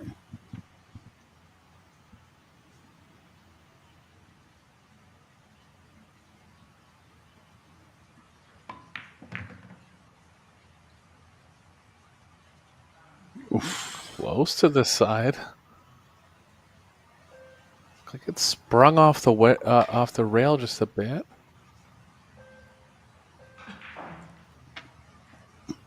Well, the last two attempts have ended in failure on getting on the 8 or making the 8. I don't think he's going to make the same mistake here, though.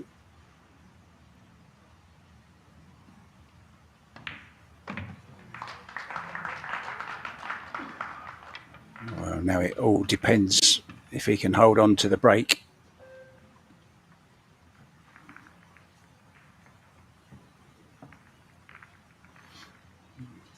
Unbelievable not to make a break there.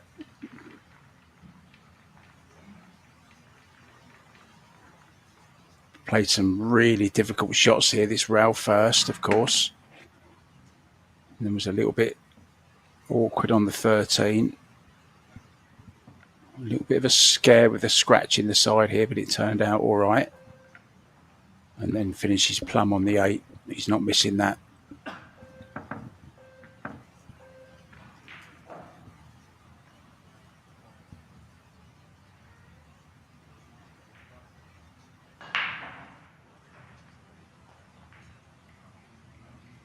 He's been there before, Eric. He's done it all before. He knows how to handle the pressure. Yeah, biggest thing is just making a ball. We've seen he's at 80% for the match. So that hasn't been what's beating him.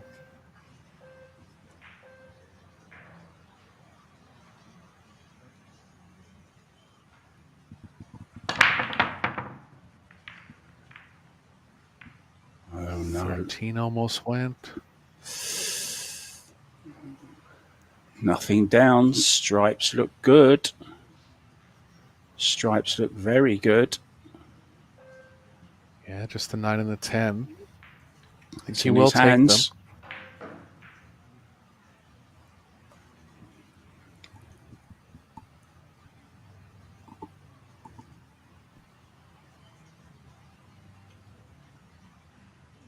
Jorgen Sandman, nicely placed where he can keep his eye on both tables. Very shrewd piece of sitting there from the man from the WPA. 30 more. Turn your chair sideways, you can see 2 arenas. Never thought of that.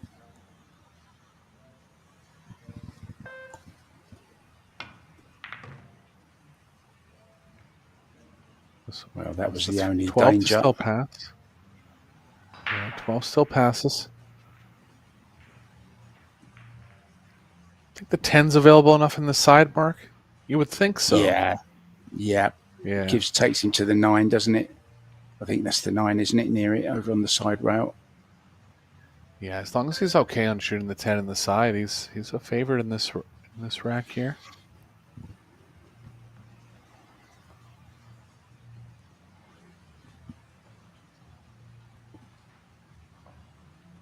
So key shot, you think, coming up? Yeah, 11, 12, 14, 10, 9.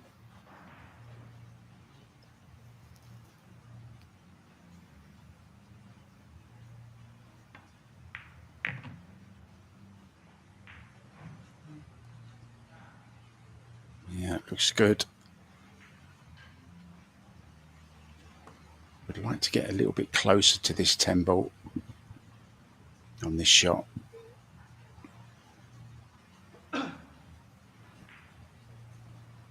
These middles are really tricky, as we know, so the closer you can get to them, the better you are. Yeah, I think it's just out enough that it's fairly comfortable.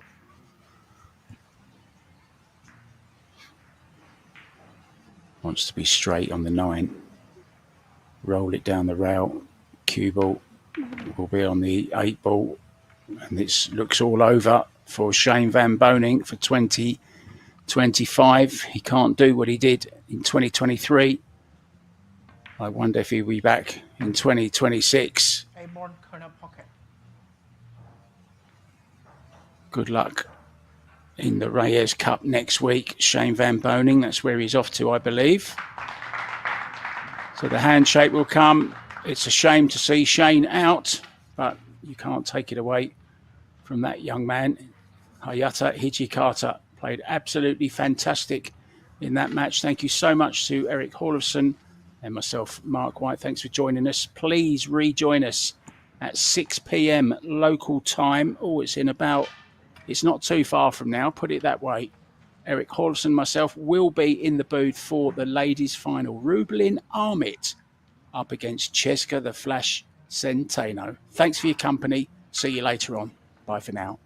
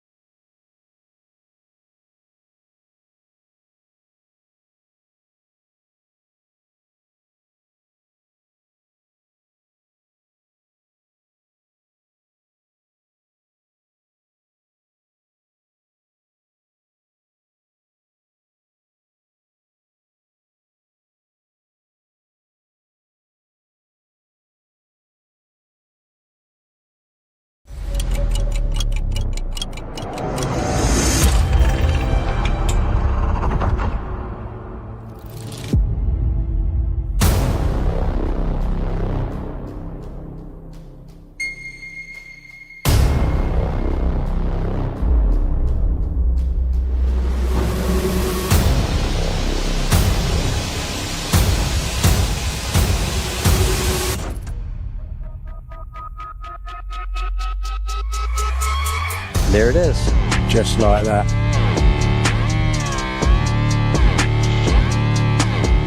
Oh, look at that. Oh my god.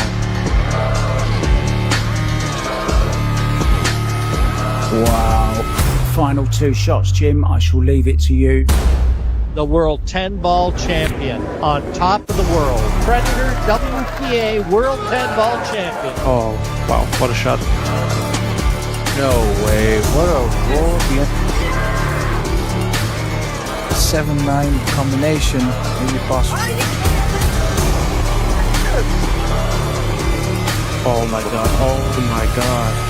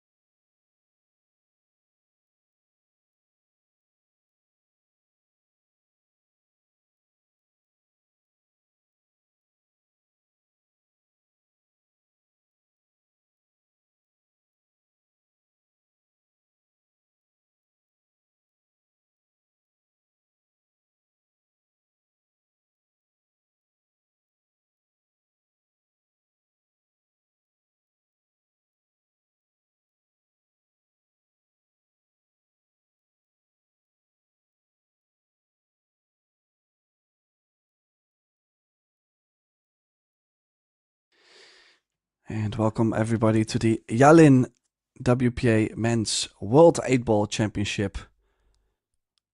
We have reached the quarterfinals, and yet again we have such a beautiful match for you to enjoy, as we have from Albania Claudio Kaci up against from Greece Alex Kazakis. Monster match, 2 players with a huge grind. I know 2 commentators that have a huge grind. George DHA and myself, Tim the Writer, grinding it out for you in the booth to try and go over all the shots. I will soon be joined by George.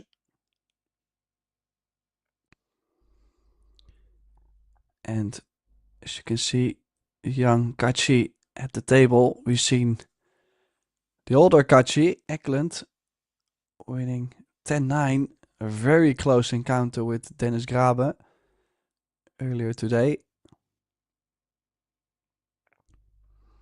And this young man really has made some huge steps in the last year.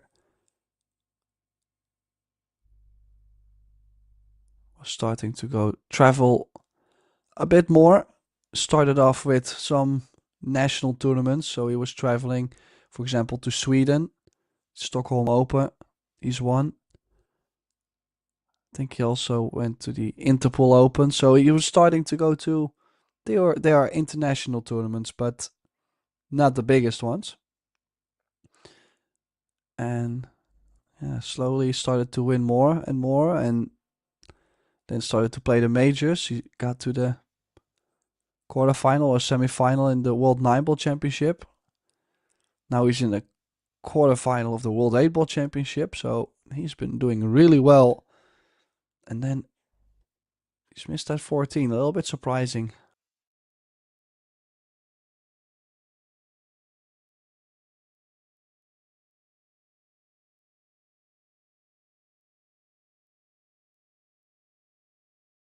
So talking about the format, it's a race to 10, winner break. Of course, we are playing 8 balls, so it is call shot.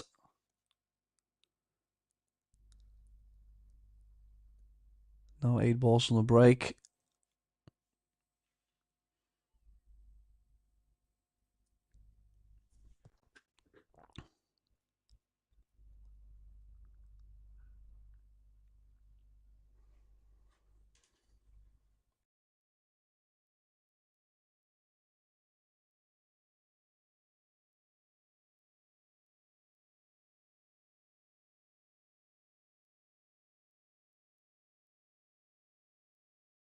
Yeah, it was a pretty difficult leave he actually left for Alex there, who missed the first shot he swung at. Is he looking to bank this cross side?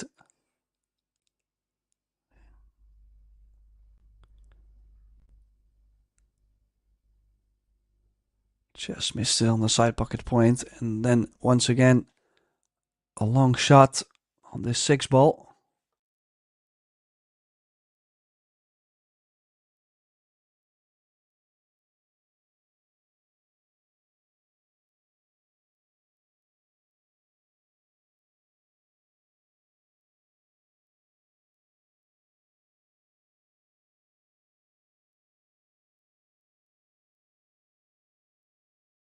But he does play a very nice straight in length of the table shot. And now he's in between the balls, so could be off to a flying start if he gets out here.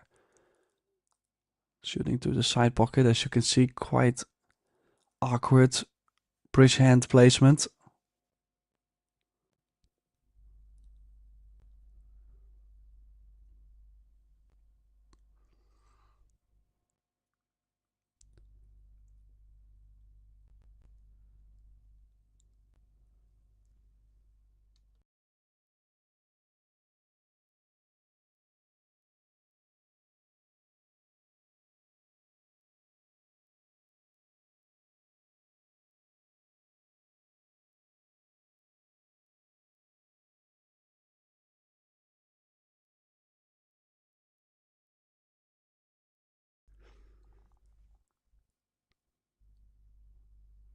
Yeah, I gotta say, had to run to the 5 ball earlier on. Just feel like after the first couple shots, he wasn't really perfect in between the balls. So now could leave himself the angle on the 3 to scoot over for the 4 in the bottom left. Obviously, there's always going to be a little bit of early nerves in the start. I mean, especially the deeper you go in the tournament, and you're definitely going to realize the fact that you're in the quarterfinals.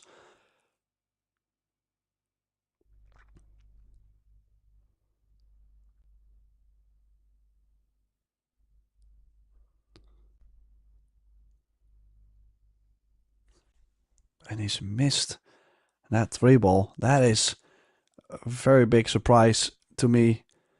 Kazakis, who in general doesn't miss too many of the well, usual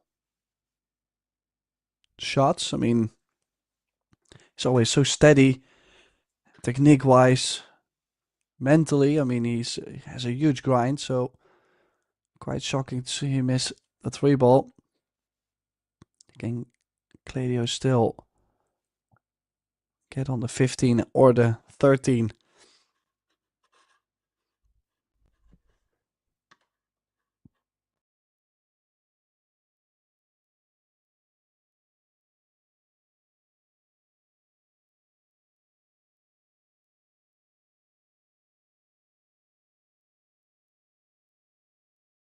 Does have a great natural angle to drop below the 4. There you go. So that means Claudio now on his way to open the first rack, or at least I'm expecting him to be out from here, from this position. 13 with low right. Or does he think he has too much angle? He's now looking at bumping into the 15. So as you can see, things are really not going as planned so far for both men. I like the cannon he's just played. Positive speed. Knew that the 2 balls were always going up table, so perfect on the 8. Now, I know his brother does break the balls quite firm. So I'm assuming that this young man has been putting some time in on the break too.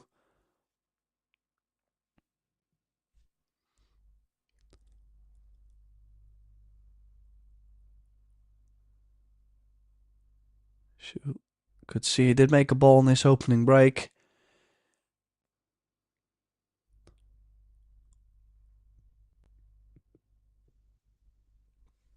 The other quarterfinals might be a little bit interesting actually, who's still left.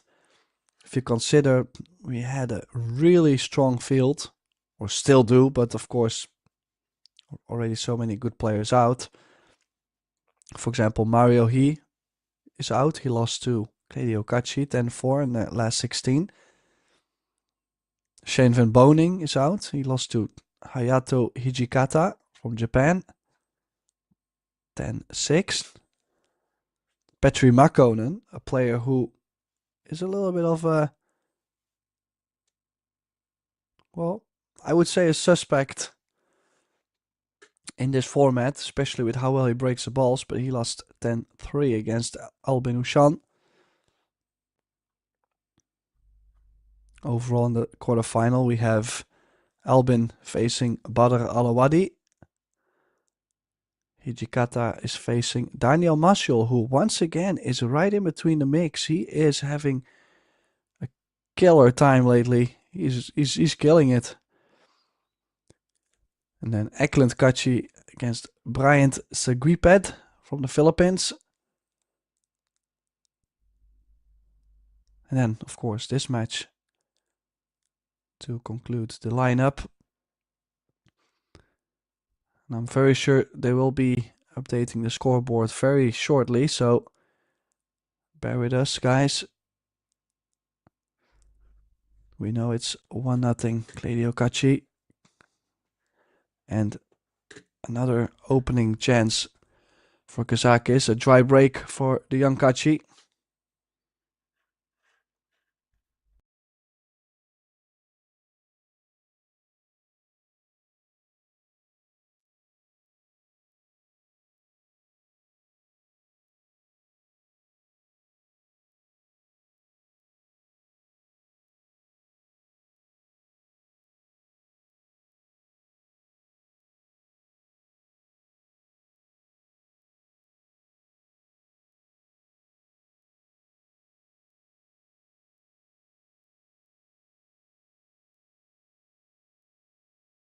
A little bit of a bumpy bump there,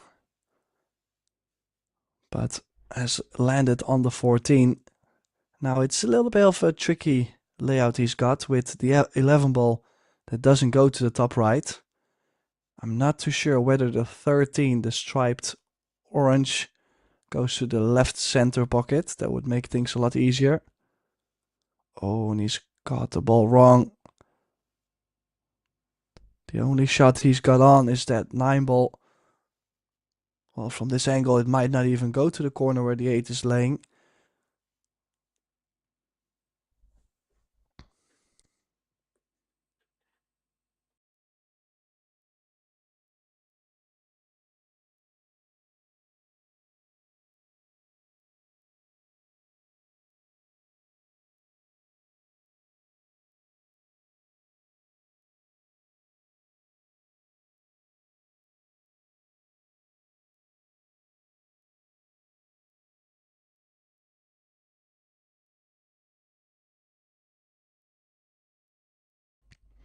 Well, luckily for him, that 13 still passed by all the balls on the left.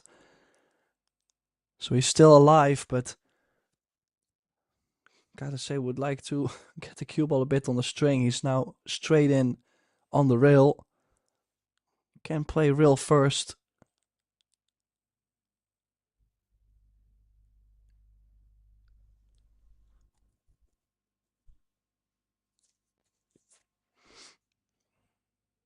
Oh.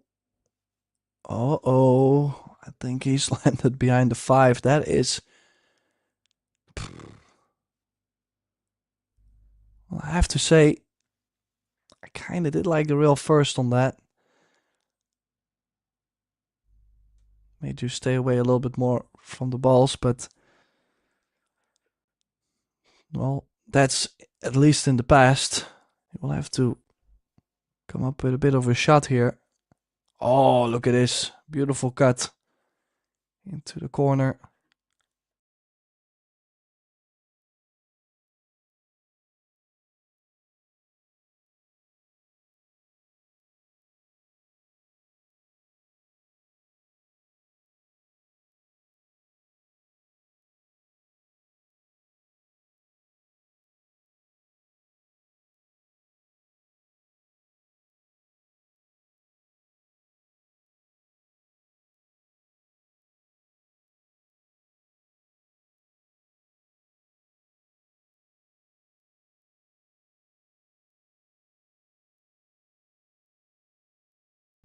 And this is exactly what I mentioned before when I said this man at the table has a monster grind. Like, actually a couple times in this rack I was thinking, well, he's not going to be running out. We will see Kachi at the table, but yet he's still going. Does the 3 ball come into play? Does it block the 8? Is he still on the 8? That would be crazy. Might be just on.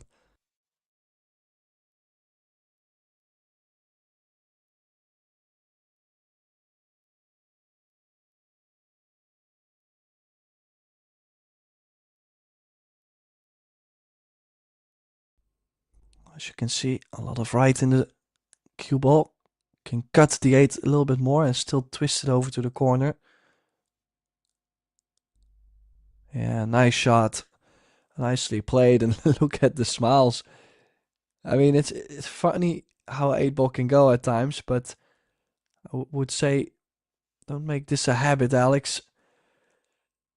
I mean, not everybody's got that strong of a heart.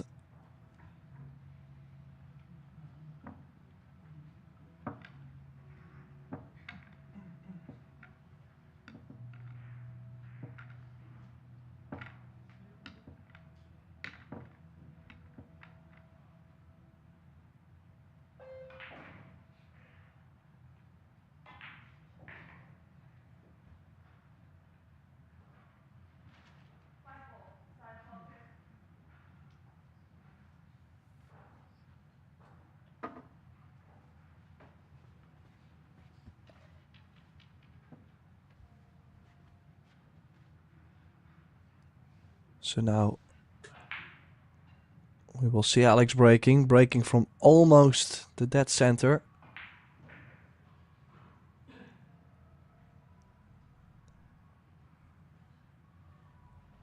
Looking to break head on.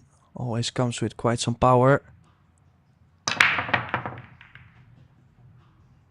Wow, absolutely crushed him. But it's going to be looking dry.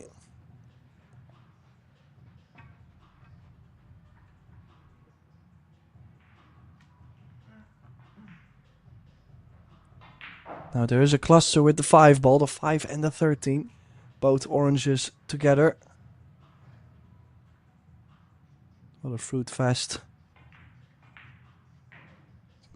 Just trying to look. There's not a lot of options he has. Thinking, is he on the 11 to where he can go 3 rails around, run into the 5 and the 13, and still have the 10 or the 9 as a backer ball, the insurance.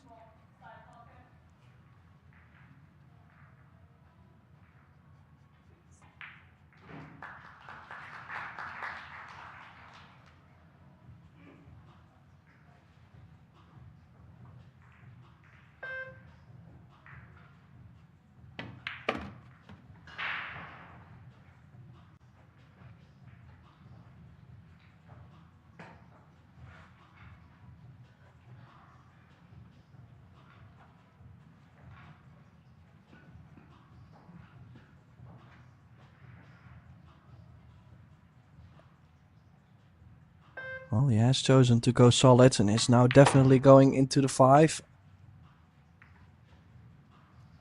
Head on into it. Did leave the cue ball frozen to it.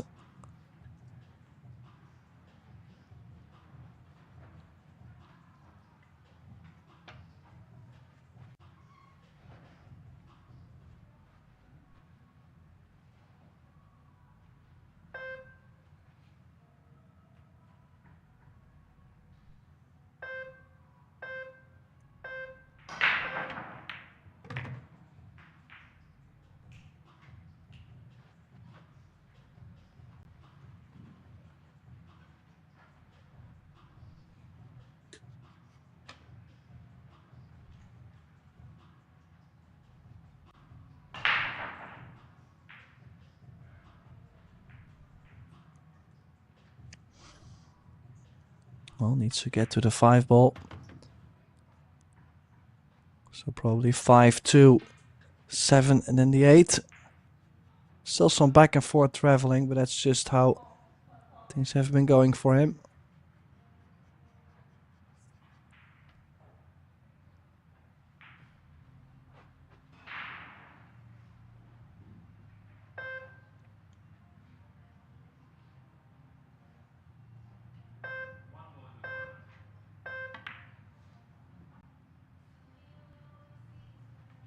He's missed that 5 ball. That I am not really sure what I'm seeing right now. I'm currently rubbing my eyes to make sure I'm not dreaming, because we've seen Alex miss that 3 ball to the bottom left corner. Now we've seen Kachi miss that 5 ball to the bottom left corner, and both of them really weren't the most difficult shots.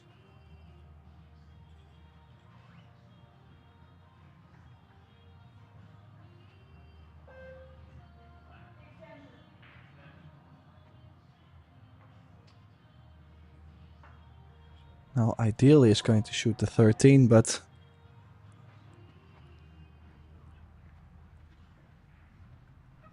as we've seen, quite a lot of balls going wrong towards the side pocket. He might have to just run into it. No, just chose to put himself a bit straighter.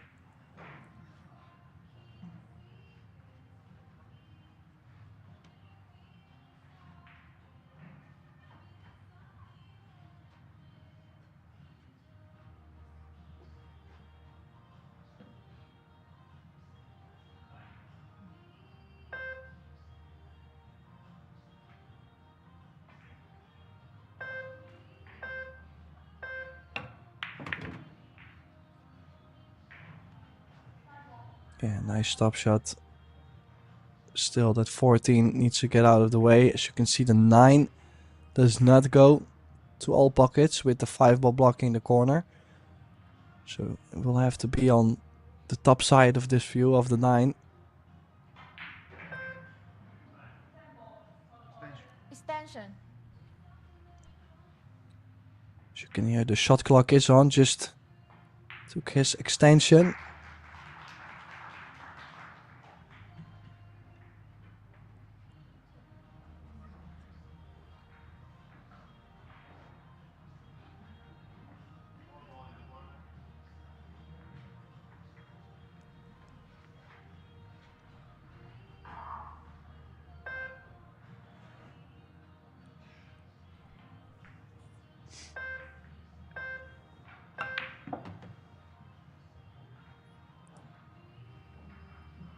Going down for the 9-ball now. Let's see, is he going to try and play the 14 in the top right?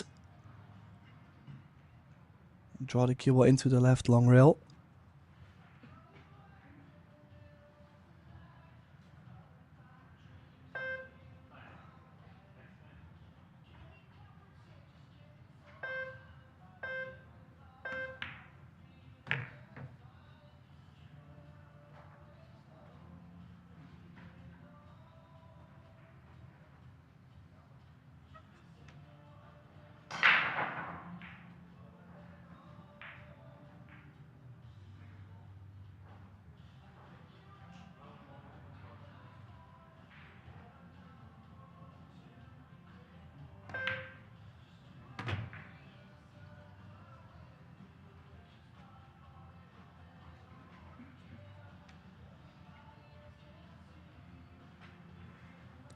And then again, so many shots where you would think, oh, Alex could miss possibly. And he is managing.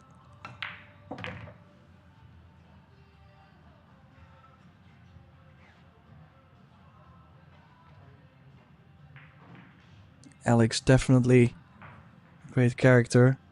He's one of those players too that most of the other players, when they miss a ball, they actually start to play less good because it actually hurts them mentally.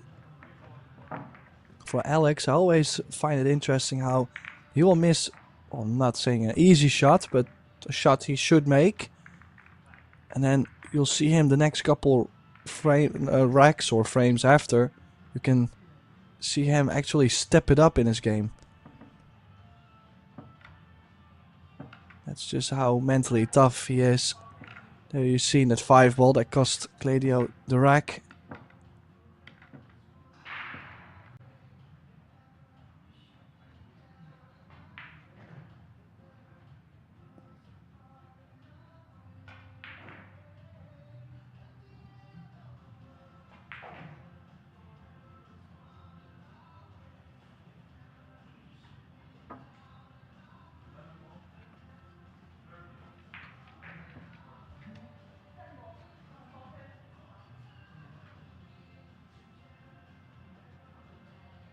Now, a couple scores in between. Albin Ushan 6-0 up against Badr Al-Awadi.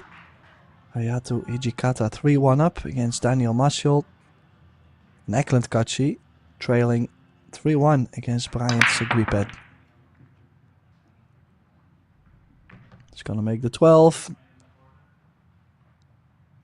Does he get any options at least? I mean, that's what you would like to have.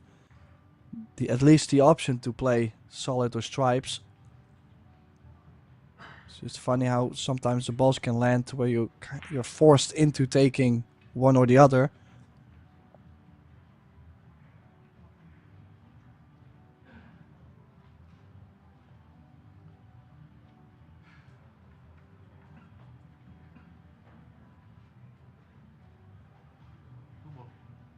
Two corner.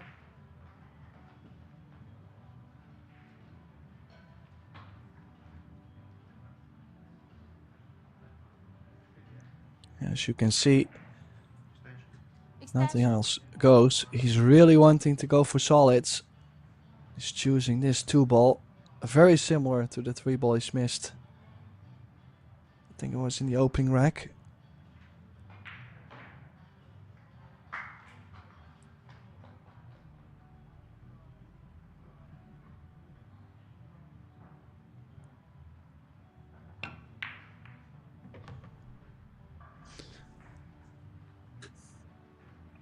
Just gotta make sure to solve the 7 doesn't go to the top right, so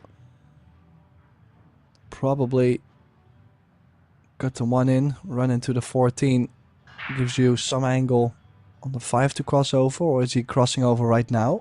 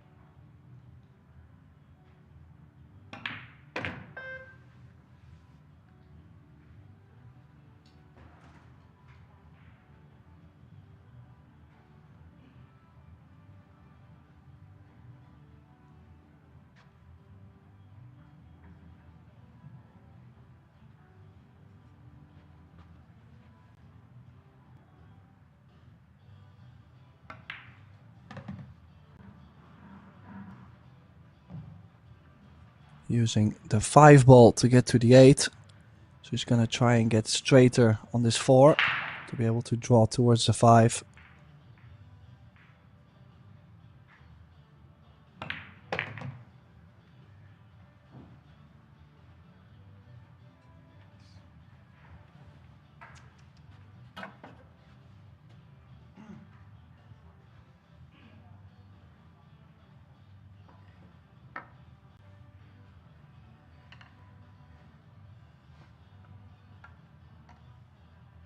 Now all players are allowed to stream their own matches in the Proberiot series.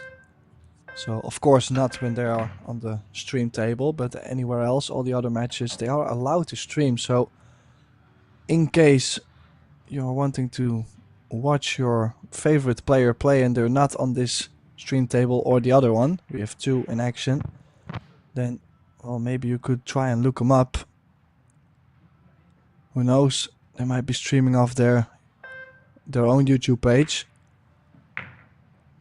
Well, I'm definitely not trying to get rid of you though. I mean, I'm glad you all have been tuning in with me at Proberiot TV.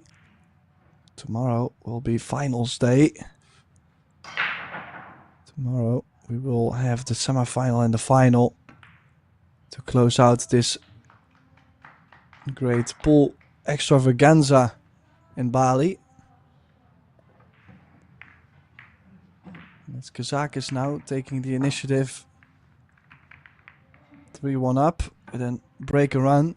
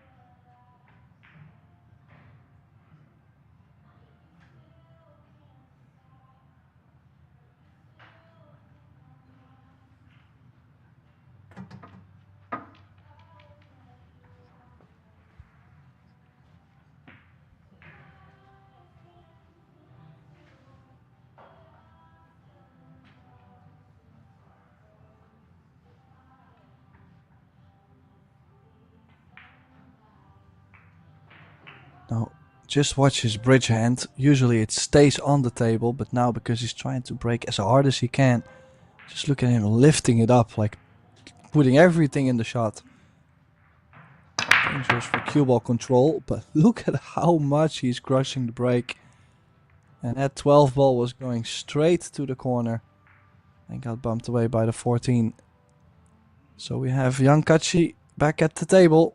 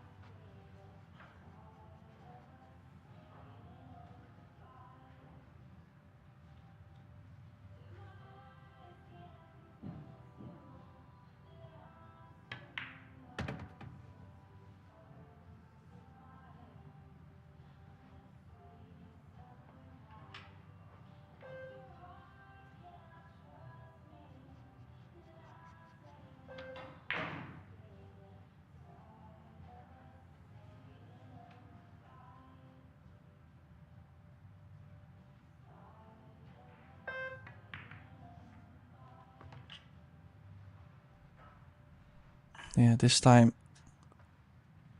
Kachi playing a strong pattern. Is going to take away the one ball very shortly. I think I might like to play 4-1-6-5.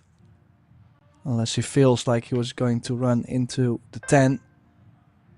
But to draw this back, always scary. Easy to strike it too firm or too short and not being on the 4. But he's managing.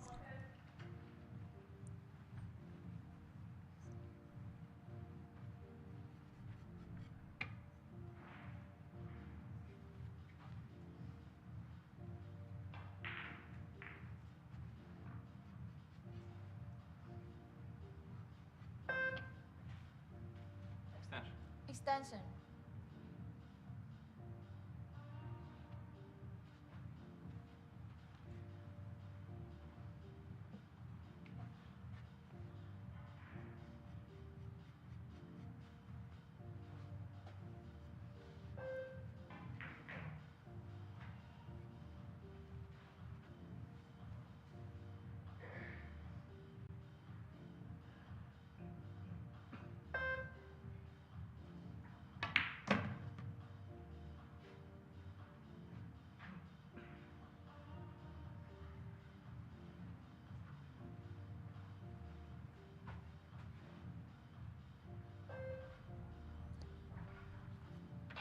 Well, did he get straight enough to be able to follow the cue ball, or does he have to run into the 5?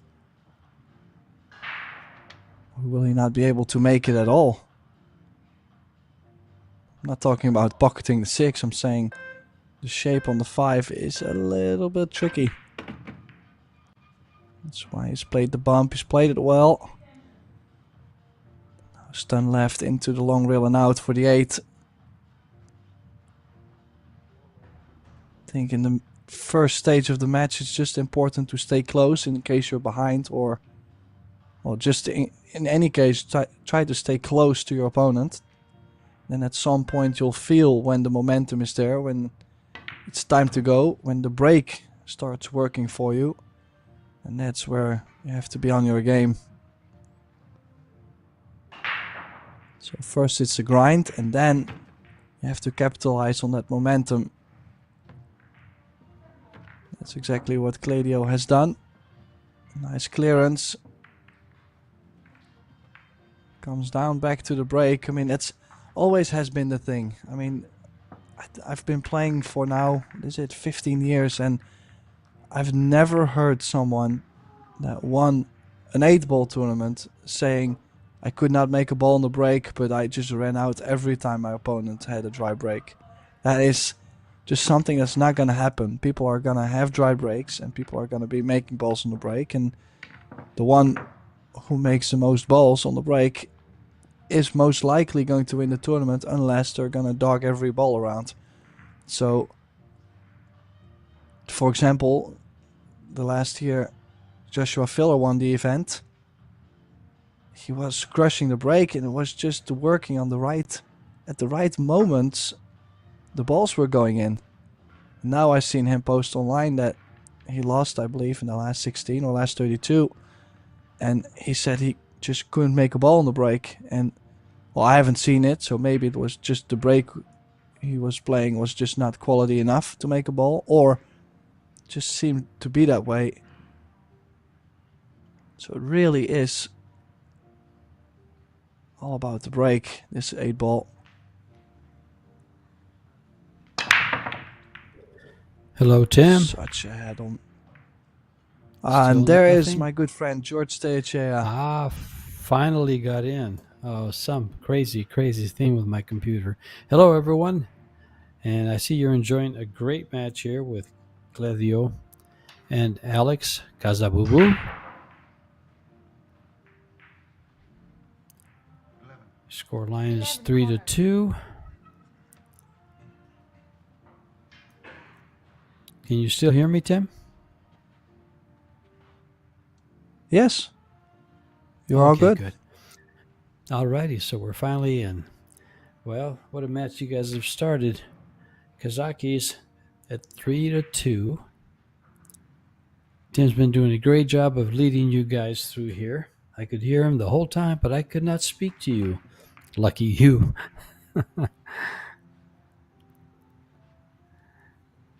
These guys have been missing some unusual shots, Tim, from what I just saw. Yeah, especially in the beginning of the match. They were a little bit all over the place. Now suddenly they picked up probably the table speed and the stroke again. Last couple racks, it has been trading off the racks just because of the break.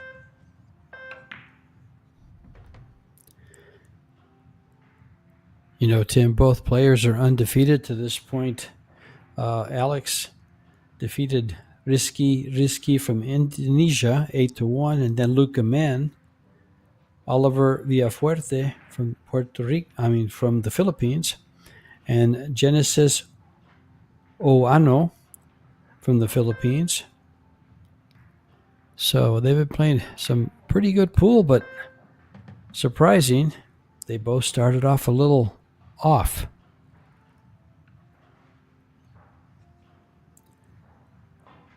Alex is number 1 rated player in the WPA with an 823 Fargo.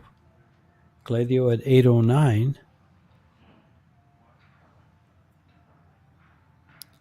But it looks like Alex is going to take off with this game.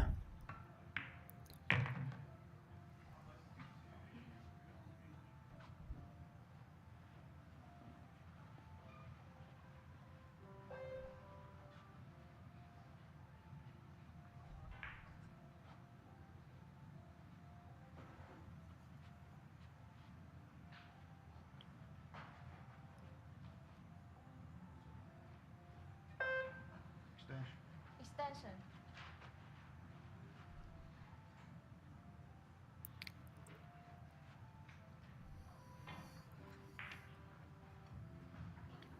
And Claudio Cacci, the rising Alpha Eagle from Albania,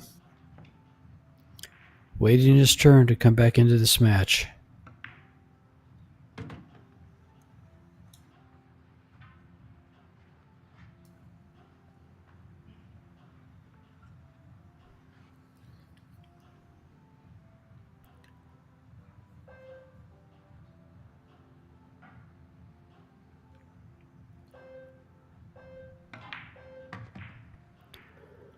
Well, it looks like Alex has found his way back, Tim, with this break and run.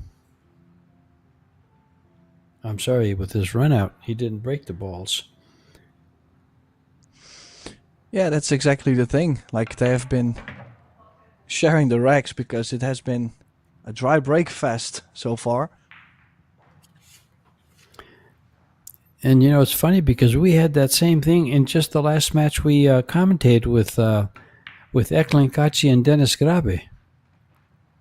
The break was just not happening for those guys, and they break so strong. And here we are finding the same thing here. They get their 6 games in, and they take their break. But interesting how that works sometimes. And, you know, compared to the run-out fest that we were seeing yesterday on the same tables.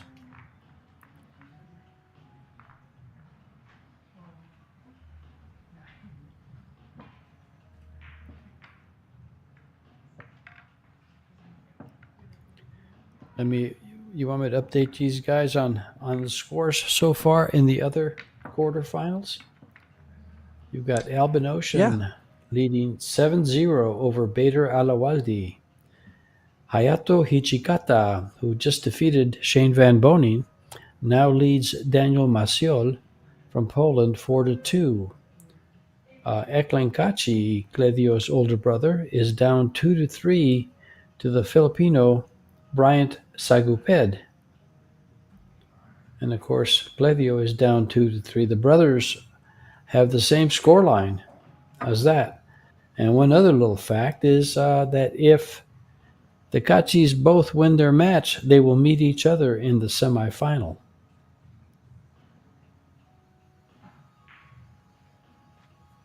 Well, that would be a great payday for the brothers, of course. Sure. big money at stake.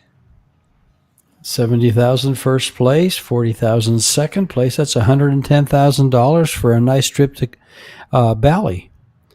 Combine it with a week's stay there, and what a great vacation. They were both in Ho Chi Minh City, where Claudio made the final 32, I believe, in the World 10 Ball.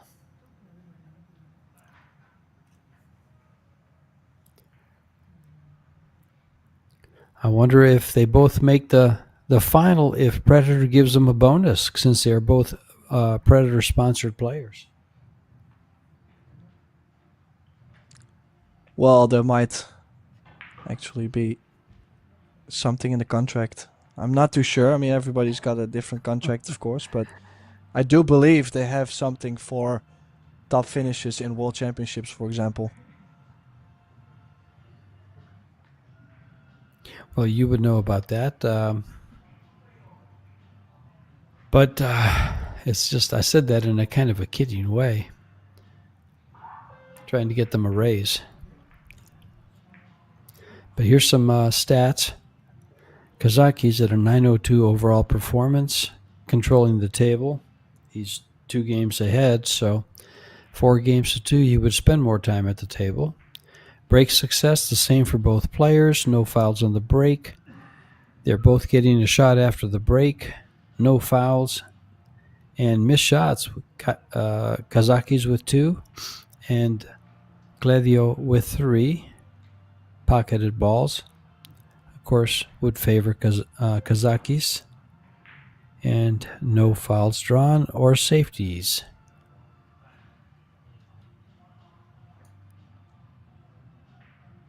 Well, whatever it was keeping me out, I'm glad I got back in. Hello to all you pool fans all around the world.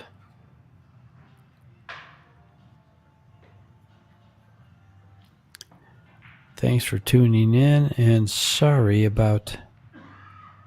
I was sitting there just talking away with the opening and not getting anywhere.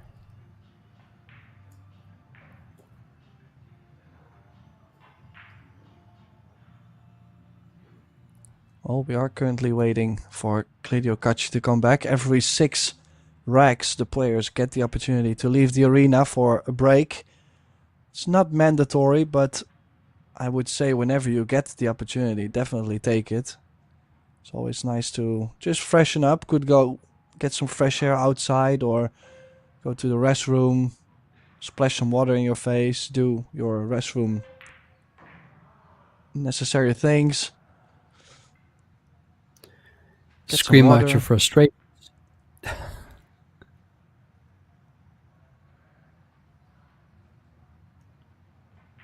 Well, they have water next to them, Tim, so they must scream out their frustrations, walk out there and say, stop losing, start winning. Well, how often I have seen this happen is that I went just casually to the restroom. I'm walking there. I walk in, I do my own business, and then a player comes in, and you know they're playing because they have their jersey on and everything. Walk in, all frustrated, punching the wall and all these funny things, like throwing things around. And I mean, I've been there. I mean, that's, yeah, it happens quite often, actually. I've seen quite some holes in the restroom. Yeah, you got to vent.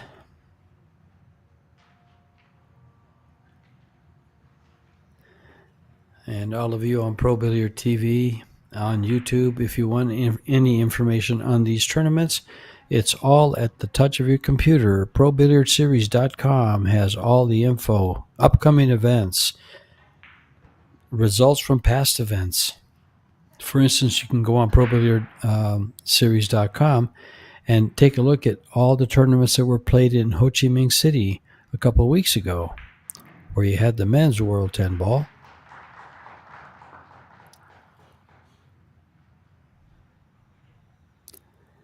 The Saigon Women's Open.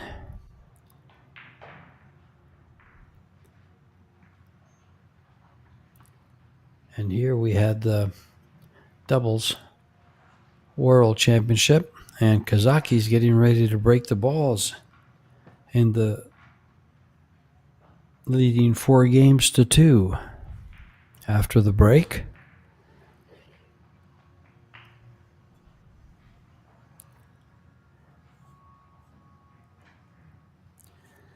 Ranked number 1 in the world is this gentleman right here, breaking the balls.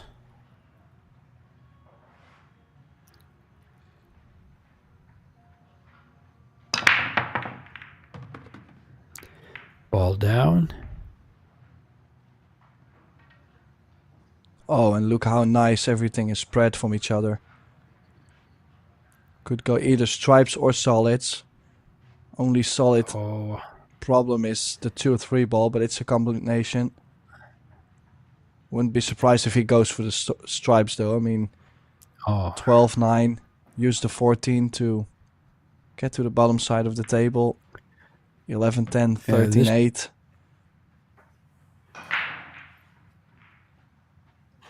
Yeah, this should be a quick run out for Alex.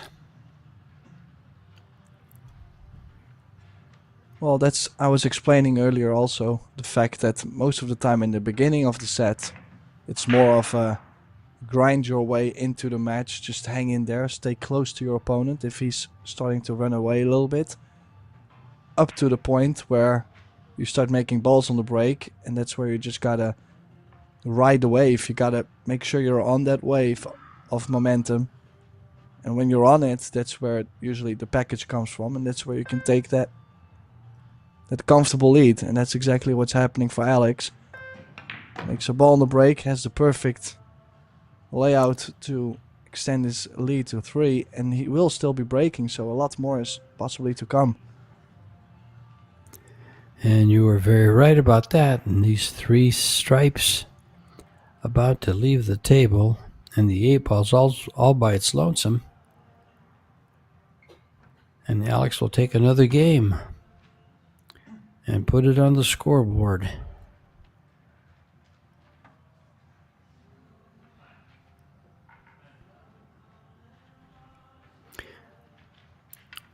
Keep in mind the time clock, 30 seconds. They only have 1 extension per rack.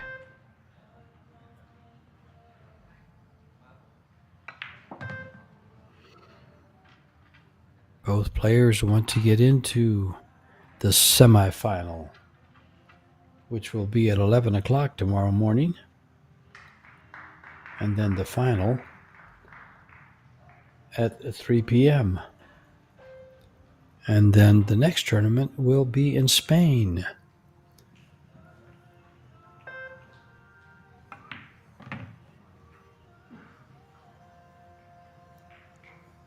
Well, perfect on the 8, perfect clean run out. This is for 5-2.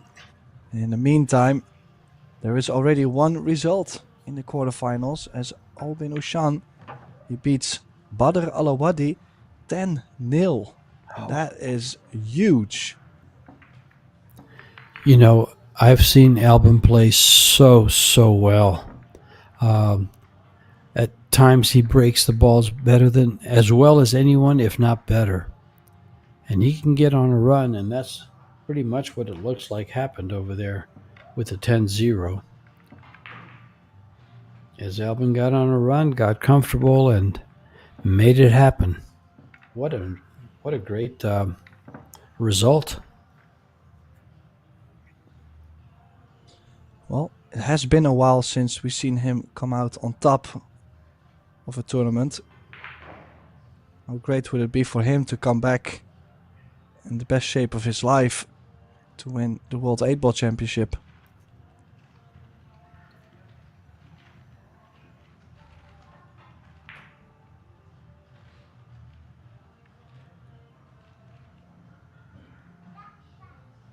Too bad we can't look at the scoreboard and see how he got those 10 games.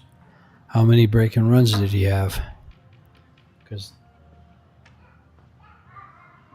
he went through all 10 games in less than an hour.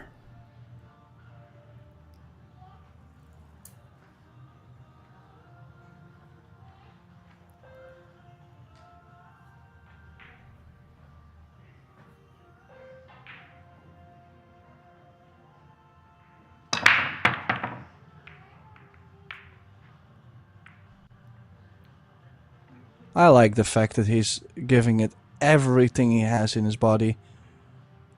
Has come up dry though, but I think the attitude, the brains behind the break is definitely a good approach for this format.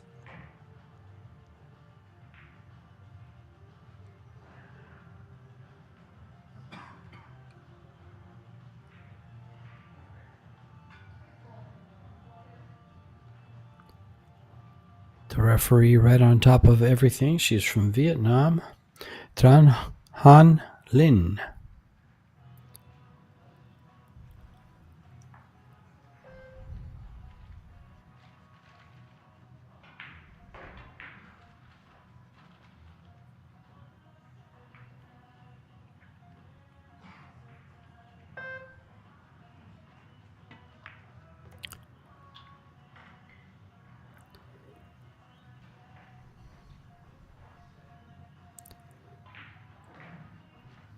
He's got to find a way to play the 2-ball. Looks like he can get to it from the 7-ball. Could probably get to it from here.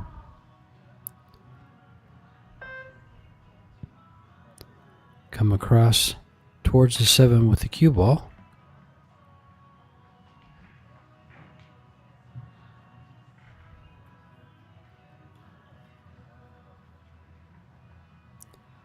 This would be a pretty steep cut. If he would have come over in line with the 7 and the 2, then it'd be the time to take the shot, but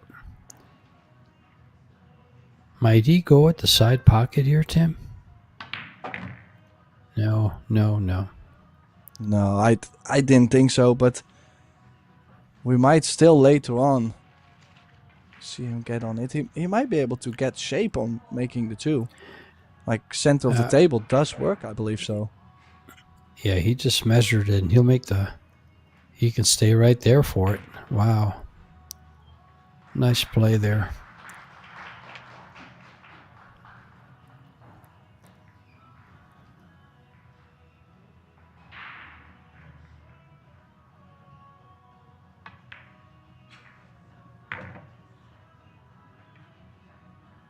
Well, did use all of the pocket there. As you can see, Predator cloth still quite slidey, I would say. After, well, this is now day 7, I believe. It's day 6. 7 would be tomorrow, the last day.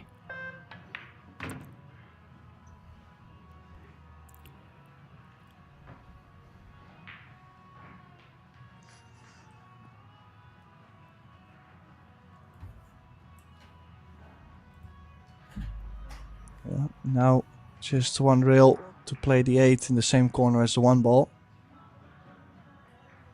Of course, better to run too far than too short. Perfect. Well, it's an important run out. I mean, any mistake could have cost him the rack, plus then again maybe another break run or 2 from Alex. So 5-3 really is not too bad. He's hanging in this match. The important thing is he's back at the table, and he just did a table run, and now if he can get his break going, he can catch Alex and give Alex some chair time.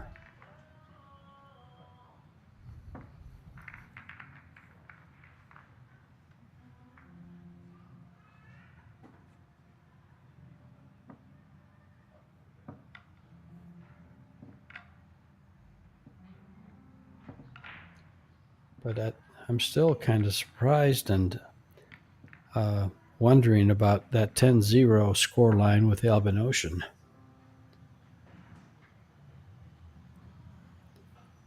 Maciel has closed the gap with Hayato Hichikata to 4-5, and Eklund Kachi has lost ground. He is now trailing 2-6 over the Pinoy Bryant Sagiped.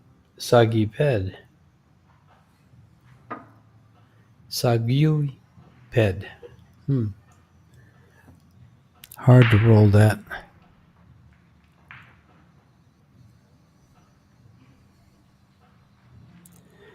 And the young 19-year-old from Albania.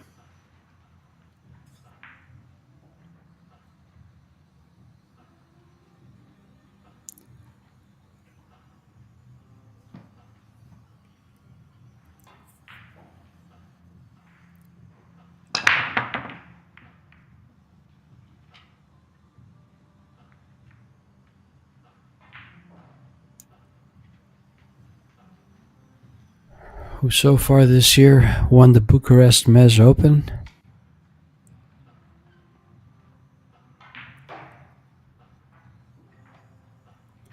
Had a 5th place in Hanoi at the Open there in 2024.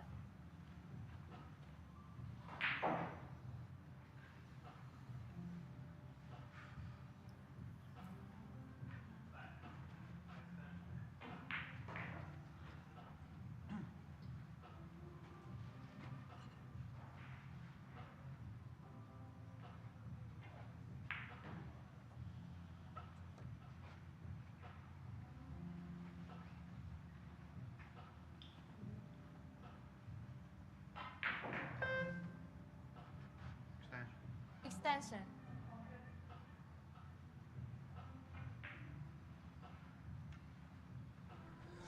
Well, another dry break for Kachi. And now, if you look at the stripes, all in the open, just gotta connect the dots. Would like to take away the 14. It's easy to land wrong angle on the 14 to where you will have to bump the 3 or the 1. So that's a little bit of a shot. The 15 on the right side, not easy to get to because there's no other stripes near.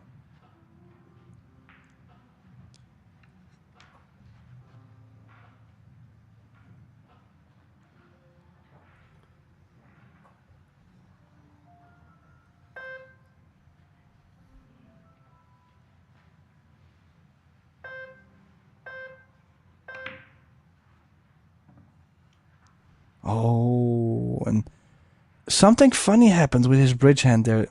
I'm not sure if you've seen that, but second he struck the ball, it kind of looked like he pulled his bridge hand to the side, just a slight bit. Could have caused a miss. Maybe some insecurity there.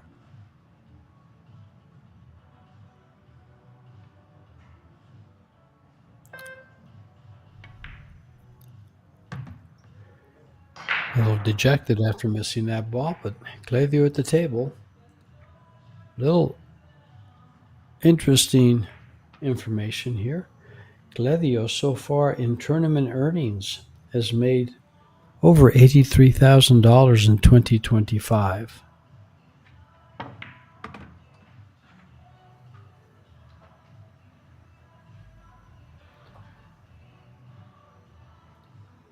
A lot of solid finishes. A first place in Pool and Billiards Hall of Fame 9-Ball Open, Premier League Pool, the Mez Bucharest Open, the World Pool Championships, the 3rd place finish. That was 50 grand right there. And he's in a quarterfinal right now. Even if he loses here, it's 87.50. Extension.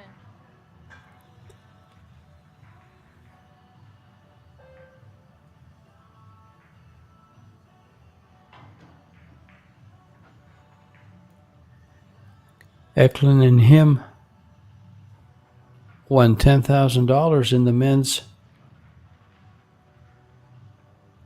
doubles world championship with a quarterfinal finish.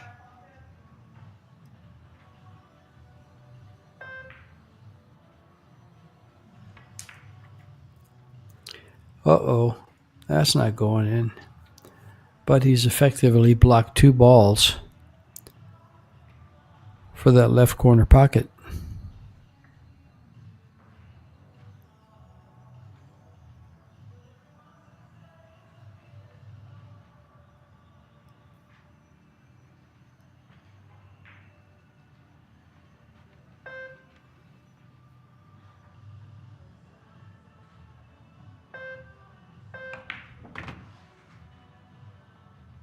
Well, gotta say, was not expecting Alex to be back at the table.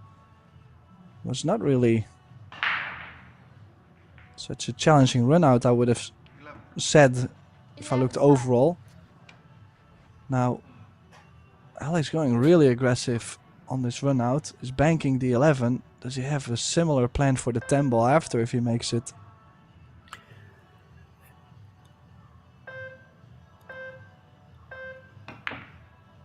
Yeah, I was going to say he might run into it, and he did, trying to get it off the rail. But has given up a shot. Well, cue ball dead froze to the rail. Always awkward cueing to this side pocket. We've seen a lot easier shots being missed than this dead straight in 6 ball. I like him shooting the 7 ball here, rail first. 7 corner. Or if he can just make it without going rail first, just, oh, that works. Well, the question is, does it? Might be facing a long 2 or 3 combination. It's lined up pretty good, Tim. I think he takes it on, and I think he makes it. Hard to play safe with a ball hanging in the pocket. So may as well go for it. Nope.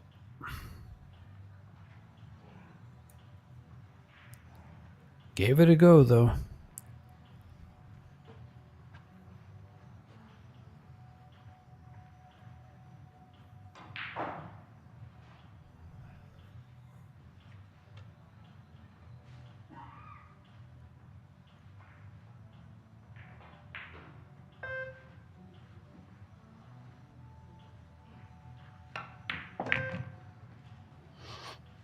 Everything's open for Alex.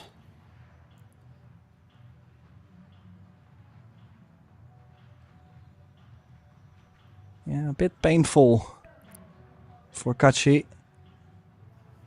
Like I mentioned, it's dangerous at this point to leave such good opportunities for Alex.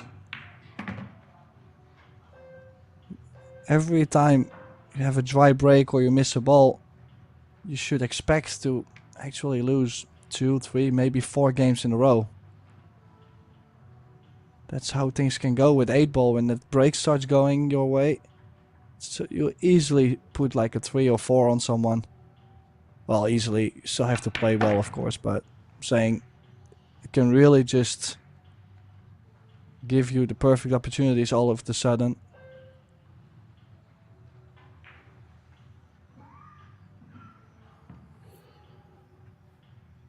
Yeah, for the most part, 8 ball on a 9-foot table is much more an offense game than a defense game.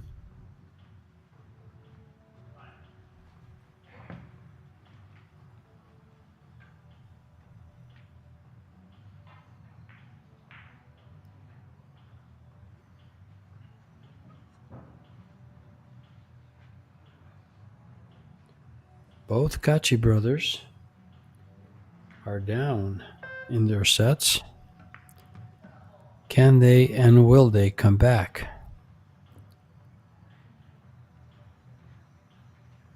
And with this 8 ball, they'll both be down exactly 6-3.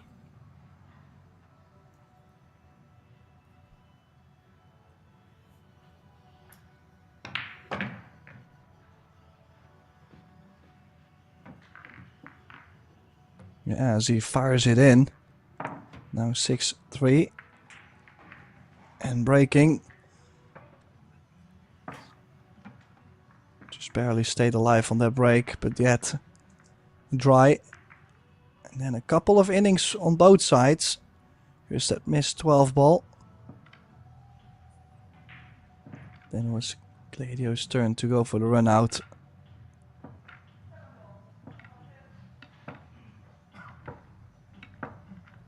But here you see, yeah, he missed. 3 balls missed.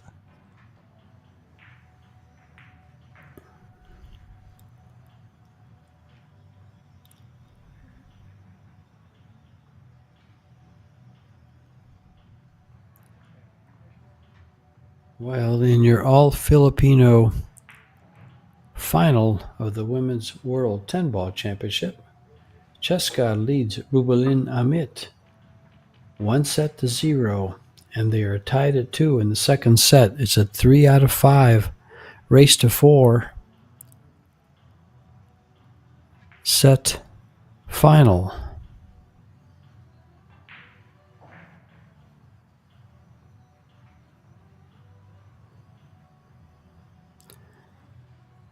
Cheska put on an amazing performance in her semifinal match.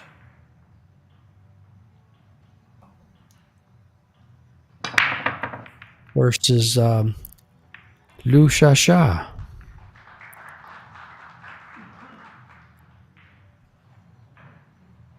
And looks like she's continuing the high level of play against her, I guess you could call her mentor and country lady, fellow Pinay, Rubalin Bingay Amit. And back to this arena with Cledio and Alex. And I didn't know his nickname until just a few days ago. Kazabubu.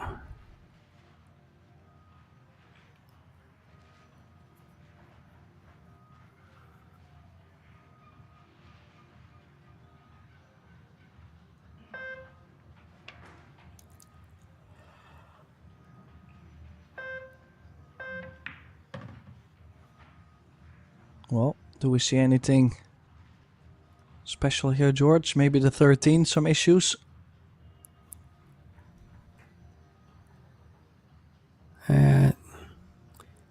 He's got to get good on this 15. I think he's there now. Can he slide up by the 13 for the side pocket on the left? Not at that speed. Well, is he playing the... Yeah, he's playing the 13 off the 6 in the side. And that should clear off the rack for him. He can play the combo with a 9 and then run up table and take care of that corner. Where's the 6 ball going to move if he hits it is the problem. See, now he's got a problem with a 9 ball.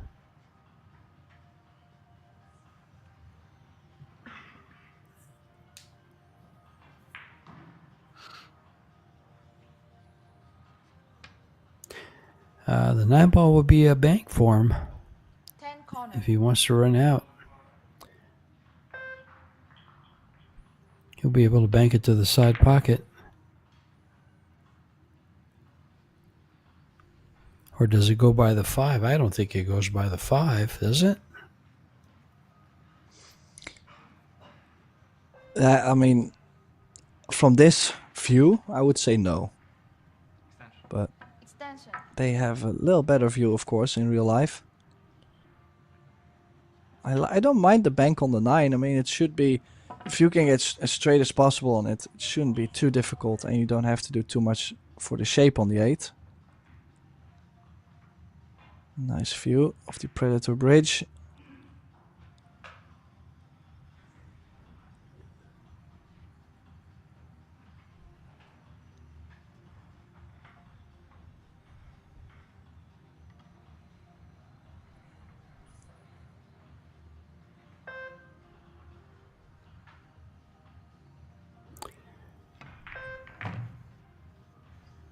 Oh boy.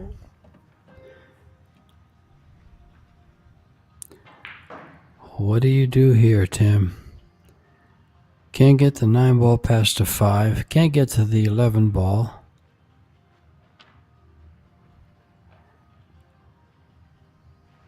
Well, I don't think he's still on there. He might still be on it. Oh, he could be the way he's aiming.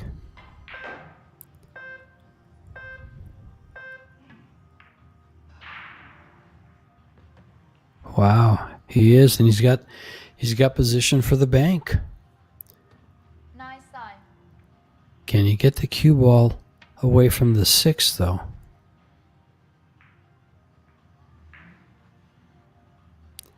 to come around for this 8-ball or just get an open shot on the 8-ball.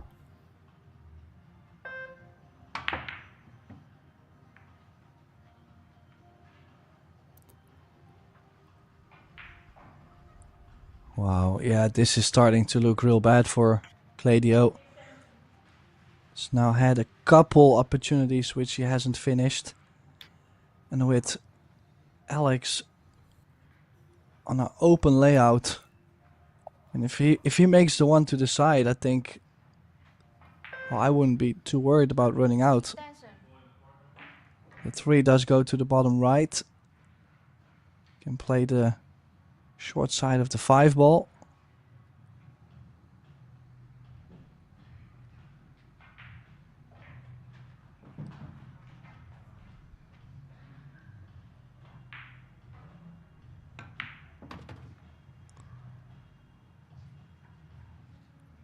Chose to go directly to the 3-ball.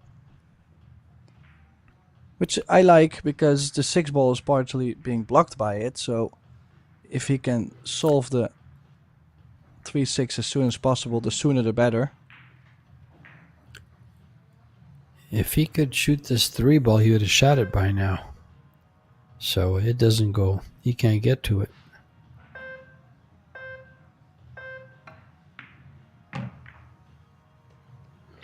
But he can get to these balls now.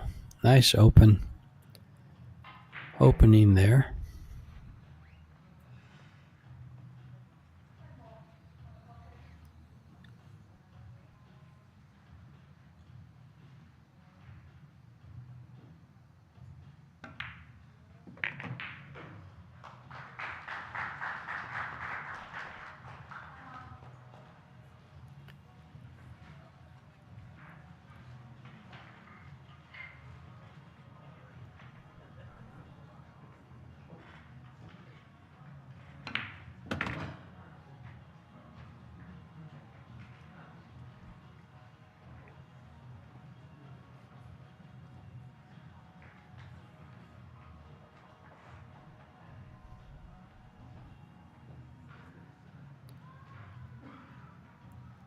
I don't see anything going wrong here, Tim.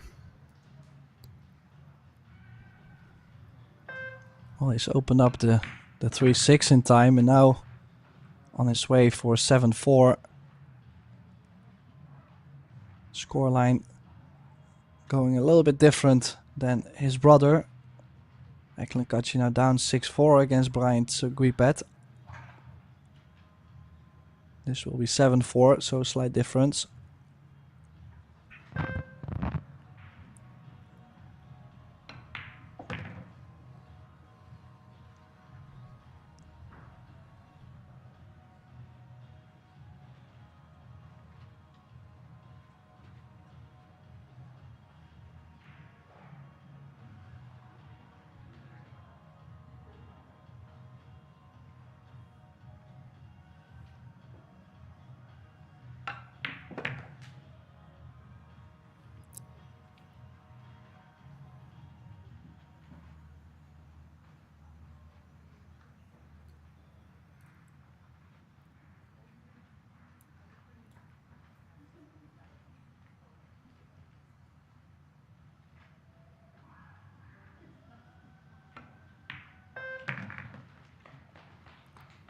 And down goes the 8-ball.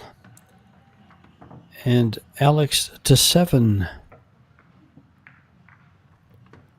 7-3 over Gladio.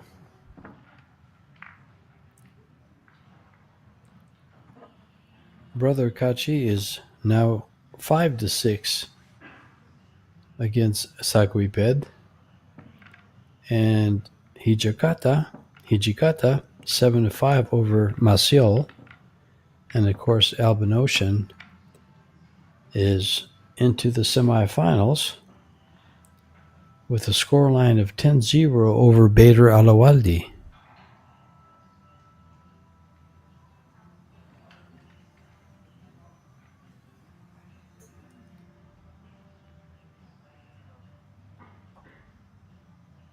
And the ladies in their 10-ball match are tied 1 set apiece.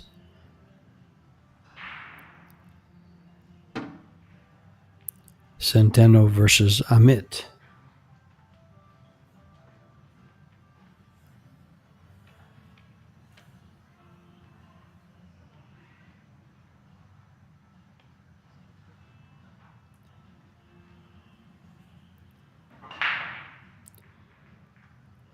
Joshua Filler, your reigning champion, was eliminated by Petri Makkonen from Finland.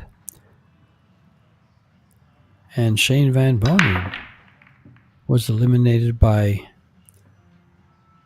Hayato Hijikata.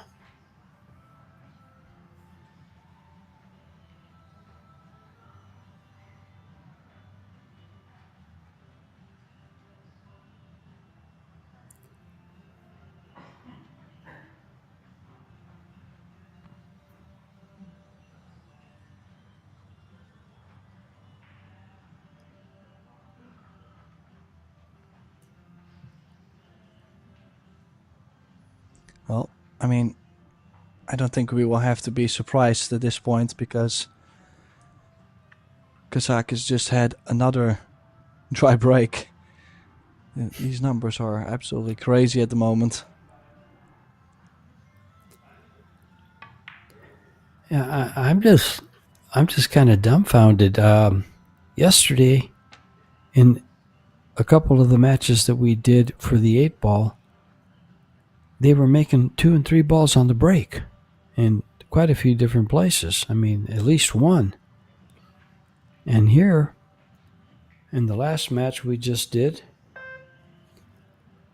it was between Grabe and Eklund.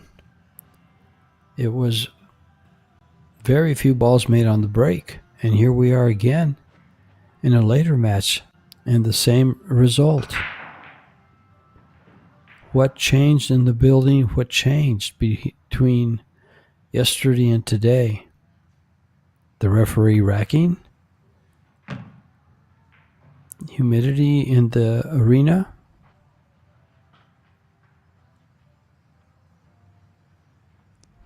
Well, I just don't feel like it's a referee racking because if you look at it, the 8-ball is most of the time staying quite near where it's racked. So that usually tells me it's a quite decent rack. Oh, wow. Yeah, and look at the spread. You know, they're getting a great spread. Yeah. When you're getting a great spread, you're usually making balls. Yeah, that's what I was going to add too. The fact that the spread is so well, if they move all over, you have a good chance. And talking about a good chance, this is a huge chance for Alex. I think if we're going to have 8-3 on the scoreboard, I'm not going to say it will be impossible for Claudio, but I think he might be in big trouble. Well, the only way to come back from 8-3 is to put a package down. And you have to make balls on the break.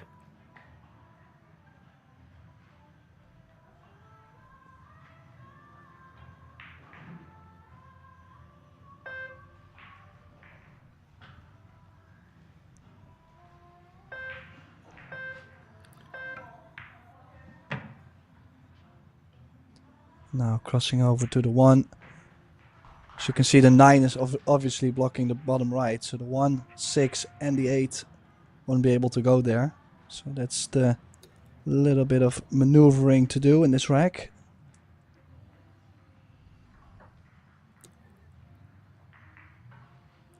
Yeah, he's got to see if he wants to play the 6-ball from where he's aiming right now, or can he get back just to the right of the cue ball now and play the 6-ball to the opposite side. He can't from this angle, so he's going to have to go forward.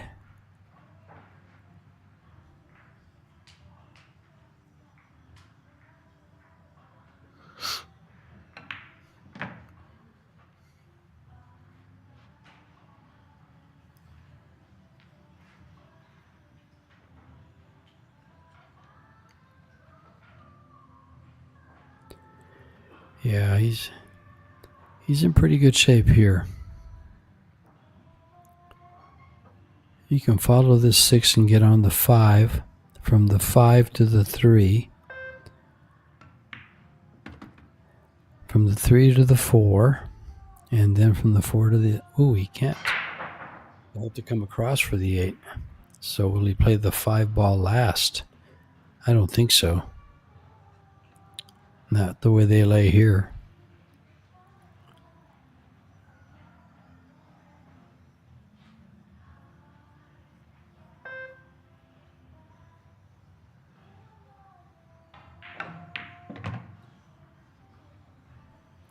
Well, for those of you that doubt Eklinkachi, they are tied at 6. Saguiped and Kachi tied at 6 now.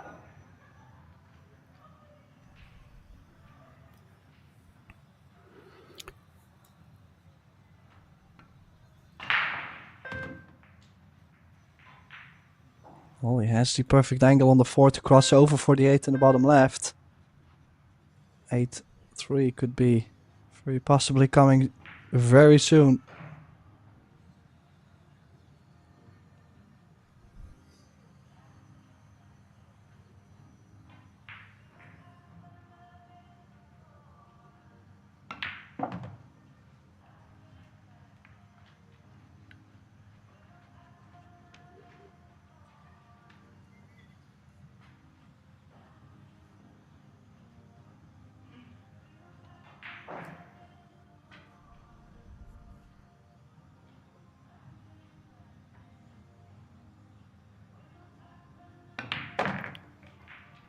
And 8 ball is down, and it does go to your very soon 8-3.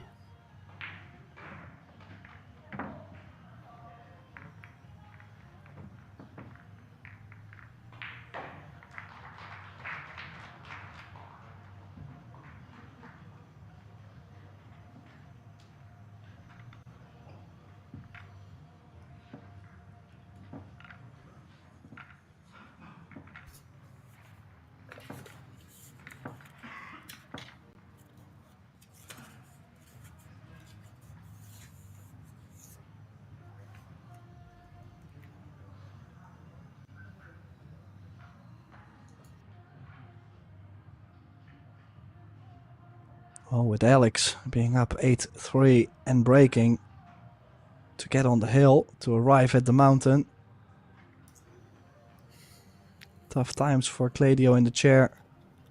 But you gotta be fair, he's been also missing a couple opportunities on the table. Sure, when you break the balls well and you make a couple balls, it also makes you play well. He hasn't. He's been just grinding every time on Alex's mistakes and has made some mistakes himself by doing so. Alex now going from the side, George. Gave up the center break. Well, he hasn't any success in the center break, so he's moving around. Makes sense. Let's see what he does. See if he goes second ball or if he's going to go straight. He's going straight at the head ball. Oh, there goes the 9. He made a ball. So good decision to move to the side. It paid dividends. 11 balls tied up, but the rest of the table's open. And he has to develop a shot for the 11 and the 8.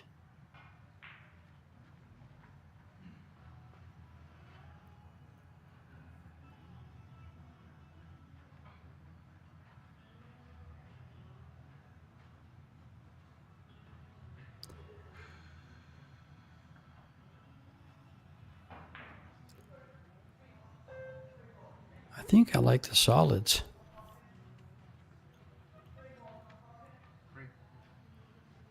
Three corner.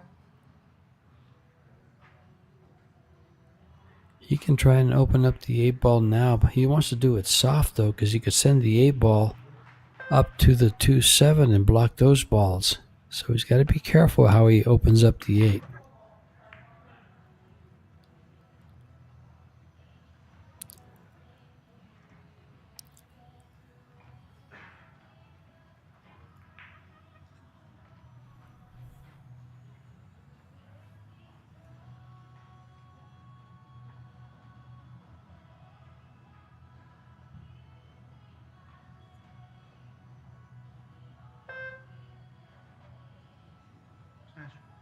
Extension.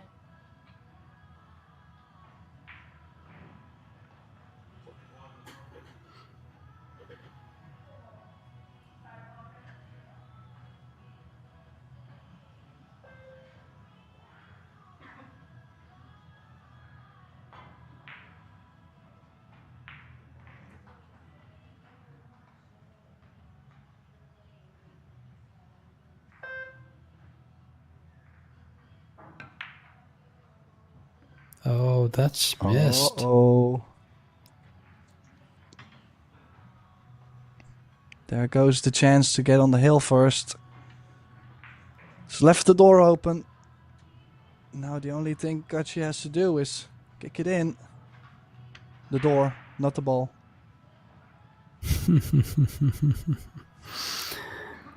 You know, one of the things that we saw Kazaki's make a ball on the break, and Kachi has not been making balls on the break, so it'll be interesting to see if he moves to the side like Alex did. Well, he has been breaking from exactly the same position before, just like Alex. Okay. But it just wasn't working, so that's actually the odd thing. They've broken the balls exactly the same way, and it did not work for Claudio the whole match. But now suddenly it worked for Alex. That's what I'm saying. Like, there's sometimes no control on that. Besides trying to hit him, well, right in the face and good power, good energy, etc. But you need that luck.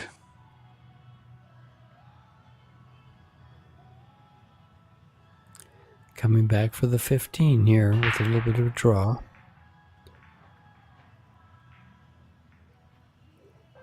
And then he has to get underneath the 5, between the 5 and the 6, to close it out.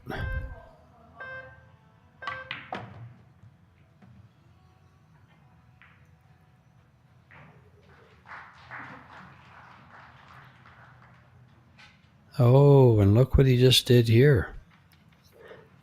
Out comes the jump cue, I think.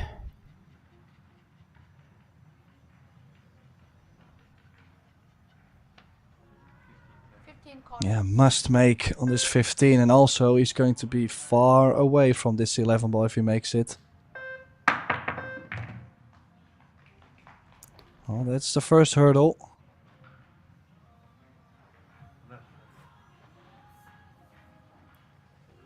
Corner.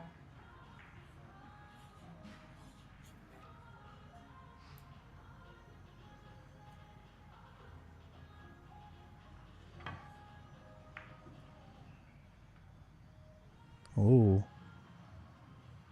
Now, he is blocking a ball to the bottom left. But you can just not expect to win the rack when you're missing the ball before the 8 or the 8. Alex is definitely going to like to clear these up. Straight on the 5 gives an angle on the 7 to run underneath the 4. So I think I would like to play 2-7-4. 2 either in the right center pocket or in the top right corner. And then 6-8. He's very fortunate to get back to the table after that missed opportunity. Yeah. The only thing that saved him was Kachi overrunning the position for that 15 ball and having to jump it and not being able to come off the rail for that 11.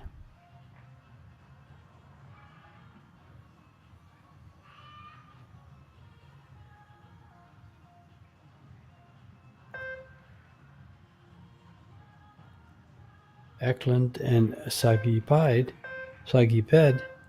probably still on break since they're at 6-6.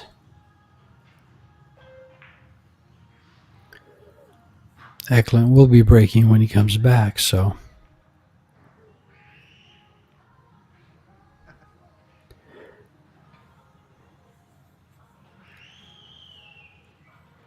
Alex in a tough place here. He's got to come with a shot here.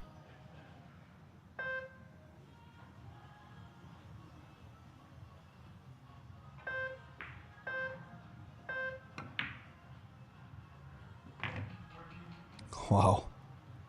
Some great queuing. Still not over yet.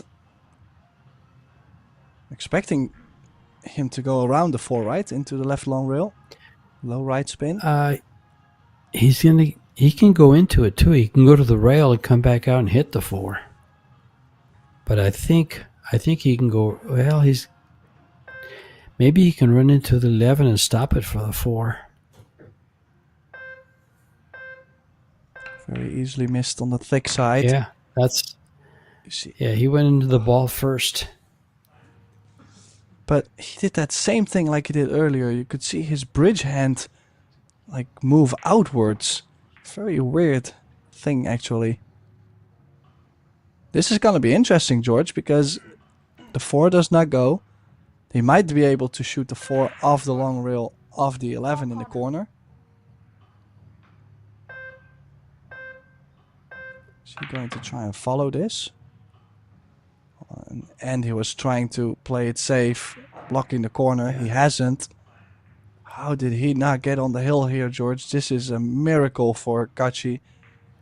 Needs a good shot on the 8, but I would be ecstatic to still get another chance. And even if you play with top left and bring the cue ball to the top left corner, you cannot really lose.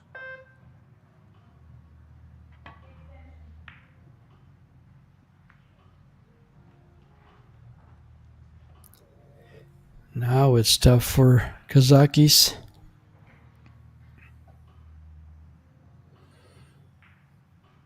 I think Alex has one of the best sponsors with that home burger, his brother's burger shop.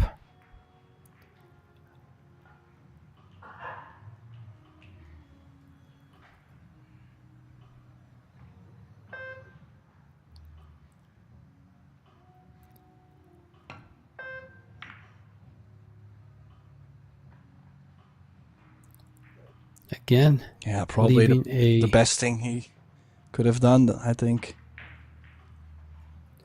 Difficult shot. The cue ball is going to head towards the side pocket at the bottom of the screen there.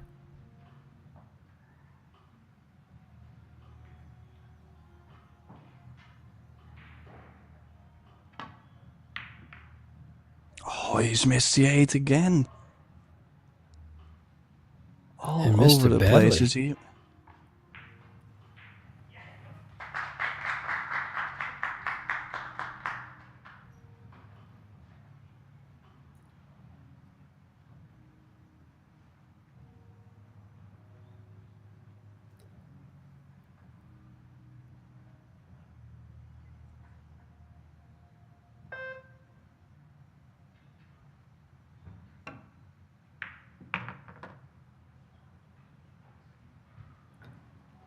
Yeah, probably the best thing he could have done on that shot. I don't think he could have gotten much better. Still, the cut. And if he's nervous, who knows what might happen. But this is to get to the mountain. Will we see him on the hill?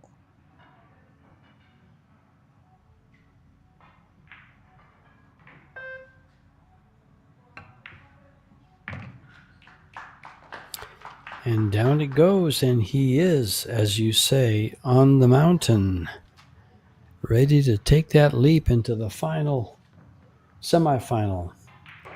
And Hayato Hijikata has just defeated Daniel Maciol 10-5. And Brother Kachi trails now 7-6 to Bryant Sagiped.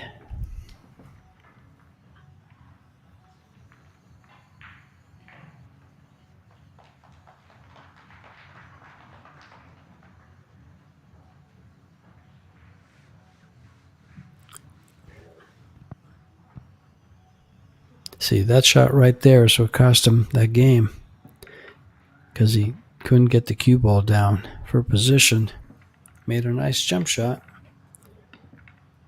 but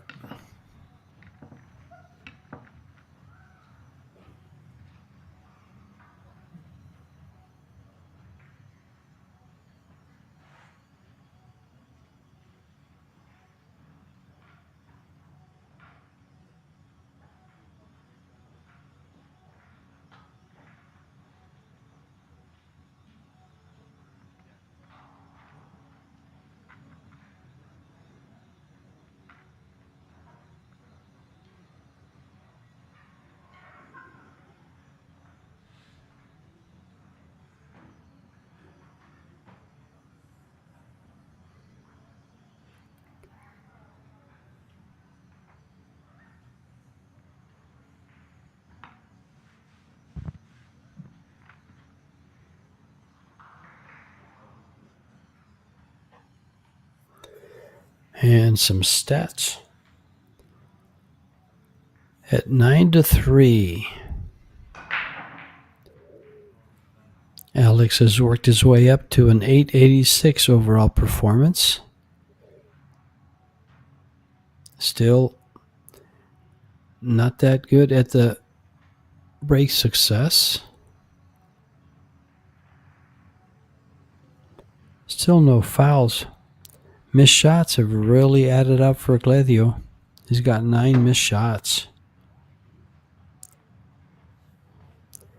And because of that, he has only 3 games to show for the 45 balls he's pocketed.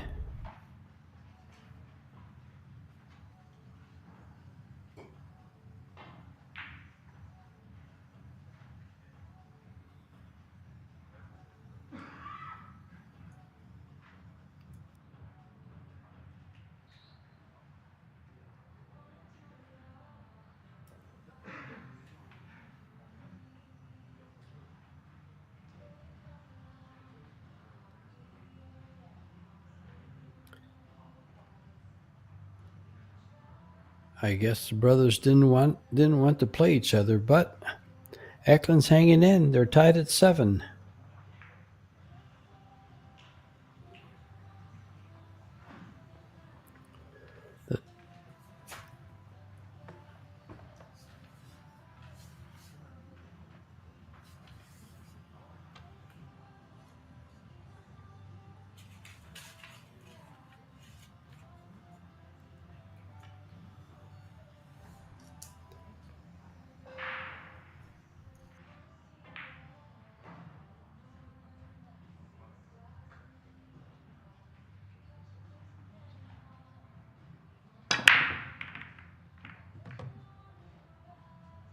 Oh, he's found it. He's found a way to make balls on the break. That's 2 in. And the layout. Scrappy 4 and the 15 though. Second ball break. Have we been crushing the break all this match to find out the second ball break might have worked the best?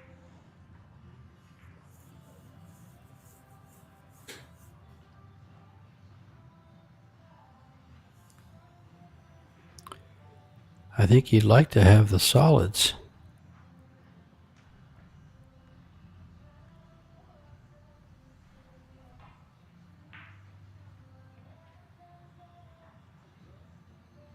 But he can't get to any of them.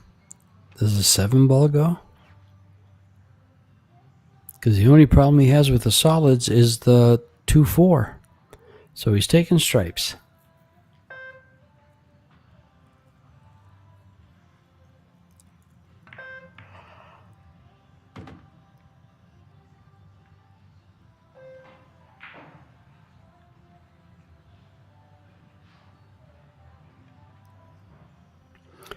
Well, it looks like the 9 ball may go by the 5.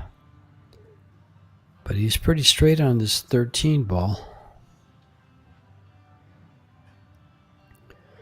So getting it off the bottom rail's going to be tough.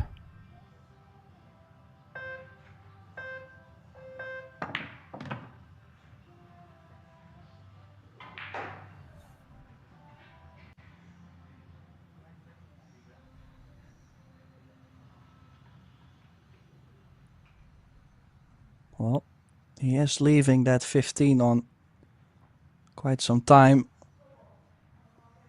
Needs to still open that. As you see, the 9 does go to the bottom right, so it's just a matter of making the 10 get on the 12. Oh, yeah, he put a little bit of body on there. Could you see a little bit of forward movement? Usually pushes the ball thick.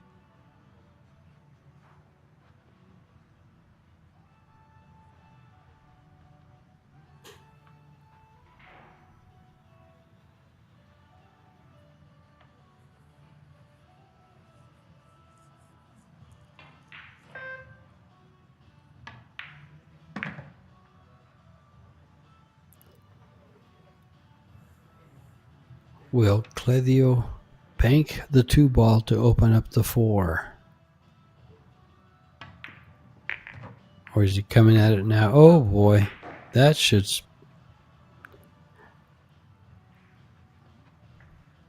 Well, he's played a not so great shot actually. Sure, he's maybe not supposed to scratch on it, but he was also supposed to land into the 4.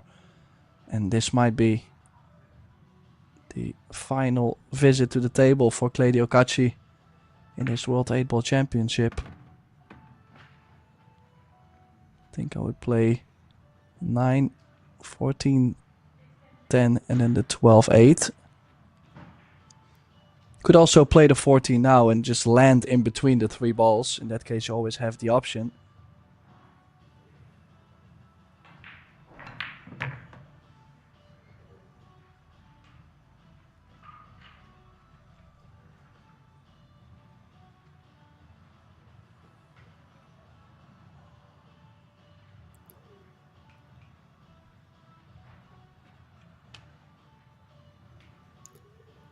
He's going to come over to where his hand is.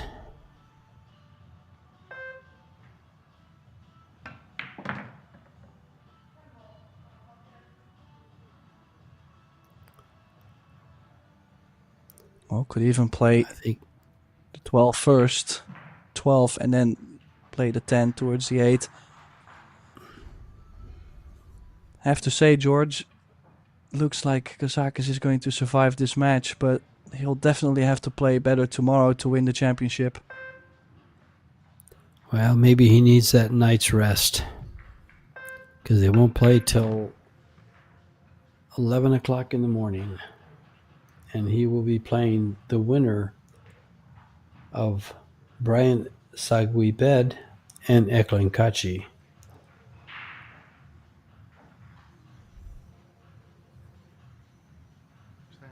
Extension.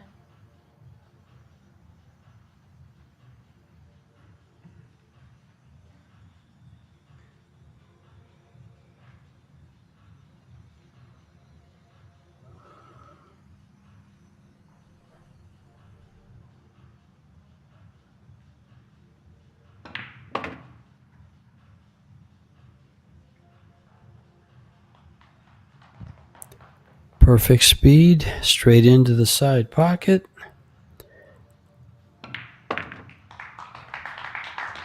Kasabubu moves in to meet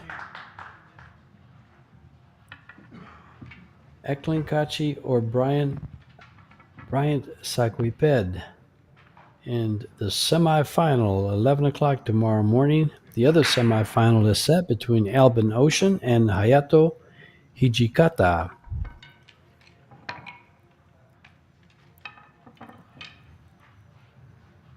There's happy Alex and a disappointed 19-year-old Claudio Cacci.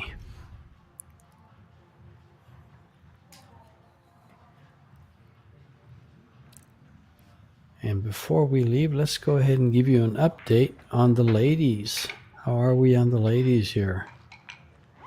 They are tied 1 set apiece, and Centeno leads 3-2 in the 3rd set. They're playing 10-ball, 3 out of 5 sets. This has been George Teachea and Tim de Reuter bringing you the live action here.